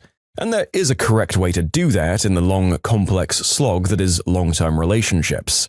And how the husband is handling this is not the right way. Yeah, Carl needs support, but hopefully Carl also has other friends and relationships to support him as well, and probably shouldn't be trying to fill the void of his recent lost wife the way he's doing. The husband is fine in trying to support his friend, but turfing your wife out of the bed that she paid for is going a bit far, mate. You are alienating one to accommodate the other, and I don't think you're going to like how this goes if you continue that particular balance in your love and social lives. Am I the jerk for storming off from my sister's wedding after she dead-named my son? I'm a 45-year-old single father of 3. Their mum died 10 years ago. I have 3 sons, Andrew, Connor, and Max. Connor was born female, he's trans. He came out as trans 5 years ago and is now socially transitioned, but not yet physically. My sister, who's 38, just got married. Me and my sons were also invited. My family has known that Connor is trans for 2 years now, and some have adjusted well, some not so much. My sister is pretty indifferent about it. Her wedding was really well organized to the last detail. She wanted all the men to wear shirt and tie and the women to wear sundresses. I texted her a picture of our outfits the day before the wedding, and she asked, "Where's Nia's dress?" I was a bit surprised and told her not to dead-name my son Connor, and that he'll be wearing a shirt and tie like the rest of the men, or we aren't coming. She said, fine, and that was that. At the reception, my sister got mad that Connor was wearing a tie, but didn't say much after that. When we sat down at our table, his placing card said Nia. I went to my sister and she said she just used their real name. I told her me and the boys are leaving and she told me, "Don't you dare cause a scene at my wedding. Nia can be a guy any other day." I called her a bigot and we left. My family says I ruined her wedding. Nope, the only person causing a scene here was the bride. It would have taken no effort to accommodate Connor after 5 years of apparently not minding them. And if you're going to be a bigot, at least let them know ahead of time so that they don't attend the wedding and cause that scene you're so deathly afraid of. The sister even said it was fine that he'd wear a shirt and tie, so she doesn't get to explode at everyone for them doing exactly what they said they'd do. Expectations were set and agreed to. You don't get to be mad. We can give her some benefit of the doubt and say that perhaps she forgot and that she agreed in the heat of wedding planning, but come on, realize your mistake, apologize, and move on. When you subscribe, make sure to hit the bell to turn on notifications. Put the playlist on in the background to finish listening to all the stories. Or if you want to check out some great music, check out easymode.com. If you like I see you. You have a new neighbor now, Seer. And where are you? Wait 1 second. Is that you? Is that, what is that? There oh my God, it's you. Attack. My toxic entitled boss tries to get me fired by trying to blame me for things that she should have done. But instead of taking this sitting down, I decided to get some revenge by submitting all the receipts I could possibly find that blatantly proved how incompetent my boss was. And as a result, she ended up getting fired. Here's what happened. So I'm a 30-year-old female, and I've been a people pleaser to a fault my entire life. I've been working in marketing for 10 plus years, and over the years, I've had my fair share of bosses who were either good, average, or just straight up sucked. But there is one in particular that stood out as completely awful. For the sake of the story, we'll call her Pamela, and she's in her 40s and was the vice president of marketing and sales for a mid-sized retailer. She started at the company a few years after I did, and if rumors were true, she was the 4th pick for the position and was simply hired so the company could appease the shareholders. I was a manager under her, and my job was to make sure the website and stores had their products merchandised properly, as well as received all their monthly sales materials, managed the advertising, and many other responsibilities. And basically, in short, I did her work and all the administrative grunt work to literally keep the department afloat. I managed all this because I had access to her email and many times sent emails on her behalf just to keep the department functioning. Pamela spent most of her time showing up at about 10 o'clock in the morning, taking business lunches, and planning company parties. I consistently questioned why she spent so much of our budget on these events when we didn't have the budget resources for any of it.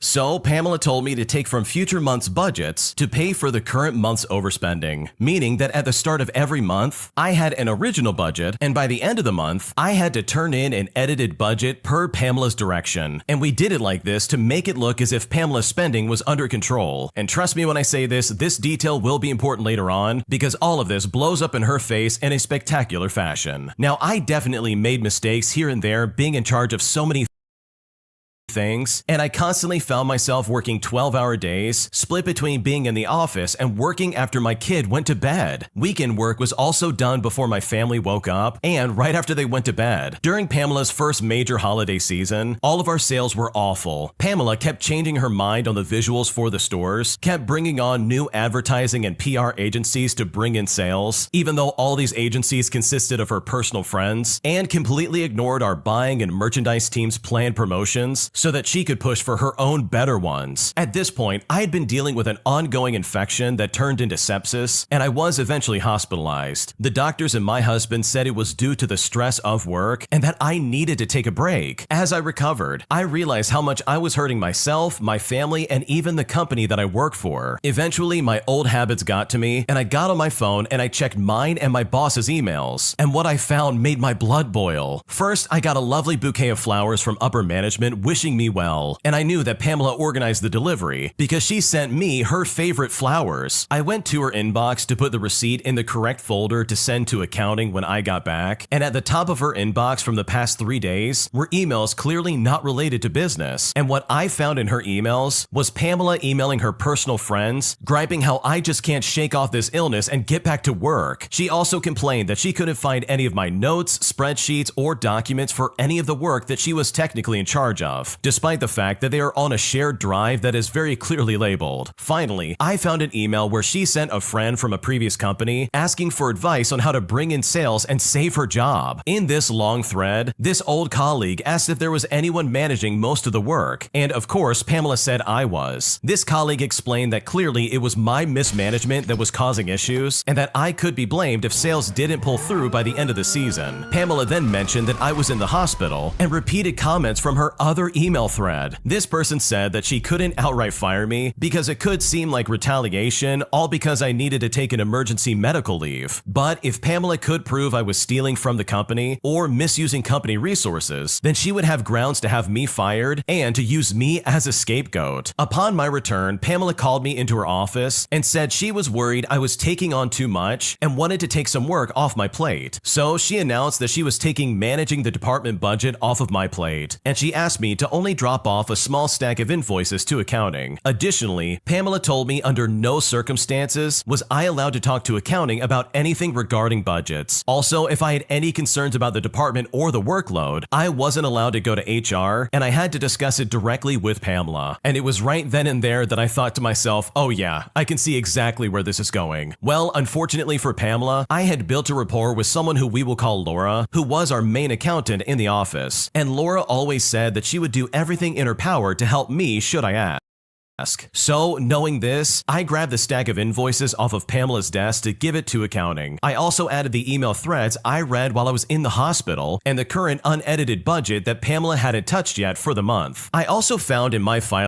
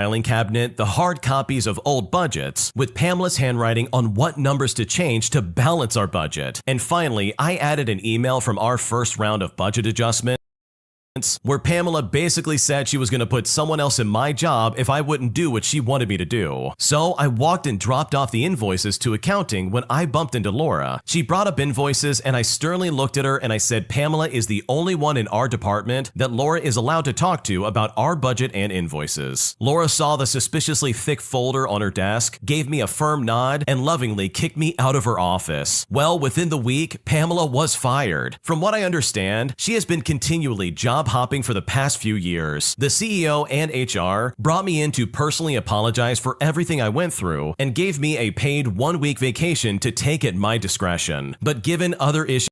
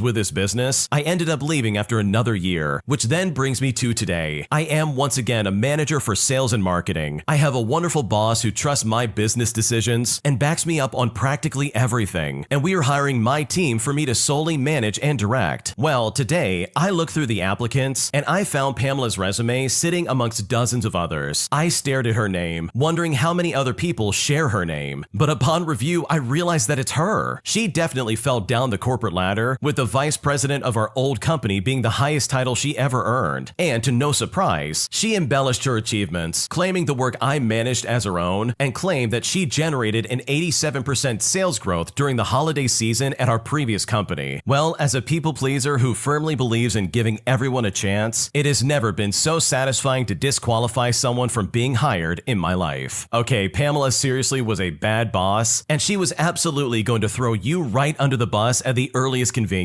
Like, that is so toxic, especially considering she's the one that caused all these problems. She not only had you changing the numbers to fit her own personal narrative, but she also basically demanded it and said, oh, you're gonna get fired if you can't do this. So I just love the fact that you fought back and worked behind her back to make sure that she couldn't try that with you. Because people like this absolutely deserve to be put in their place. And thankfully, your former job was able to do that to Pamela. If you like Am I the Jerk, you're probably going to love Am I the Genius.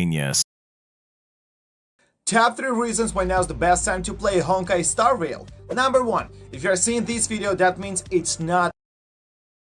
Check it out, link down below in the description. Also, go to amithejerk.com/submit if you would like to submit your own stories. Am I the jerk for sending our wedding band home mid-party after I found out that my ex is one of the members? Because right now my wife is incredibly angry with me, and at this point I seriously don't know what to do. Here's what happened. So we got married yesterday, and when we arrived at the reception venue, everything was already in place. But it was not until we were called upon for our first dance that I recognized the singer from the band to be my ex-girlfriend from high school. We haven't talked for over 15 years, and my wife doesn't know much about my exes. We just never talked about past relationships, other than saying that I've had maybe 3 exes in total. During the dance, I couldn't help but focus on the fact that she is up there on the stage. I know my wife was the one in charge for the music for the day, but she never told me what she booked, nor did I ever ask about what it is. I asked her what made her choose that band, and she said she went through an entertainment agency and saw the exes portfolio, which was good, and it was within our budget, so she just went ahead and booked them. Well, I told her the singer was my ex from high school, and that I'm not comfortable with her performing. She said that's an odd coincidence, and told me, well, why is this an issue? It happened so long ago. I told her yes, but I'm still weirded out by it. My wife then said that it's just music, and not to make such a big deal out of this since the band is doing a good job, but I told her that I want to talk with the band. Well, my ex recognized me, and she was being very professional about it. She said she didn't know it was going to be my wedding, and only knew when she got to the venue for prep and saw some of our other mutual friends. Well, I told her to finish up in the next 30 minutes and then to leave. And at this point, she looks shocked, and so does her band members. I then reassured them that it's not because of the performance. One of the band members then said that even though they were being asked to leave early, since they already rocked up and this is a change of mind on the day, there will be no refunds. But I told them I won't be pursuing a refund. Well, I then told my wife that the band was leaving, and she was absolutely livid. She kept asking me why it is such a big deal because of an ex, and asked me if I still had feelings for her. I said no, that's absurd, but I felt uncomfortable that I was reminded of my past relationship at literally the worst time possible. She told me I am wasting her money, but I told her we could get another DJ that we could get on the spot with the help of the venue in which we fully paid for. She then told me that's just another waste of money because my feelings apparently are too fragile and that I can't see the bigger picture. After the band left, I went straight to the venue manager to try and sort things out, and long story short, it all got sorted out. The DJ did a good job, the guests seemed to have a good time and didn't even notice, but my wife was not enjoying it at all, and after everything was over, she went straight to bed at the hotel. So honestly, am I the jerk in this situation? What should I do? Yes, you are absolutely the jerk. You literally lit your wedding on fire, all because of an ex from high school. We're talking somebody from 15 years ago, my man. Like, why would you blow up your wedding all because of an ex that you don't even talk to? Like, what is your problem? Why would you do that? Your wife is right 100% because you not only wasted her money, but you also wasted everybody's time. Like, I can only imagine how fragile your weird ego is to try and pull something like this on your wedding day. Like, if anything's absurd about this situation, it's the way that you reacted. You very easily could have been like, okay, that's my ex from 15 years ago, whatever, and just enjoyed your wedding with your wife. But here you are being like, no, my ex from 15 years ago can't be here. My only choice is to kick the band out of the venue and find someone else, I don't know, right then and there. That is literally crazy to me. And your wife is 100% right. This literally doesn't take the big picture into account at all. So yes, you are absolutely the jerk, and there was no reason to ruin your wedding in the way that you did, because what you did is unacceptable, and your wife is completely justified for being upset. Am I the jerk for refusing to do Thanksgiving this year after literally doing it for the past decade for my entire family? Because right now, I am feeling very burnt out, and at this point, I seriously don't know what to do. Here's what happened. To start things out, all names in this story are fake. So I'm a 40-year-old female, and I have 6 sisters, 2 older sisters and 4 younger ones, and their ages range from 47 all the way down to 32. We've always been a close-knit family, and for the past decade, I've taken on the responsibility of hosting Thanksgiving at my house. I enjoy having everybody over, but it's a lot of work, especially since we all have at least 2 kids each, and all of them within the age group of 5 to 15. It is absolute chaos, but joyous chaos. My husband helps out, but the majority of the planning, cooking, and organizing falls on me. Well, this year I decided that I needed a break. Life has been hectic and I'm feeling burnt out. Between work, taking care of my kids, and other responsibilities, I'm just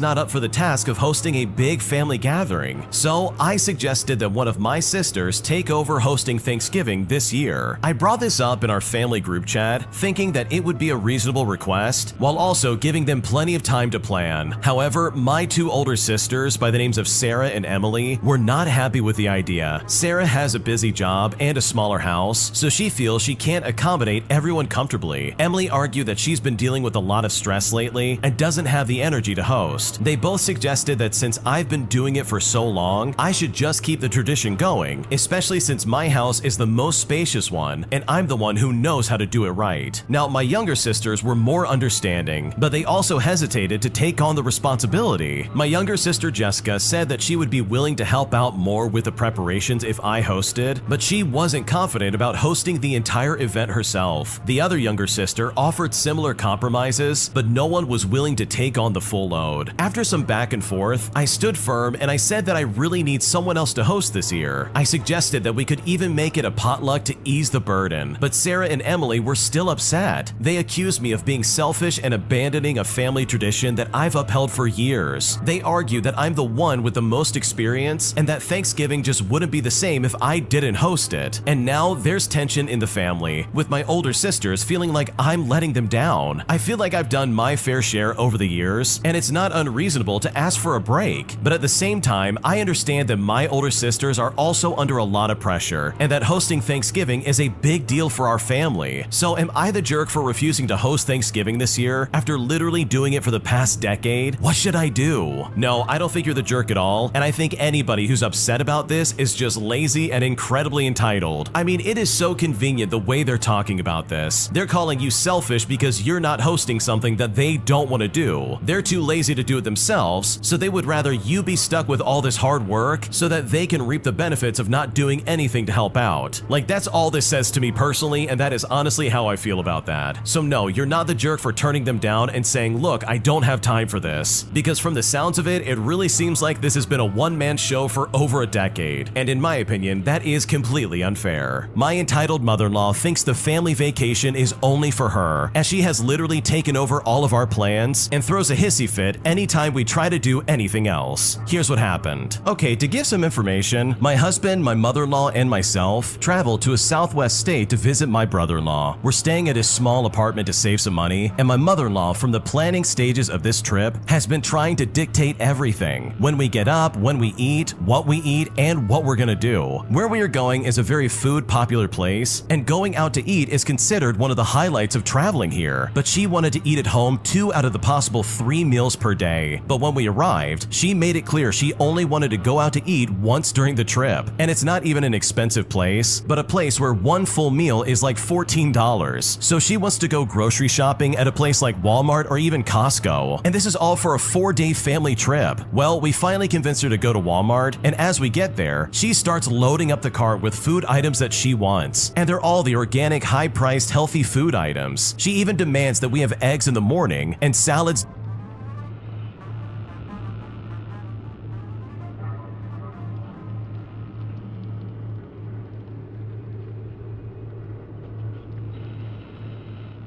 during the evening. Now, is she gonna foot this bill? No, of course not. She wanted to split the bill with us. Quite literally, none of the food in the cart was for the rest of us, but she wanted us to split the bill with her. Every time we made a plan to do something, she would interject and say, oh, but I want to do this first. Now, let me just tell you that after hearing a full-grown adult say I wanna in a whiny voice, you just about want to pull your hair out. The second day, she wanted to work out with a son she was visiting, but he didn't want to because he wanted to work out alone. So she decided she was going to take a 3-hour walk in the 105-degree weather with only 20 ounces of water and no sunscreen. So after 1 hour, we had to go on a search and rescue for her because she was most definitely going to suffer from a bad sunburn or being dehydrated. Now, not only did she literally walk off to throw a hissy fit, but she delayed the actual plans my brother-in-law made for the day. Now, our third day hasn't happened yet, but my brother-in-law wanted to make me feel included and asked what I would like to do since the day was wide open. I suggested a fun tourist attraction, and both him and my husband were eager to do it. But before we started to figure out the timing of it, my mother-in-law spoke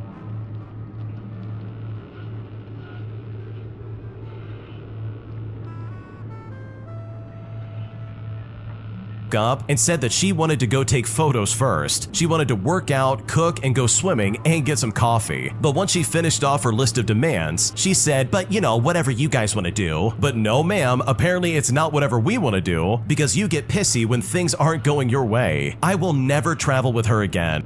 I suggested a fun tourist attraction, and both him and my husband were eager to do it. But before we started to figure out the timing of it, my mother-in-law spoke up and said that she wanted to go take photos first. She wanted to to work out, cook, and go swimming and get some coffee. But once she finished off her list of demands, she said, but you know, whatever you guys want to do. But no ma'am, apparently it's not whatever we want to do, because you get pissy when things aren't going your way. I will never travel with her again, nor will I ever spend more than 3 hours with her. Visiting my brother-in-law was supposed to be fun and relaxing, but she is treating this vacation like a to-do list and making sure all her boxes are ticked off first before anyone else. And at this point, I seriously just want to go home. Wow, that sounds incredibly obnoxious, and I don't blame you for being upset. She literally has ruined the vacation. She took this trip and she said, oh yeah, we're gonna do it my way. Like if I was on vacation and someone was like, oh yeah, we're gonna eat food from Walmart every single day. Like I would be so pissed off it's not even funny. This is one of the few times where you get to go out and just like spend some money and buy some food that's unique to the area. This is not the time to like save money, especially if you plan for this trip. So truly, I hope you make it through the rest of this vacation, and at least now you know that you will never travel with your mother-in-law ever again, because the way she's acting is incredibly immature, and I would not want to deal with that if I was in your shoes. Am I the jerk for asking a woman at my gym to tone it down?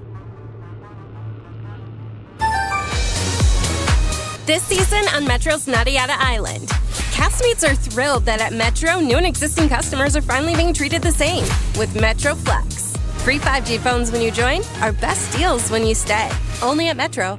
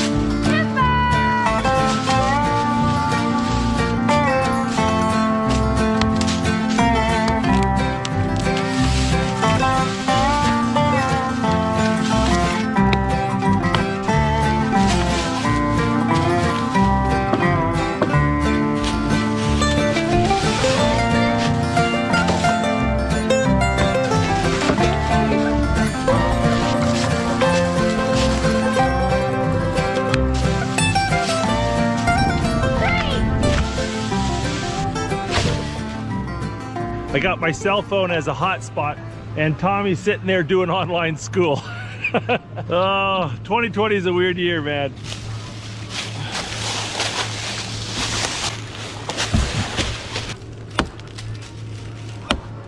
Ninja kick it!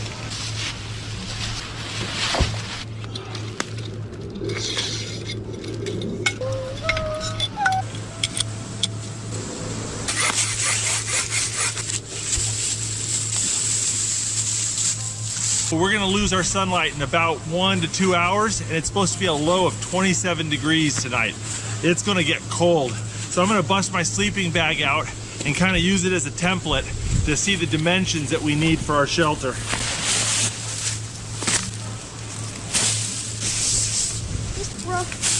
You got any lumps underneath you? All the lumps gone? Okay.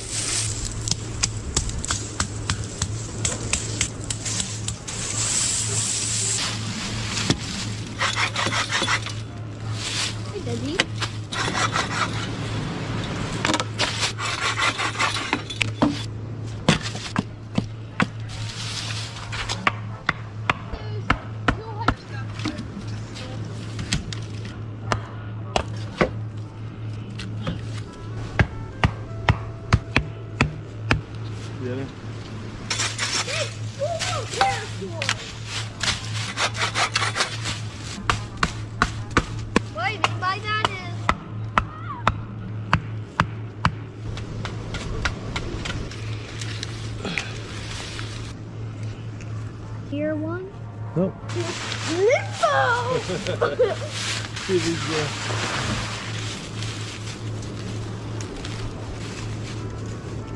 We're getting Tommy changed and ready for bed before it gets too cold. And I've got these adhesive body warmers, and these things are awesome. Just take the sticker off there. Huh? Put one there. So you wake up like, ouch! When it comes to cold weather bags, there's not many good kid-sized bags. Big Agnes makes the little red series. There's 3 different sizes, and this is the middle one. It's really good. It's a 15-degree bag, and it's got this sleeve on it so that you can insert the kids' mat, and they don't roll off their mat. Like original. No. All right, I'm gonna start a fire with my blast match. It's a Ferris rod on a spring with a little bit of steel here. You go and stab it like that, it makes big sparks. But the advantage of this is you can do it one-handed. So one hand's holding the tinder and the other's making the sparks. Okay. Sticks. Okay, now hold on. Yeah, we're gonna. Sticks burning. Time to eat. And for dinner, I got a couple things. I've got some cheese and crackers with fruit and fig marmalade. And we've got 2 beautiful steaks and roasted marshmallows for dessert. Feels so late, doesn't it? I think it's only like 6 o'clock. Rubble. A chunk of Gouda with a pear, some fig marmalade on a cracker. Oh. That's good.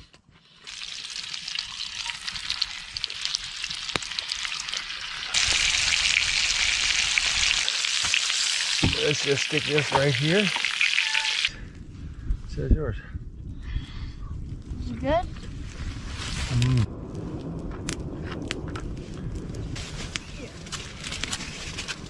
It's time to roast marshmallows. Ooh, those are big. These are the hugest marshmallow there. There you go, buddy. That's mine. With the food, with the. Yeah, I got it on me.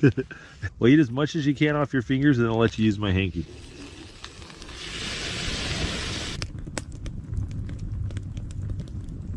Well, our bellies are full of good food, and this fire is nice and warm, and it's a good thing too, because it is cold out here. You can really feel the cold creeping in. But this shelter's actually doing a pretty good job. There's an icy breeze out here. But it's only 6 o'clock, so me and Tom are gonna hang out and tell stories before we go to bed, and we're just having a great time. How's that? Is that warmer?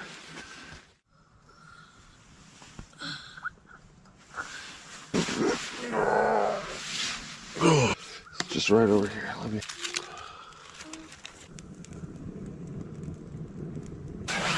It lost some air last night. Okay. All right, we're gonna put.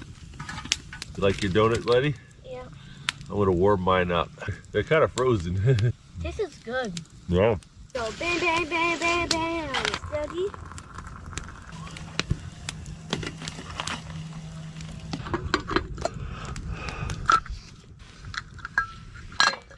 Hard-boiled eggs are one of those foods that grossed me out so much as a kid, and I absolutely love them now. Especially when they're warm and it's cold like this. Oh, they're so good. So I think it's time to make Tommy a chair for online school.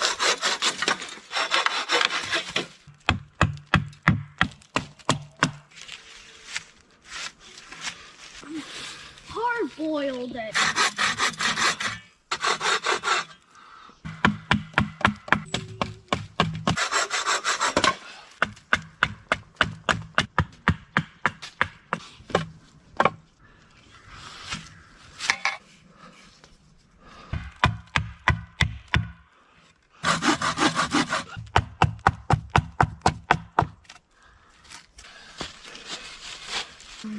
All right.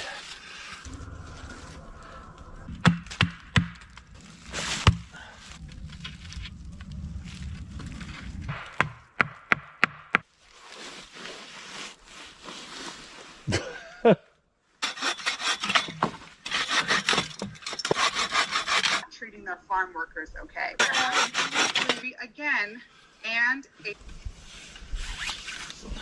Give us it. Cozy.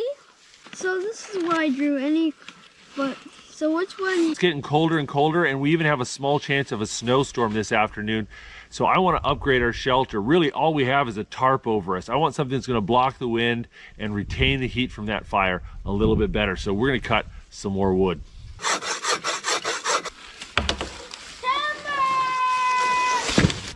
Got it?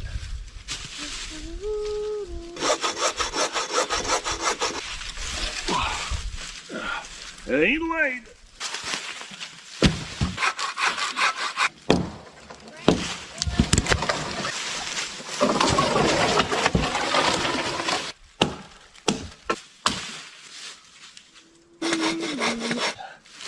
Come on, Emma.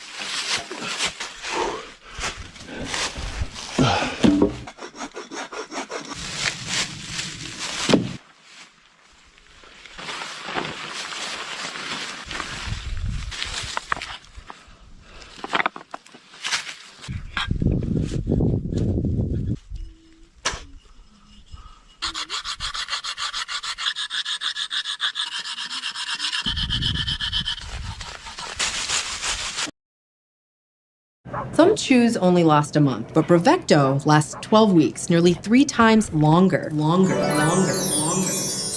Only Bravecto protects from fleas and ticks nearly 3 times longer than the other chews. That's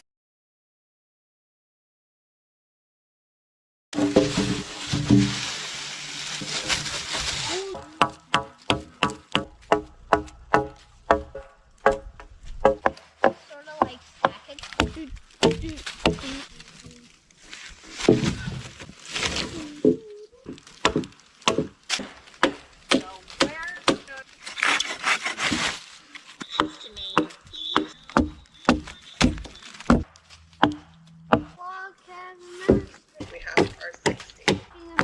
Our goal is and when you actually focus, yeah. Excuse me, well, out of the end. Right? The place that I got it from was there.